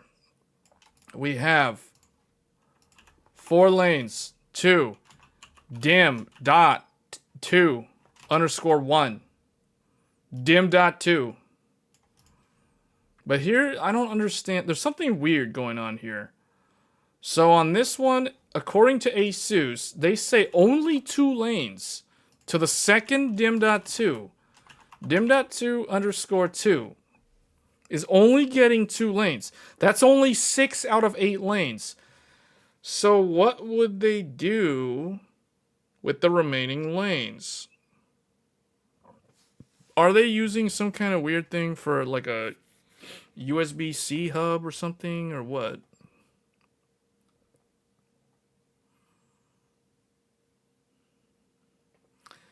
I don't see anything in here that makes it seem like they're doing... Oh, that's right. Wait a minute. How would that work? So they're doing something weird with this slot They're doing some kind of magic. I'm just going to finish this diagram. Okay, then what they're doing is one lane and one lane each. One lane, one, and one. This is 10 gig LAN, 10 gig LAN. You only need one lane of Gen 4 for a 10 gig LAN. So they're doing dual 10 gig LAN by doing this.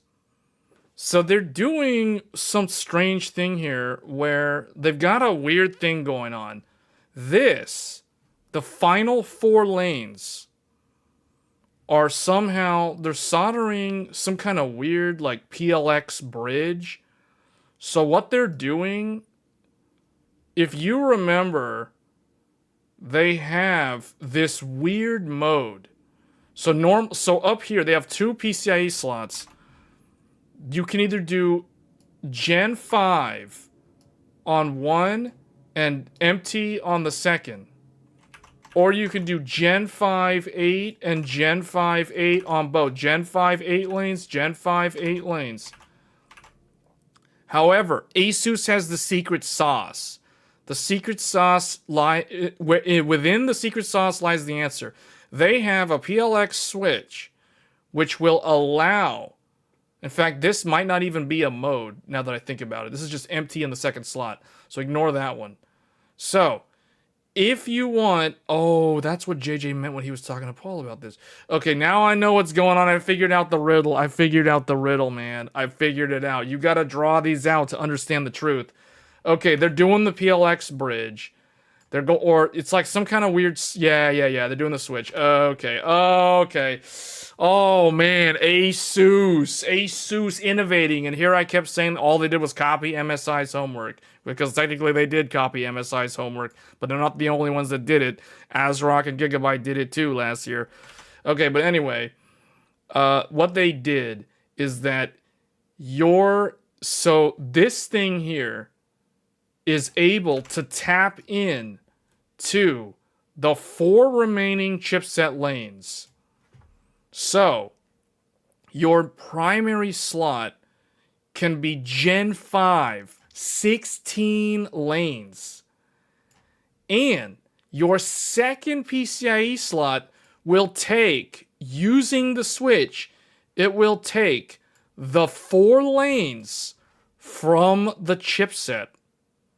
That is what they're doing. That is how they're achieving this strange Gen 3 X4 on the bottom slot, while the GPU slot maintains 16 Gen 5 lanes.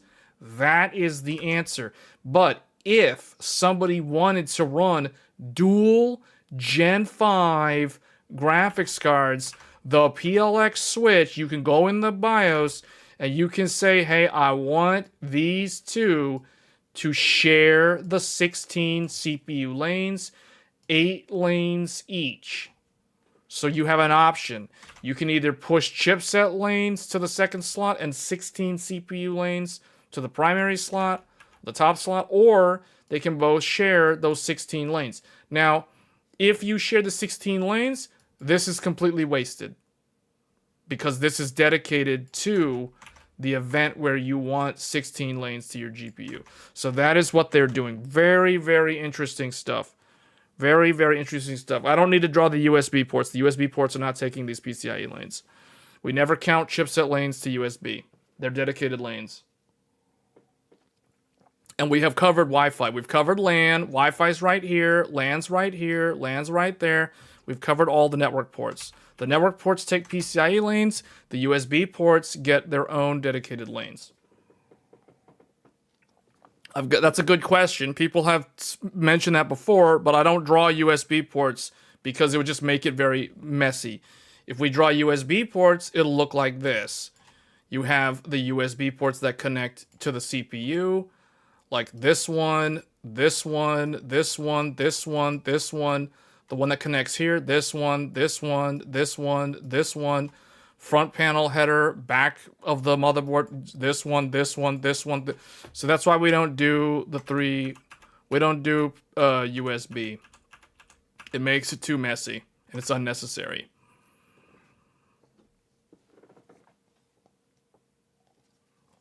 The only one that matters is USB 4. USB 4 is the only one that I draw, because that's the only one that matters. Okay, so that is the glacial block diagram. Very interesting, unique motherboard. Probably the most unique motherboard that I've covered. The fact that this guy can either run off of chipset lanes, or he can run native take 8 lanes from here, from the CPU direct.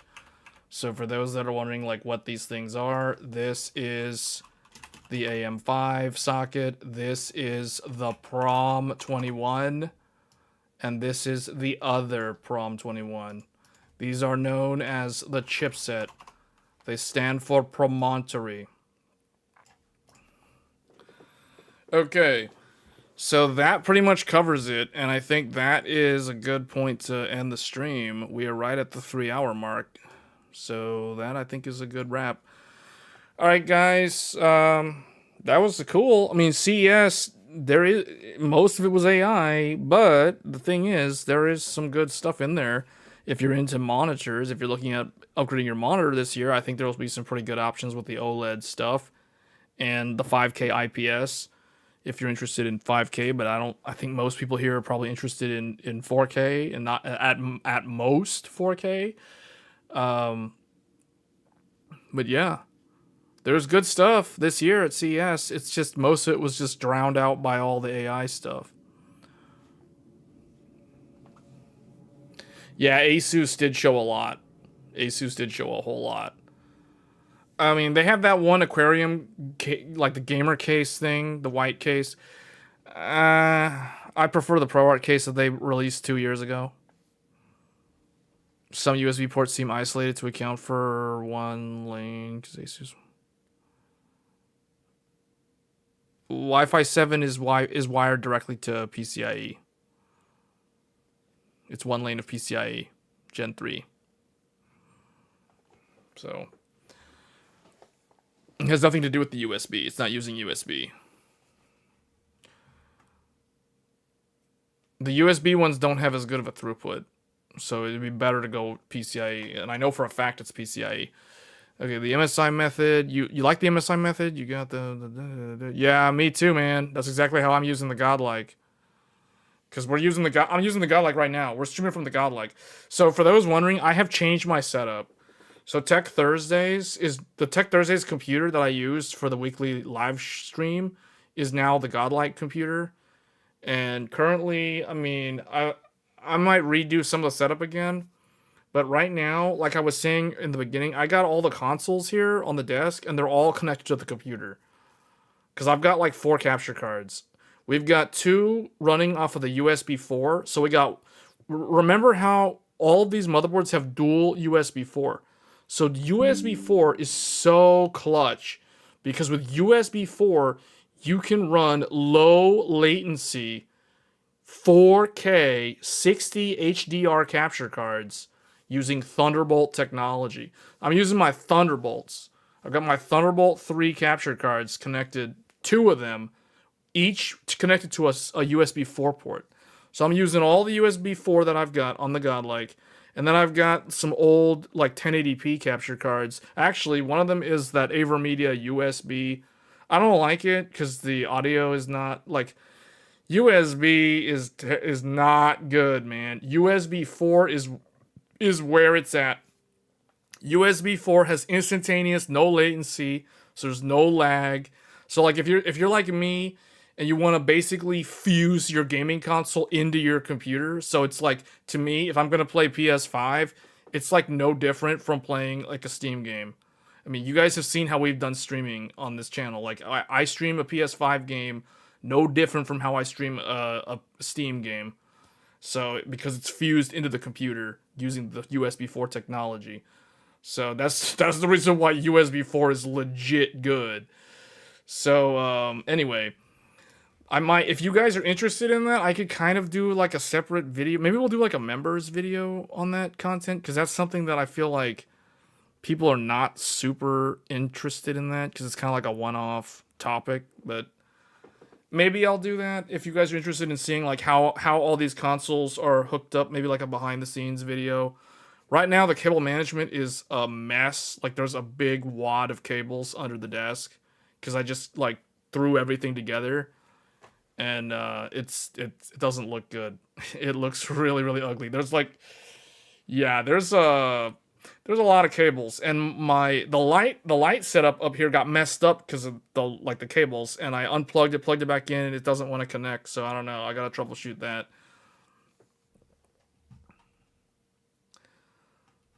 Okay. Um, MSI Tomahawk, Evo, yeah. I do the exact same thing.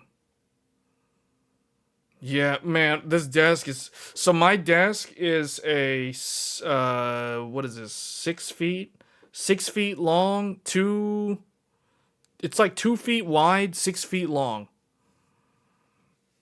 So that's how big my desk is. And we got like there's 4 consoles just sitting right over here. Like right here, there's 4 consoles. And then we got a 360 Slim over here sitting right next to Strix Halo. So like everything is vertical. All the consoles are vertically. It looks like a miniature diagram of like a downtown city because all these consoles look like skyscrapers on the desk. They're just all vertically mounted. They're all vertically.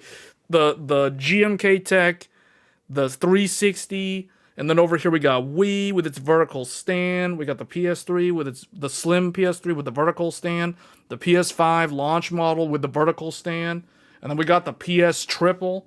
So we got the dead one on the floor here. So the 60 gigabyte, the OG good one, that yellow light of death 12 years ago on me. Almost 12 years ago. It died on me in February of 2014. I'll never forget it. It was like, what is that saying? My day is ruined, and it's like something is immeasurable, and my day is ruined. You know that weird saying? That was basically me in February of 2014. So nearly 12 years ago, my launch PS3, 60 gigabyte, the best PS3, succumbed to the yellow light of death. You know, I was reflecting on it because I did that console collection video recently, and after I filmed that video, I kind of like sat there and started thinking, you know, my PS3, even though it died, it did live a full life. It did live a full life because it lived to be 7 years old. And you guys know what I say about computer hardware. Because I look at it here on the back. It says, manufacture, February 2007. February 2007 was when this PS3 was manufactured. And it died in February of 2014, which means it managed to live 7 years. 7 years is a full life for a computer electronic device. You guys know the saying, when an electronic device turns 3, it becomes middle-aged. When it turns 5, it becomes elderly. And when it reaches 7, it's nearing the end of its life. It is basically ancient. So my PS3, despite succumbing to the yellow light of death, it managed to hit 7 years. It made it to 7 years, and then it was like, peace, I'm out. So that's the end of my PS3. So I was thinking about that for a while the other day, because, you know, we always talk about the 357 on this channel, and it hit 7 years, man. So yeah, Sony had a problem with the yellow light of death with those early PS3 launch models, which are arguably the best PS3s. Those are the ones that can have full backwards compatibility with PS2, and they have the memory card readers on the front. They got 4 USB ports on the front. Really, really nice consoles. Probably the best looking PS3 too, because it's got that piano black with that chrome trim, all the LED RGB, you know what I'm saying? It could connect to a printer. I don't know why, but it could connect to a printer. So, yeah, PS3, man, you can install Linux on it back in the day. Man, those original models. I remember, I think the US Air Force was doing some kind of simulation. They had like a cluster of like, I forgot how many PS3s. And then there was the whole folding at home thing. Such good times, man. 7th generation, best generation of consoles and gaming ever.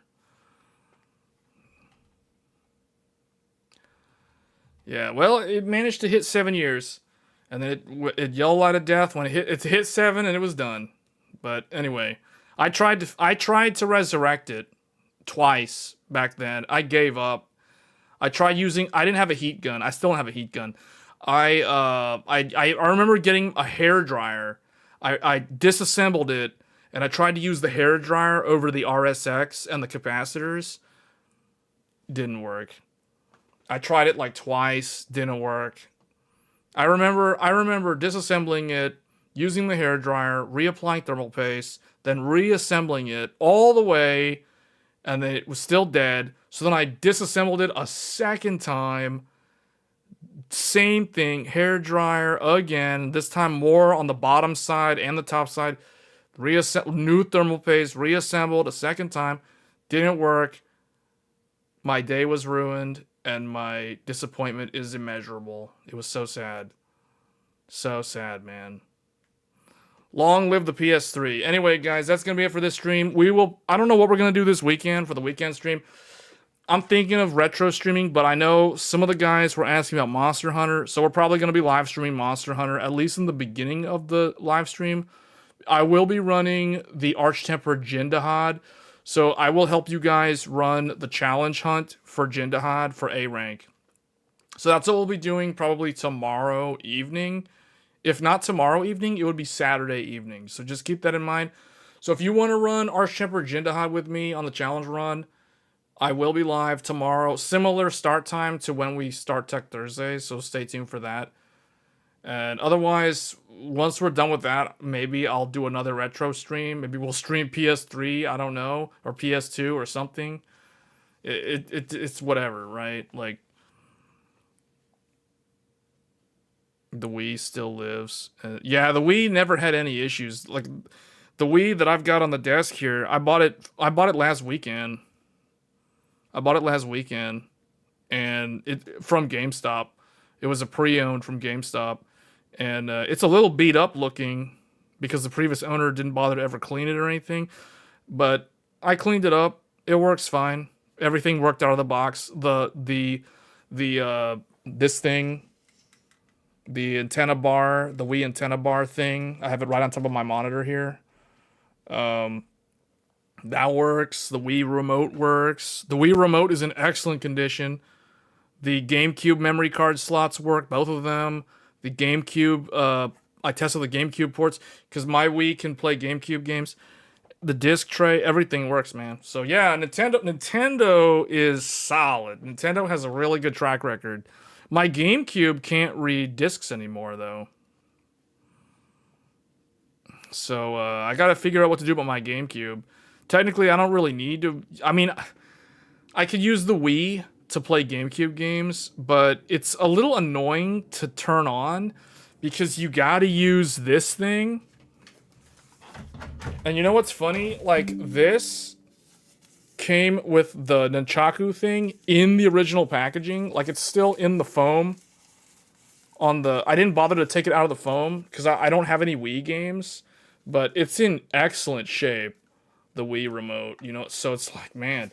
And you know how these controllers are notorious for, like, you open them up and it's got battery corrosion, like, all over the terminals? This one it looks brand new. It looks brand new. I was surprised. I bought it from GameStop used, and it's one of the older ones that can play GameCube games, and it's good. It's good. The Xbox 360 S, I also bought it the exact same day. Basically, I went to a GameStop. Well, actually, I called the GameStop, and I was like, hey, my GameCube can't read discs. Do you have a GameCube? And if you don't have a GameCube, do you have a Nintendo Wii that can play GameCube games? And they're like, we have a black GameCube, and we have a Wii, but we're not sure if it can play GameCube. I said, well, if I show up, can you open the box and can we look at the console to verify? So they're like, yeah. So then I went over to the store, and then they showed me the GameCube. The GameCube looked okay. The GameCube, it's one of the, what do they call it, Jet Black or whatever. It was the black GameCube, and it had what looked like a cigarette burn on the lid, like at the back part of the lid, because it looked like the plastic had like a circular area where the plastic had like melted and then re-solidified. It looks literally like a cigarette burn on the plastic, you know, like, but the plastic is like kind of like warped from like heat. So it looked like a cigarette burn on that GameCube. So I was like, I don't know. And then I was like, can we see the Wii? The Wii had the GameCube slot. So I'm like, okay, yeah, I want that Wii. Because I never had a Wii. I don't have any Wii games. I got like 0 Wii games. But I'm like, I'm going to get that Wii because I can play my GameCube games on that Wii. And then I was thinking, like, I started thinking, because remember we did the retro stream with the Xbox Series X trying to emulate the original Xbox games. Then I started thinking, man, you guys have an Xbox 360S, 250 gigabyte? And then the guy was like, so the girl went into the back to go get the Wii and the game, well, like the cables and stuff for the Wii. So while she was gone, I asked the guy, I was like, hey, do you have the Xbox 360S? Like specifically the one with the 250 gigabyte? And he was like, I don't know. So he checked. Hold on, let me pull this up. Yeah, check it out, man. Okay, hold up. This is so good. This is the best one. This is the best one.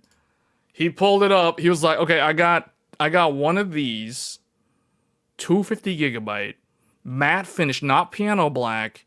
It's matte finish, 250 gigabyte, or 4 gigabyte.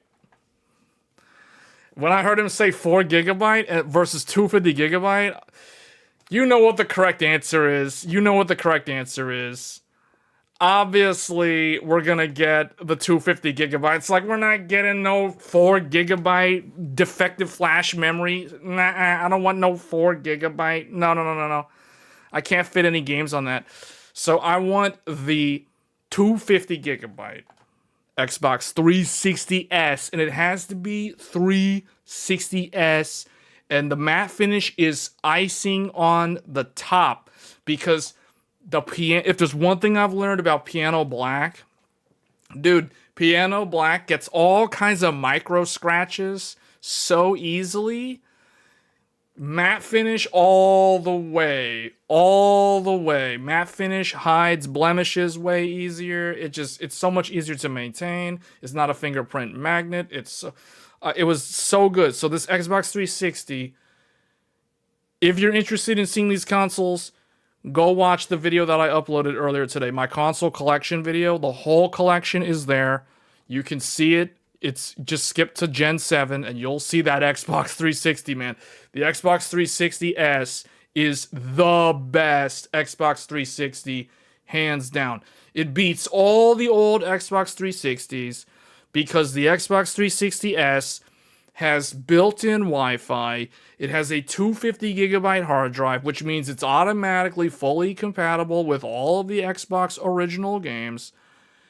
And it has the Connect port on the back, and it has HDMI natively included. So you get Wi-Fi, HDMI, and Connect all in one with the biggest hard drive. So you don't have to buy some separate hard drive that you know how the original ones, you had to stack that thing on the top, had the proprietary form factor.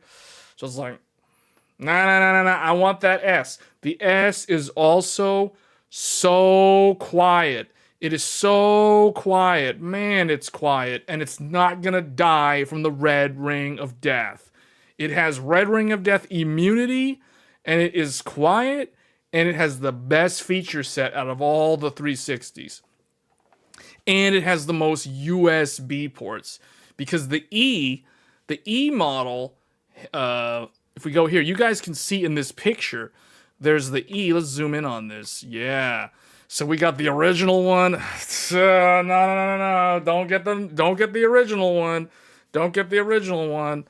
Unless you get a Jasper. But the problem is, if you get a Jasper, that fan is loud because it has to prevent red ring of death by keeping a higher fan RPM speed under load to hit a lower target temperature to prevent the solder balls from warping, because that was the whole root cause of the red ring of death.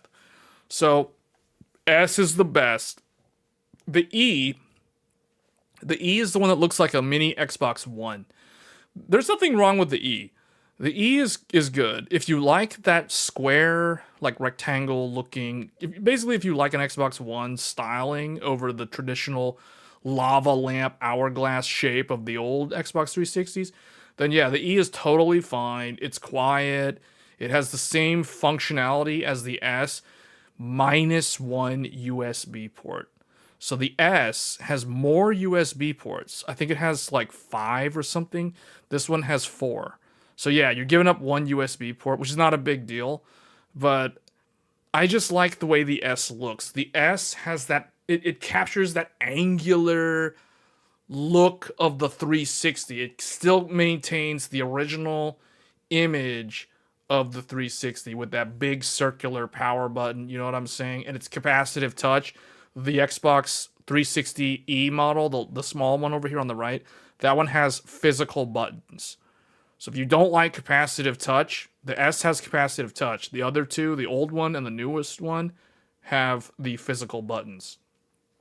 You sold your S to a friend. Oh man.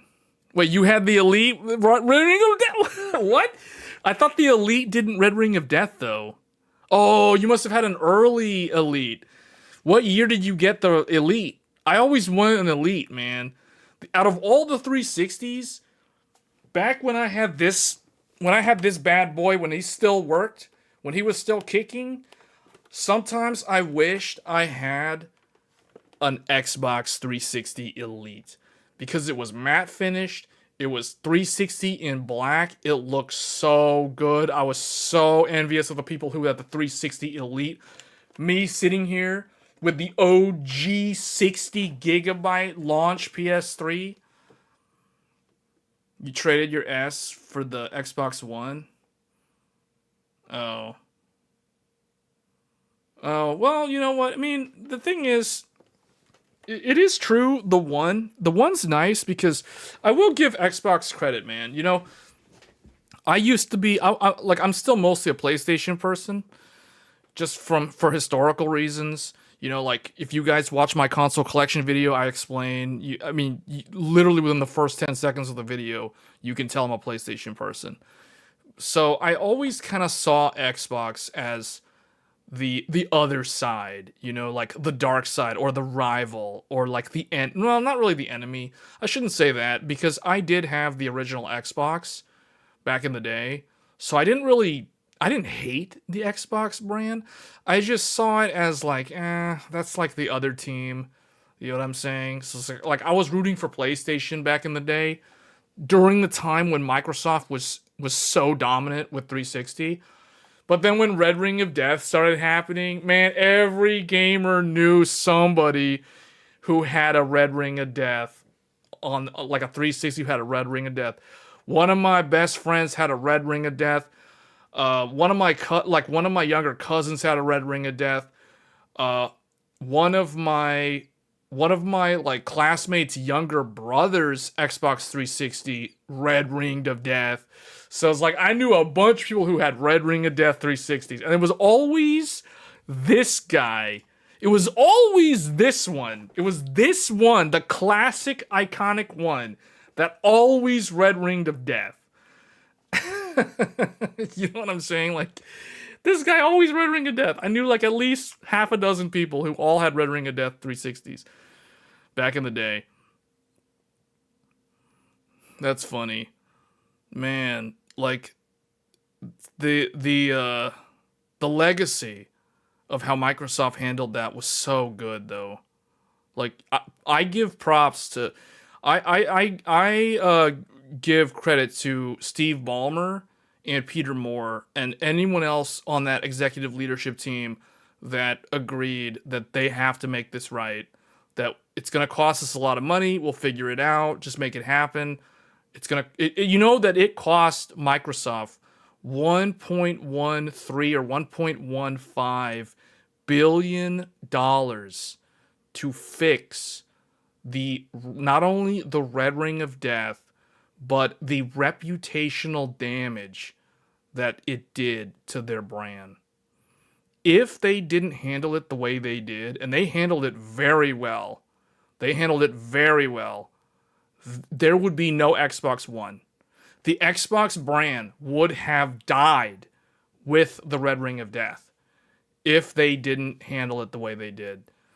So props to Microsoft, man. Everybody likes to criticize Microsoft, but they handled this so well, and that is the reason why some people say, it's not even some people, that is the reason why the Xbox 360 was Microsoft's most successful console generation. Like, they went above and beyond to fix a serious problem that might not have even been, to this day, it's very hard to say, like, who actually caused the problem. Now, ultimately, I guess Microsoft's design engineers, by caving into, I don't know if it was, see, some people say it's the EU's fault because the EU was like, oh, you can't use lead-based solder in the consumer electronic device. So they're like, okay, we got to go with a lead-free solder. But back then, in the early 2000s, a lead-free solder didn't have as high of a melting point. So by doing that, they kind of set themselves up for failure because that lower temperature where it becomes soft will cause the solder to fail. And that's the reason why. I mean, there's a lot of reasons, or there's like a lot of different parties you can blame.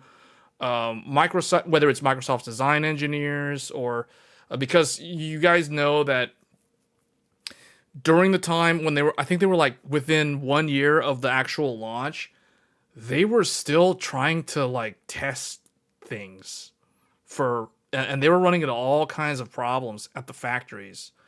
They had like a 50% like rerun rate where they had to like send units back down the line a second time.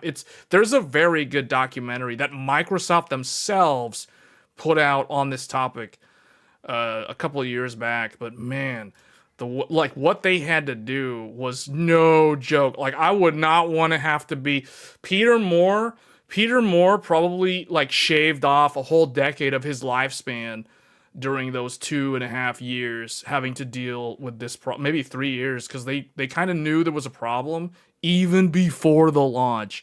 That's what's so crazy.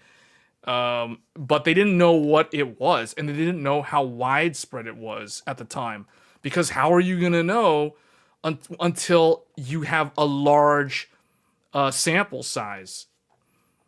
So, man, the Red Ring of Death is like the best Harvard Business Review case study on like how to run a business, both the good and the bad. It is a fantastic example of the technology, trying to push technology to its limits in the early the middle of the 2000s, and how to like not crash and burn after you know it's going to fail.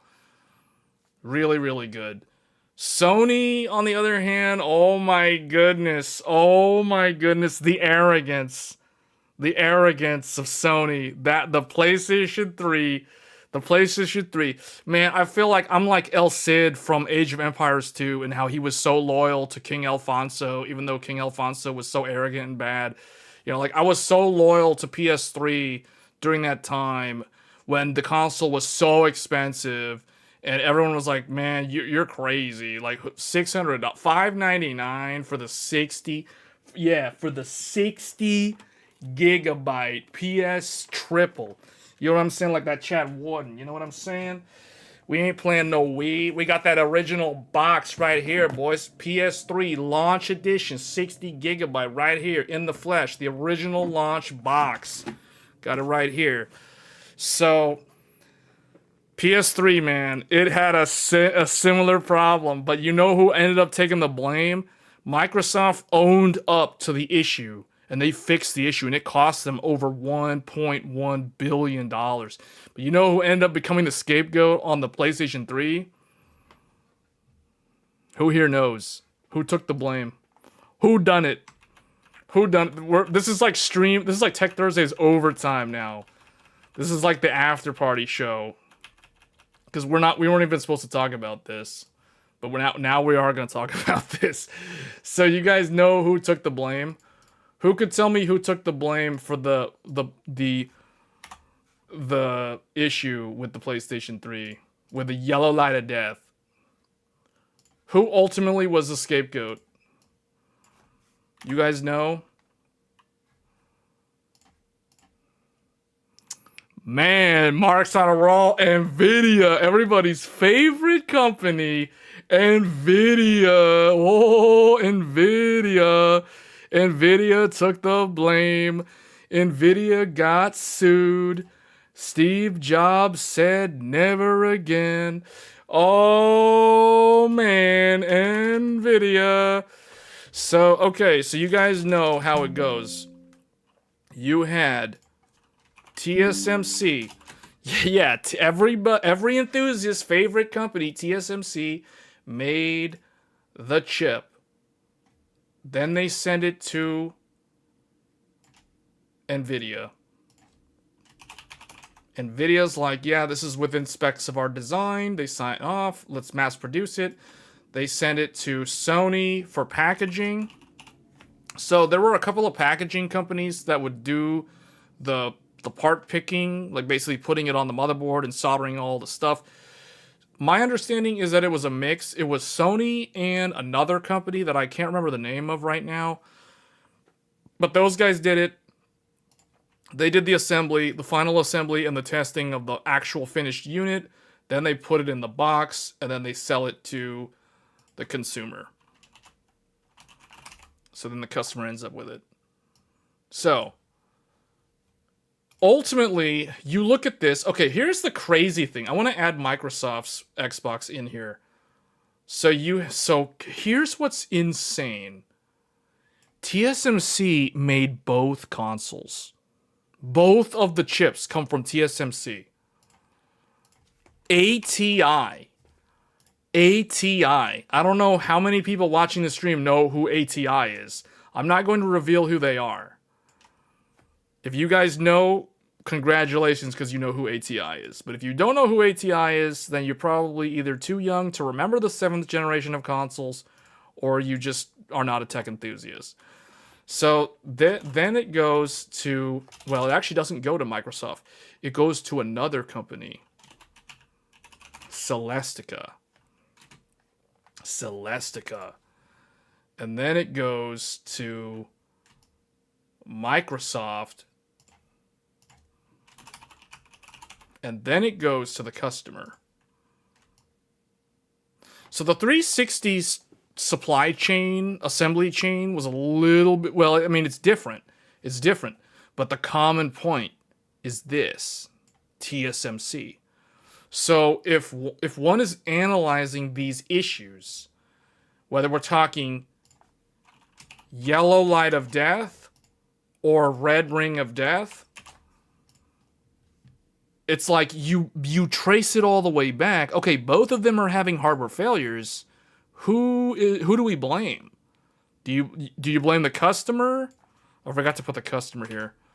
Let's put the customer here. Or actually, we can do it like this. Let's do this. Let's just draw like this. So he goes like here. So they both end up with the customer. So if you're trying to analyze this, you're like, okay, who do we blame? Do we blame the customer? Is it the customer's fault for like mishandling the console? Or do you blame Microsoft? Is it their fault? Do you blame Sony? Is it their fault for the light of death? Do you blame the companies that barely anybody remembers, like Celestica? Celestica was the packaging company, for those that don't know. So think of it like TSMC manufactures the actual chip, but that's all they manufacture. They're not going to build you the capacitors, the motherboards, all the PCB stuff. They're not going to do any of that, like the disk drives, those things. They're not doing that. That's coming from other people. Then, obviously, you have the consultant companies that helped with the design of the graphics units. So ATI helped consult with Microsoft for the graphics chip that goes in the 360, and NVIDIA consulted with Sony, or Sony consulted with NVIDIA, I should say, for the manufacturing or the design of something called the RSX, the infamous RSX. I'm not talking about that Acura RSX, a car of that time frame. I'm talking about the reality synthesizer. That is the GPU of the PS3 by NVIDIA. It is a modified 7800 GTX. 7800 GTX GeForce in the PS3. So if you were on Team PlayStation, whether you knew it or not, you were technically Team Green from a technicality. And if you were the Green 360 Microsoft team, you were technically Radeon unknowingly. Team Red. So isn't that kind of a weird twist of fate? So, but who's to blame here? Is it the chip designers? Is it the console designers? Is it the packaging companies? So Sony themselves is also a packaging company at that time. So is it the packaging divisions that did the assembly? So these are the guys that would literally take the chip, solder it on the motherboard, put all the lumped circuit elements like capacitors, inductors, the power supply, the disk drive, the chassis, all that stuff. That's what Celestica and Sony did it for PS3, Celestica did it for 360. So these were the things. These were the people involved. So who do you blame? It's like people are very quick to immediately think, oh, it's got to be TSMC's fault. They're the ones who are making both chips. It's got to be a manufacturing defect. It's got to be them. So, but that's not actually what happened. So what ended up happening, in the case of 360, whether or not it's actually TSMC's fault or not, this is what ended up happening. Microsoft owned up to the issue. They didn't try to point the finger at any of these guys. They basically accepted the problem, they owned up to it, and they made good on fixing it to the best of their ability. So they get credit for actually taking blame directly, because it's their brand, it's their product, so they're handling it like a true leader. But what happened with PlayStation was a little bit different, was really, really interesting. So ultimately, NVIDIA was the one who jumped on that grenade. Jensen himself jumped on top of the grenade. It exploded.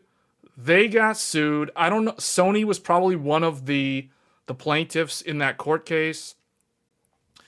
Apple was another one, because Apple also was affected by this issue. So Apple's notebooks and some other Apple products that had NVIDIA graphics units in them were also failing on a pretty large scale. And Apple was the one that initiated, my understanding is Apple initiated the lawsuit.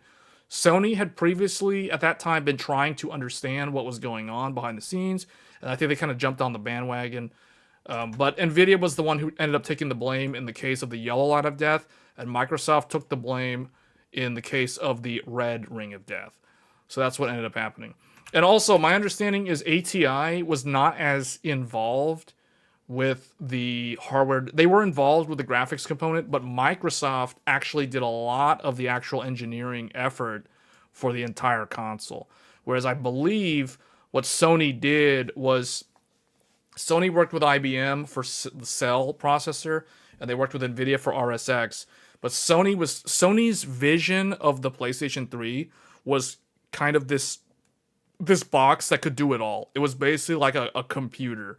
Like, it could connect to a printer, it had Wi-Fi, it had a digital out HDMI. keep in mind that the PS3 was the only 7th generation console that launched with HDMI built in. The 360 did not have HDMI. And most people that bought a PS3, myself included, like at the first year, like in 2007, most people like me did not have an HDMI TV or even an HDMI monitor at the time. I remember the transition to like 16 by 9. My first HDMI device was a 22-inch 1080p Asus gaming monitor. And I remember when I connected the PS3 via HDMI to that monitor for the very first time, it was a transformative experience that I will never forget. So this is another reason why I keep thinking about the 7th generation as the best generation of consoles. Because so many transitions. It was a transitionary period from 480i and 1080i to 720p and 1080p. The whole generation was crazy, but there was lots and lots of problems. Hardware problems that we're talking about here. Just lots of things. But I know that Sony relied more heavily on NVIDIA for the RSX versus Microsoft relying on ATI for the graphics, which is ultimately the reason why ATI kind of didn't really, like, they weren't really mentioned very much during the Red Ring of Death issues. There was a lot of investigation into these guys, but ATI kind of like got off scotch-free. Like, no one really blamed them. But I feel like it's because their role in the design of the 360 was more, it was not as important as Nvidia's role was in designing PS3. I think Sony was leveraging Nvidia on a consultative basis more so than Microsoft was with ATI. So that's probably one of the reasons. But Nvidia got sued by like other companies like Apple, not just Sony. So Nvidia basically had to take that loss. And this is one of the reasons why Apple doesn't do business with Nvidia anymore, like in their actual consumer devices. So, really interesting thing. I want to explain real quick so people have an understanding of what actually happens to cause the red ring of death and the yellow light of death, because it is a very similar problem. So in the case of the red ring of death, we will say that this is we'll define the x-axis as temperature. So the temperature, and what do I want to say the y? What should the y be? Oh, so the y-axis will be the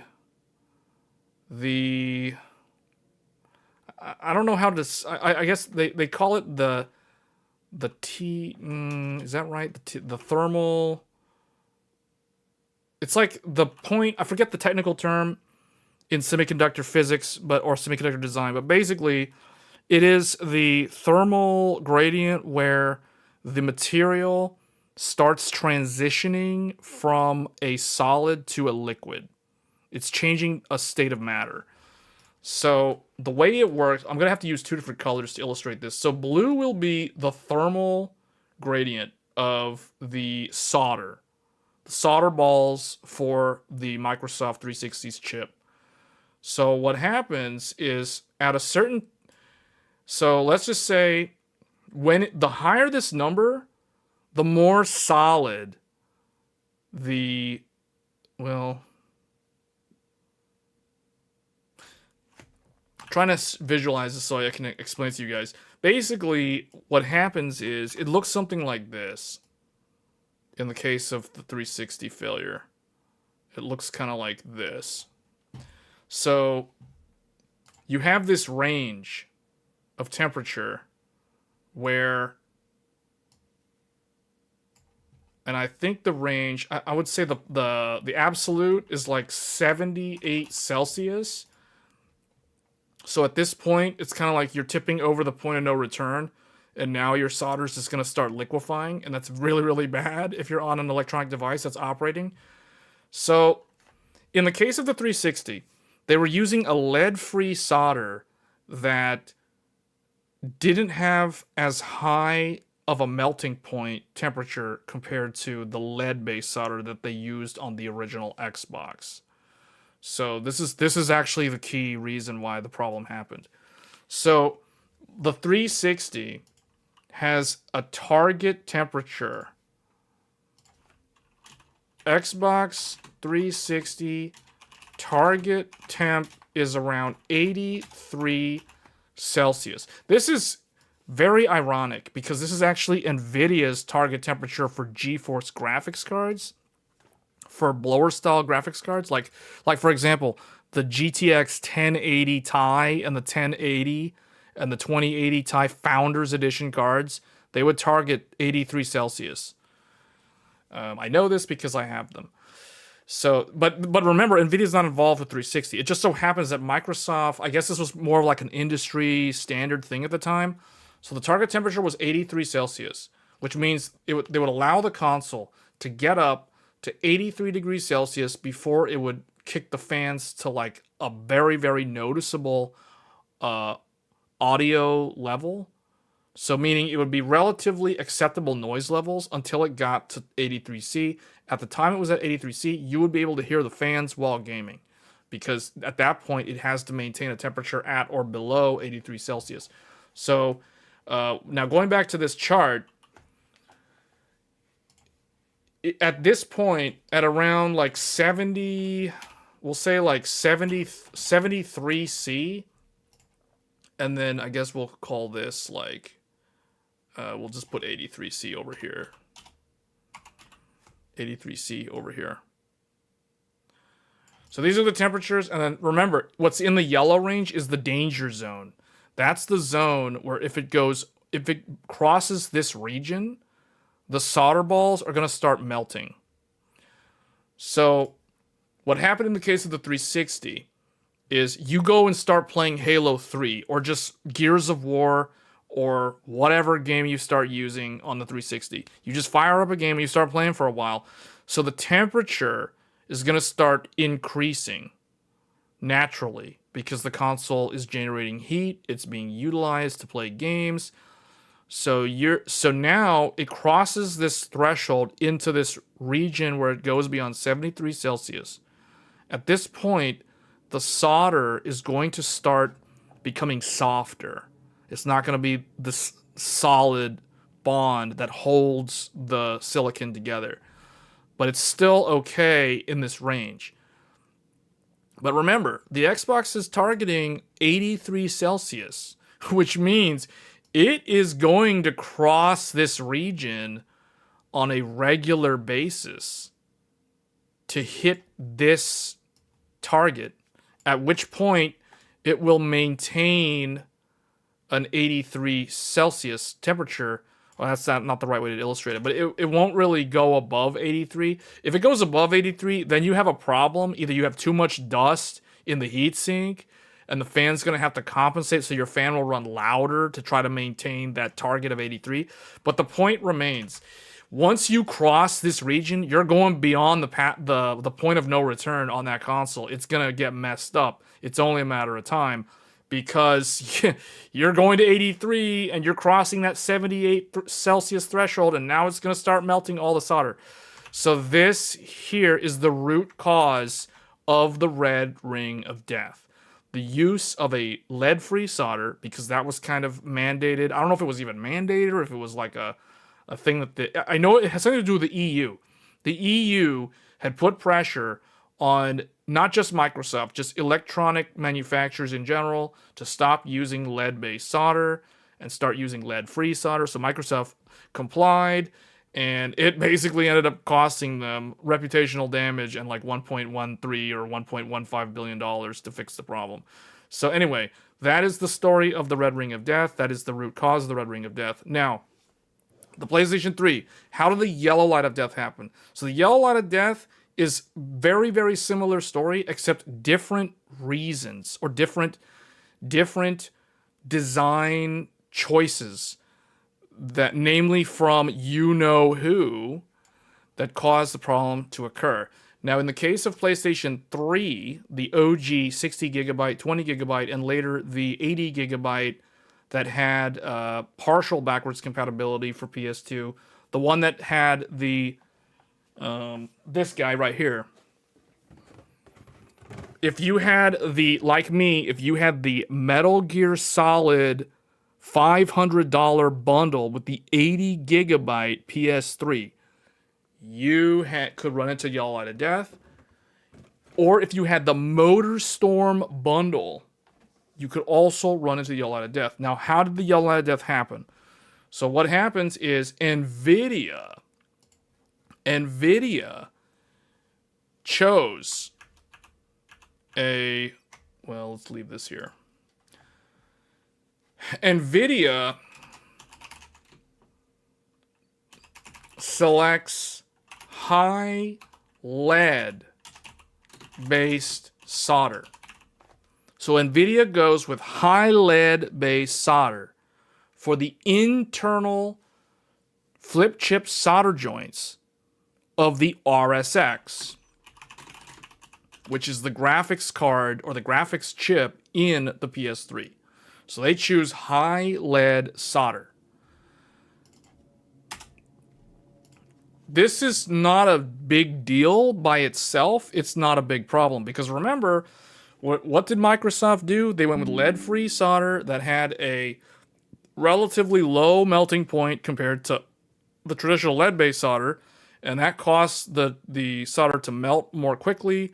And it would not have been a problem if the chip was more energy efficient and ran at a lower temperature, or if Microsoft ran the fan much louder to target a lower operating temperature, something like 73 Celsius, for example. But what did NVIDIA do? NVIDIA went with high lead solder for the RSX, combined with a low, like what do they call that thing? With an underfill that couldn't withstand high temperatures for an extended period of time. So it's a little bit different from what happened with 360. So this time with the PlayStation 3, it has high lead solder, but the underfill cannot withstand high temperature. So high lead solder can withstand high temperature. But the problem isn't going to be strictly because of the high lead solder. It's actually because the underfill is not capable of withstanding the temperature. So what ends up happening with the PS3 is it looks like this. You have the PCB, you basically have the motherboard of the PS3, you have the solder balls that are lead free, but because these aren't the problematic ones. So you have these guys. Then you have something called the interposer. We've talked about this on this channel before when we talk about graphics cards. So you have the interposer. And then on the interposer, you have this high lead solder that they selected.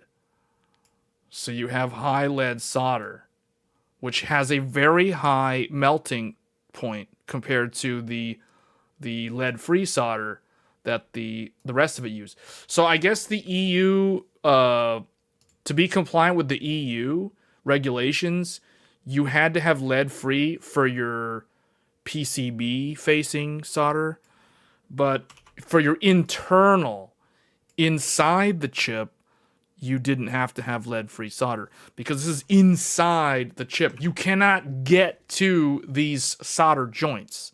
They're like inside the chip. They're not like between the motherboard and the actual GPU.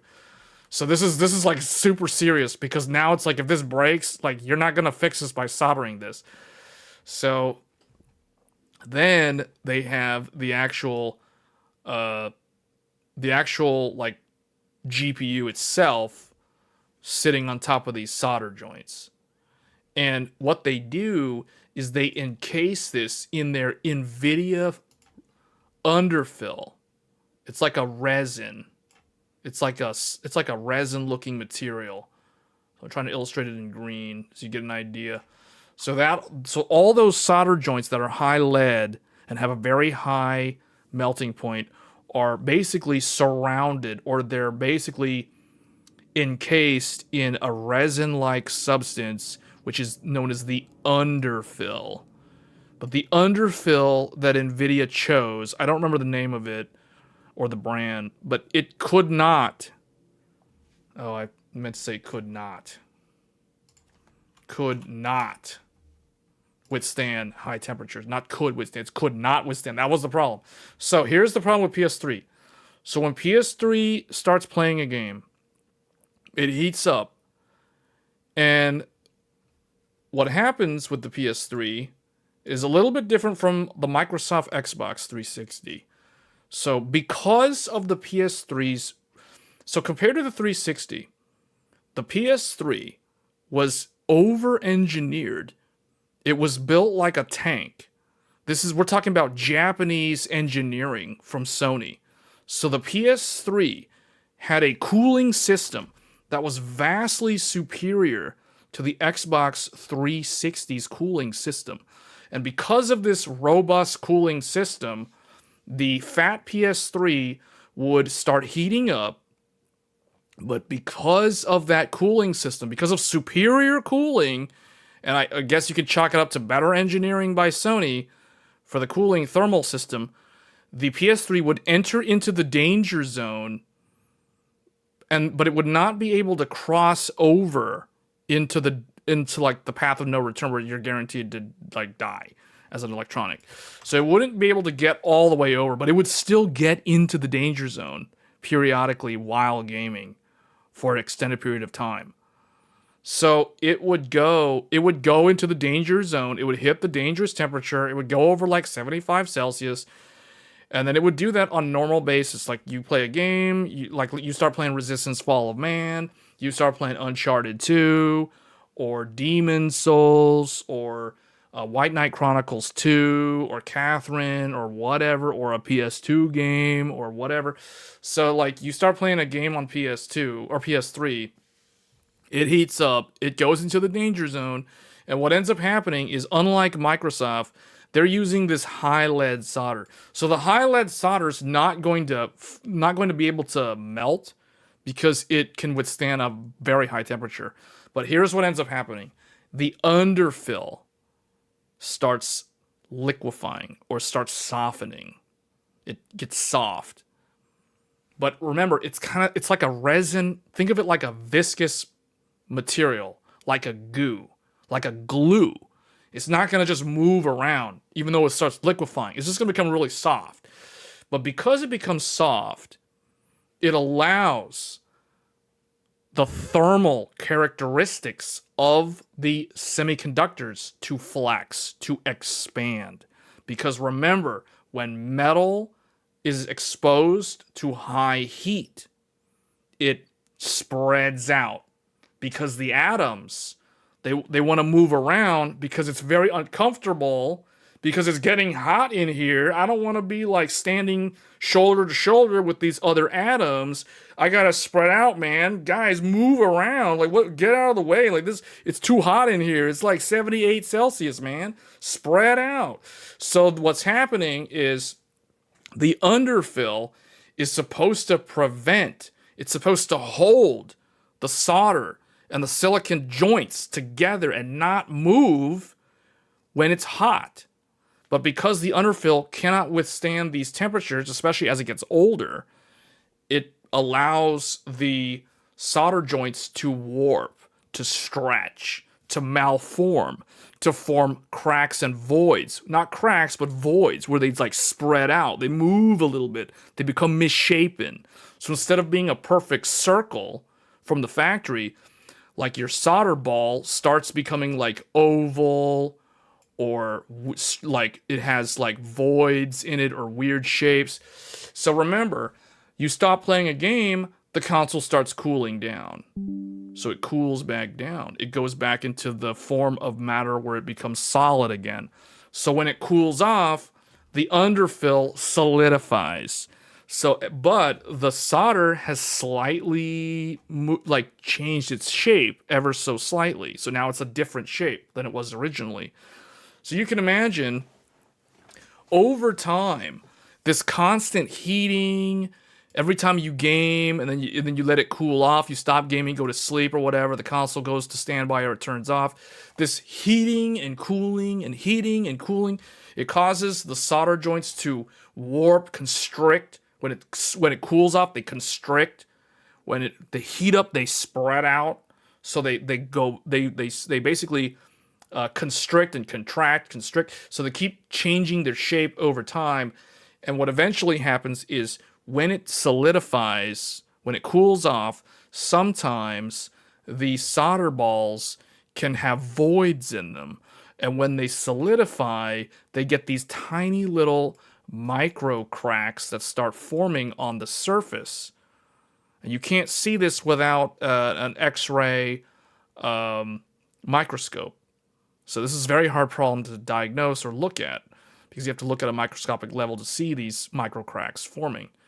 So the PS3 would slowly form cracks in the solder over time in the RSX, all because NVIDIA chose to combine high lead solder, which is very robust, with an underfill material that wasn't good enough at holding those joints together. It allowed them to flex and move around because it was essentially liquefying into like a molasses type of resin. So that is how the PS3 would eventually fail. So the reason why it didn't fail en masse like the 360 did with the Red Ring of Death is because it took much longer for this constant heating and cooling and heating and cooling to eventually cause the solder joints to break. And even if one solder joint breaks, that doesn't mean the console is going to immediately die. The chip is designed with redundancy in place. So, but the problem is this issue is very similar to the dreaded melting power connector on the RTX 5090. When one pin goes and is no longer able to carry the load of the current, the remaining members of the bundle are forced to carry on with the heavy amperage load, and they will continue to heat up, and eventually they'll burn out, resulting in a melted connector. Same thing happened with the PS3. You would have solder balls that would break. They would fully crack eventually, so they would have an open circuit on those solder joints, meaning the remaining solder joints would have to carry the load. So we're talking like 200 milliamps, but you start dividing the total amperage across a smaller and smaller group of solder joints. You know it's going to become a disaster eventually. It becomes a chronic, a systemic problem with the chip, leading ultimately to its death over who knows how long. So I was thinking about this the other day when I filmed the console collection video, because I was thinking about how my PS3 died to this very problem. And I thought, well, it lived a full life because it managed to live to be 7 years old. So technically speaking, it lived to the end of a console's lifespan, that 7-year lifespan. So despite this chronic systemic disease that plagued the PS3 because of this underfill material that NVIDIA selected, it still managed to last pretty long. So it does seem like Sony was able to engineer the PS3, at least on paper, it was engineered better than the 360 because the cooling system was able to prevent it from literally going into the danger zone, ensuring its death in a short period of time, whereas here it was able to sustain it, in my case, 7 years. So my console lasted 7 years, and I use that console a lot. I talk a lot about the 7th generation of consoles because when I look back at like my history of gaming, I would say I was most actively playing games during the PS3 era, and most of those games were on the PS3. I did play on PC, but at the time, the games that I would play on the PC would be World of Warcraft or Guild Wars 1, and eventually StarCraft 2. and then eventually Final Fantasy 14. So I didn't really have a diverse PC gaming lineup back in the from 2007 to 2014, if that makes sense. So I was definitely a PS3 gamer, and I used that PS3 60 GB extensively. I remember I played hundreds of hours on Dark Souls 1, probably 200 hours on Demon's Souls. I played the whole Final Fantasy 13 trilogy, and ultimately Lightning Returns Final Fantasy 13 in February of 2014 was the game that ultimately claimed the life of my PS3. So with that, I'm going to go ahead and end the stream here. It was interesting thinking about this. The one thing I will say, the final thing I'll say on the PS3, it was really the NVIDIA RSX that was the common failure point, because the Cell processor from IBM had the exact same solder, but I don't think IBM was specifying a different underfill. And you talk to anyone who's repaired PS3s, they'll tell you the Cell never died. It was never the Cell. The CPU was rock solid. It was so reliable. It was always the RSX. That's why NVIDIA got sued. But Microsoft's problem was of a slightly different nature, but it was that same sort of thing, pushing it to high temperatures. And this is why I tell you guys, heat kills electronics. I know this firsthand. I remember this from 12 years ago. Classic NVIDIA engineering, just like the 12. Yeah. Well, anyway, guys, that was a look at the root cause of the red ring of death and the yellow light of death. Hopefully that was insightful for those that never fully understood the problem or never really knew the exact details of how the issue ultimately occurred. What this means is anyone who has a OG PS3 or an Xbox 360, if somehow, I would be amazed if somebody had a launch Xbox 360 and it still is alive. To me, it means they didn't use it that much, because that's the only way I could think it would survive. But despite all of that, I put hundreds, if not thousands of hours into the PS3, and despite this chronic systemic disease that plagued the console, it still managed to live a full life. So props to Sony, man, because the engineering on that, the cooling system kept it alive. I never repasted the thermal paste in all the 7 years that I had it. I ran it into the ground. I remember it was loud. It would heat up the room. I can give you guys the power consumption numbers. So the PS3, and this is the OG, the one that had the yellow light of death issue. So idle XMB, 176 watts. 176 watts from the wall, sitting, doing nothing. PS1 game, 176 watts. PS2 game, surprisingly, emulating a PS2 game, is the highest wattage, 220 watts. And that's because it's firing up the emotion engine and the graphics synthesizer, which are the PS2 chips, while still also, for some reason, having to feed a lot of power to the Cell and the RSX.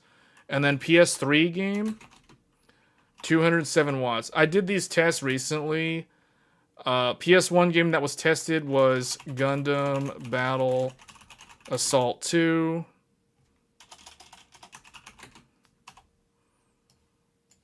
The PS2 game was Final Fantasy X, and the PS3 game was Soul Calibur 4. So these are the games that I use to get my numbers on power consumption. I guess I'll just put these over here. So now you guys have reference points. This is the OG fat PS3, the one that is the launch 60 gigabyte. Those are the power numbers. So lots of power. You can see the power supply was a 400 watt power supply in the launch model. It would run hot, and it was in close proximity to the chip, so that did not help. But Sony, you guys can go look at a teardown video of the PS3 and look at how it was built. It was built like a tank. But despite all that, man, they were built to eventually die due to an underfill from NVIDIA. Eventually, all of them supposedly, if you use them enough, if you baby the PS3 and you barely use it, it'll live like super super long. Hence, how there's still a whole bunch of them still around, although they're kind of harder to find now. But if you use it like I did, like hardcore, you play games like on the weekend, like 6-hour play sessions or whatever, it'll eventually die. It'll eventually die. That heating and cooling cycling just will just do it in. PS3, man. Slim PS3 doesn't have the problem because of all the node shrinks. Yeah, Nvidia fixed the problem at the end of 2008. So I guess I should have specified. This is the time of like 2007. So okay, for Xbox, Red Ring of Death was from like 2006 to 2008. The Yellow Light of Death was 2007 to 2008. So I mean, there were people that were having Red Ring of Death like in 2005 with launch models. Pretty much every launch model that was used normally, like meaning you didn't just leave it there doing nothing forever, like those obviously aren't gonna fail. But like I knew so many people who had the Red Ring of Death. And I took for granted my PS3, man. I never thought that it would die. Like I assumed it would work forever. I mean, it's not gonna happen to me. It can't happen to me. I take care of my console. I keep it vertically mounted. I don't put it in a cabinet where it's choking for air. I would never do that. I would leave it on a desk. I would use it on a desk. Like how I have it right now on my desk. So I upgraded my PS4 to an SSD. I never did SSD on the PS3. So my PS3, I upgraded to a 500 gigabyte 2.5-inch hard drive on my PS3. Yours died too. Yeah, it's sad, man. It's sad. It was the coolest console. The cross media bar was so cool. The PS3 was used for so many things. You could install Linux on it. It was used for folding at home, for medical research. I know the U.S. military or the Air Force used a whole fleet of them for research stuff. Like PS3 is so good. It was so ahead of its time. HDMI, Wi-Fi, wireless controllers. You could connect it to a printer. I don't know why you'd need to do that, but you could do that. I know someone who printed out his homework assignment in university because his computer was dead. Like his laptop died.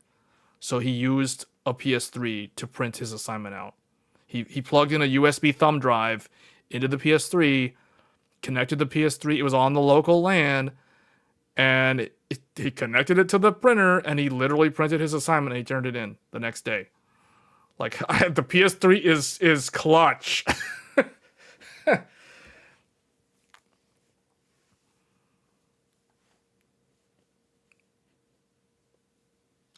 PSP. It pairs with PSP. I mean, I guess it pairs with PS Vita. PS Vita is technically PS4 generation.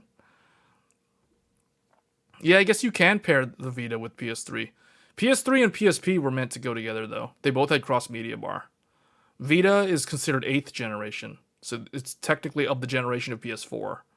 But yeah, you can use it with PS3. PS3 is great, man. One of the best. It's my favorite console. It's my favorite. If you guys haven't figured that out by now, I mean, the PS3 is my favorite console of all time. So it's definitely, and it's weird. All these years later, I finally have the enemy consoles. Like, I have a 316S now. I have a Nintendo Wii. Like, I never had these two consoles until literally last weekend. So it's crazy. It's like I have all the consoles now. Like I have all the seventh. Okay, I don't have a Dreamcast. I never had a Dreamcast. I'll probably never get a Dreamcast. But like I have PS2, GameCube, and Xbox. I have PS3, Wii, and 360 now.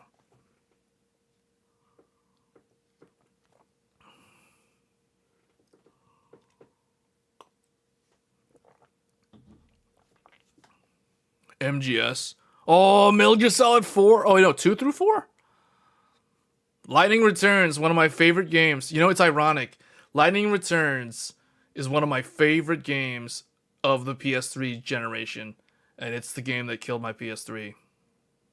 I don't blame it. At first, obviously, when it happened, I blamed it. But looking back at it now, I can't blame a video game for killing my PS3. It was a thing that happened over a long period of time. The constant heating and cooling warped the solders. You can't blame a single game. But yeah, you'll never forget the game. You'll never forget the game that killed your PS3 or your 360. You know what I mean? Like, I still remember it. I still remember it like it was yesterday. I was on like day 3 or 4 in a boss fight against Noel. He goes and does a backflip. He literally freezes in midair, upside down, in the air, and the camera freezes on him, and the music's playing, and it's like like it's just stuck like that. I'm like, what? Like what? What's going on? What's going on? Did the game freeze? I try pressing the PlayStation button. I got my DualShock 3 right here. I press the button. I'm like, why is the cross media bar not coming up? That's not good. Uh-oh. What happened? So, you know, I hold the power button down for like 5 seconds or whatever. It turns off. You turn it back on. The dreaded yellow light of death.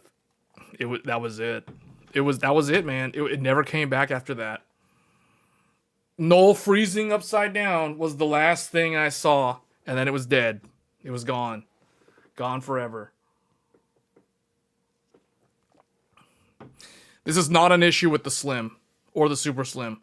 This is only an issue with the original PS3s manufactured from 2006 and to 2008.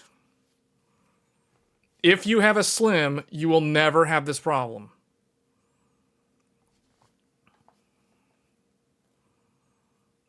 Solid red light. Well, it becomes solid red light is the standby light. Solid red. You mean when it's turned on? Solid red means it's in standby. That's the standby. That's normal. So what happens is everyone says yellow light of death, but you see the yellow light for like a second. The yellow light flashes on the thing. You see it, then it turns off. Then you get a red light and just flashes red slowly. It just blinks red after that forever. Until you turn it off. And that's it. Solid red. Solid red means it's in standby.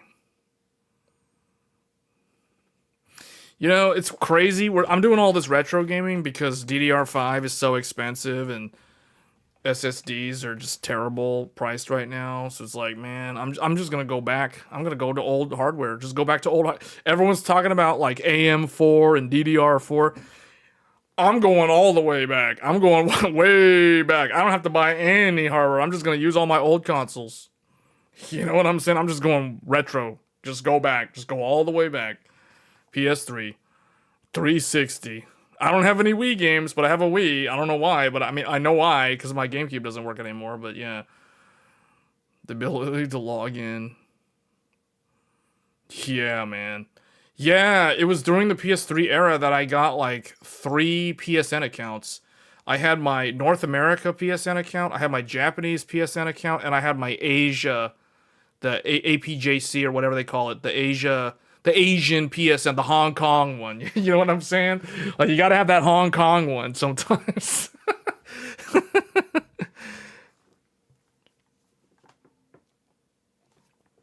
Time to jailbreak. You do realize that my PS3 is dead, right? You realize that this thing that I keep holding up died 12 years ago? 2014, guys.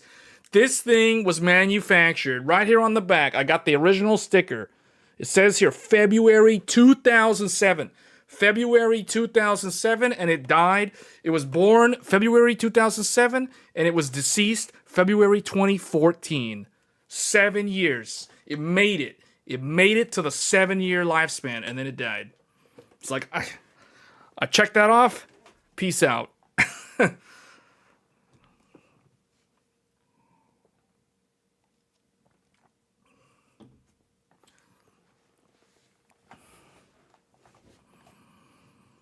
We will be going back to modern gaming, guys. Don't worry. Like I'm just going through this retro phase because of the whole memory situation.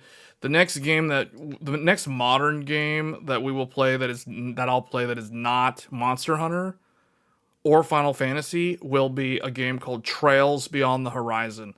So I'm already looking at the calendar for the gaming content.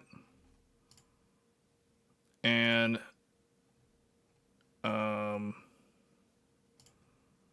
let me see here. Next weekend we have Trails Beyond the Horizon. And then 3 weeks from now, so 3 weekends from now, we have Code Vein 2. And then a week after that, we have possibly Dragon Quest VII Reimagined, but definitely Neo 3. So we will be going back to modern gaming, Trails Beyond the Horizon, Code Vein 2, Neo 3. Those are the 3 major games. And then after that, Resident Evil Requiem, but that's like way, way later. That's like at the end of February. And then Fatal Frame 2, Crimson Butterfly Remake, and Monster Hunter 3, or Monster Hunter Stories 3 Twisted Reflection. I might actually play Monster Hunter Stories. I'm not 100% sure if I'm going to play that or not. I probably will, though. And that's basically all that I have planned for gaming. I already tried Where Winds Meet. I'm not gonna play it. Nope. I played like 3 hours of it, and I was like, it's a good game, but I'm not gonna dedicate a whole bunch of hours to it. I just don't. It just doesn't. I don't know. Code Vein 2 is the next like big one. So I don't know if I'm gonna play all of Trails Beyond the Horizon on stream, like I did Trails in the Sky. But Trails Beyond the Horizon, we will be covering that. Code Vein 2, Neo 3. Those 3 are like guaranteed. Dragon Quest is not guaranteed. And Resident Evil is guaranteed.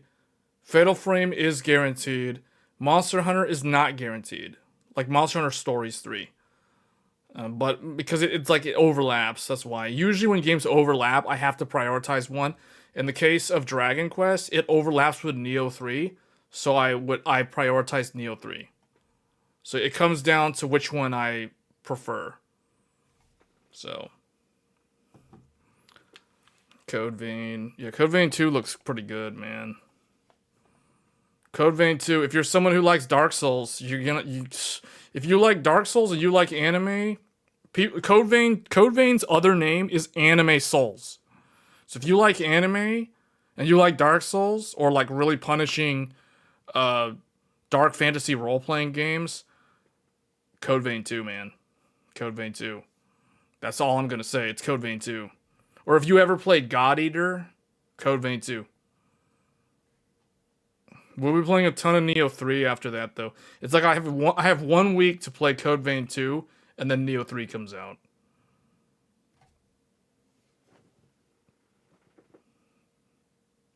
ARGB. Oh, okay. Okay. Alright, guys. We went way over, man. I somehow managed... I said I was going to end the stream at 3 hours. We're now coming up at 4.5 hours. So somehow, the whole discussion about the red ring of death and the yellow light of death added nearly 90 minutes to the live stream. So that's a tangent. That I don't know. Like I try not to do that, but it just kind of happens sometimes. But anyway, that kind of closes the loop on the 7th generation of consoles, which in my opinion is the best generation of consoles. If you don't agree, that's totally fine, but there are there's a ton of documentaries about the 7th generation. There's a ton of like video essays littered all over YouTube about the 7th generation of consoles. It was the true people call it the true console war. It was the people had their like their team that they supported. You were either 360 or you were PS3. No one really wanted to admit that they were a Nintendo person back then, but there was a lot of people that were still playing Nintendo games, and there's nothing wrong with that. Nintendo has always been good. Ultimately, the Wii won the generation, even though people considered it like an irrelevant victory, because the real fight was between 360 and PS3.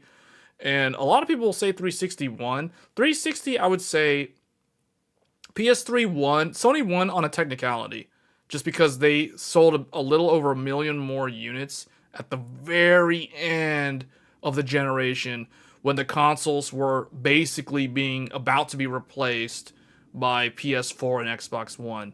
So if you go look at the global sales numbers, PS3 did eventually, it took them the whole generation to eventually catch up to 360 and outsell it by like 1 million units or so. But I personally think, as someone, even though I'm a PlayStation person, I'm happy to know that PS3 did end up outselling 360 at the end. But I would argue 360 won. Between those two, obviously the Wii like blew the other two out of the water in terms of sales, but 360, man, I feel like even though they're the enemy team, 360, I gotta say they won the hearts of the gamers in that era. In retrospect, you can say PS3. I mean, you can say it won on a technicality, but I really think 360. You think about all the stuff that happened during that generation, and you look the way I see it. PlayStation started here, technology top notch, and went down over time. 360 started like here, and like went up. It gained functionality in its lifespan. PS3 started with Blu-ray, with HDMI, with Wi-Fi, with like things that no one used, like the ability to connect to a printer, on a local LAN. Like memory card readers. You had a compact flash reader. Man. You had memory card readers, compact flash, memory stick pro duo, and SD card. You had these type of things. It had super audio CD playback and Blu-ray playback. It started off with so many features. 4 USB ports, full PS2 and PS1 backwards compatibility. Like, it was so over-engineered. The cooling system was like the type of cooling system that goes in a car. It had like an HVAC. Well, okay, it didn't have a chiller or anything. It didn't have phase change. But it had the type of fan. The fan in the PS3 is the type of fan that's in a car's air conditioning system. That's the sort of quality that thing was built with. The Japanese engineering really showed through when the PS3 launched. It was built like a tank. It weighed like a tank. But over time, it was just too much money. Sony was losing like $250 per unit sold on the 60 gigabyte. So it had a 2.5-inch replaceable, upgradable laptop hard drive. Standard laptop hard drive. I put a 500 gigabyte hard drive in mine back in the day. And my Slim, which is still alive, that thing has a 1 terabyte hard drive in it. So the PS3, you had game installation. Eventually, you'd have digital games that you could download directly from PlayStation Store. You had online play. The PlayStation Network was free, unlike Xbox Live. I mean, you had so many things. But Sony had to cost cut because it was just too much money. So it lost functionality. It lost the memory cards. It lost PS2 playback. It lost super audio CD playback. It cut the USB ports in half. No more compact flash. Eventually, on the Slim models, after the first Slims were the best PS3s for reliability. The second wave of the PS3 Slims, maybe I'll make a video about this. The second wave had no RGB on the physical buttons, no Wi-Fi LED indicator. It just was cheaper. It got cheaper and cheaper and less feature rich as it aged. That's why I say PS3 started at the top and only went down from there in terms of functionality. Yes, the newer consoles were more reliable. Yes, the consoles were quieter, the newer ones. Because of the node shrink, they used less power, but so did Microsoft's. So you can't really give them any sort of advantage there because Microsoft was equal in that regard. In fact, my 360S is so quiet. I'm shocked how quiet it is for a console from the 7th generation. Because you have to remember, I'm so used to the OG PS3. That thing's like a jet engine because it's preventing itself from dying. So it's going loud. So it was a glorious console. The 360, when it launched, 360, no HDMI, no Wi-Fi. You want Wi-Fi, you gotta buy a dongle. You want a hard drive, you want to upgrade your hard drive, you gotta buy a proprietary encased hard drive and slap it on top of the console. So the 360 started off almost like current gen. It had a very current gen vibe, but it grew. It gained things. It gained Connect. It gained HDMI. It gained Wi-Fi. It gained a hard drive.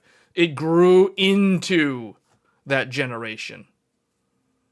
At one point, it even had HD DVD. You guys remember HD DVD versus Blu-ray? Hence the reason, that's all the more reason why the 7th generation was the true console wars. We talk about the Clone Wars. This was the console wars. This was the real console wars. This wasn't no PS5 versus Xbox Series X versus PC versus Steam. Whatever. No one cares anymore, man. This ain't no real console war. This is this is nothing. Now all the games are like on every platform. No one cares. Do whatever, whichever one you have. No. Back then, it was a real console war. The real console war. HD DVD versus Blu-ray. You know what I'm talking about? Like, man, PS3 versus 360. Those were the days. Those were the days. Xbox Live open COD 4 lobby. Halo 2, Halo 3 open mic lobbies. You know what I'm saying? And I didn't even have a 360. I knew how that was. So it's like, man, those were the days. All right, guys, I got to get out of here. I'll just keep on rambling for another hour, and I really need to stop the stream. But anyway, it was nice looking back with all the nostalgia. We might do another retro stream. I will be streaming Monster Hunter. Everybody who likes Monster Hunter, you can tune into that this weekend. We're going to be running Archtemper Jindahad on free challenge hunt. If you guys need help clearing, I will be running that with people. It's open. You guys have the game. You can play with me. We can join up. Open lobby. Everyone's invited. With that, I'm going to end the stream. Thanks for tuning in to this episode of Tech Thursdays. And if I don't see you on the Gaming Weekend stream, I will see you on the next episode of Tech Thursdays. Until then, take care, and I will see you guys next time. Thanks.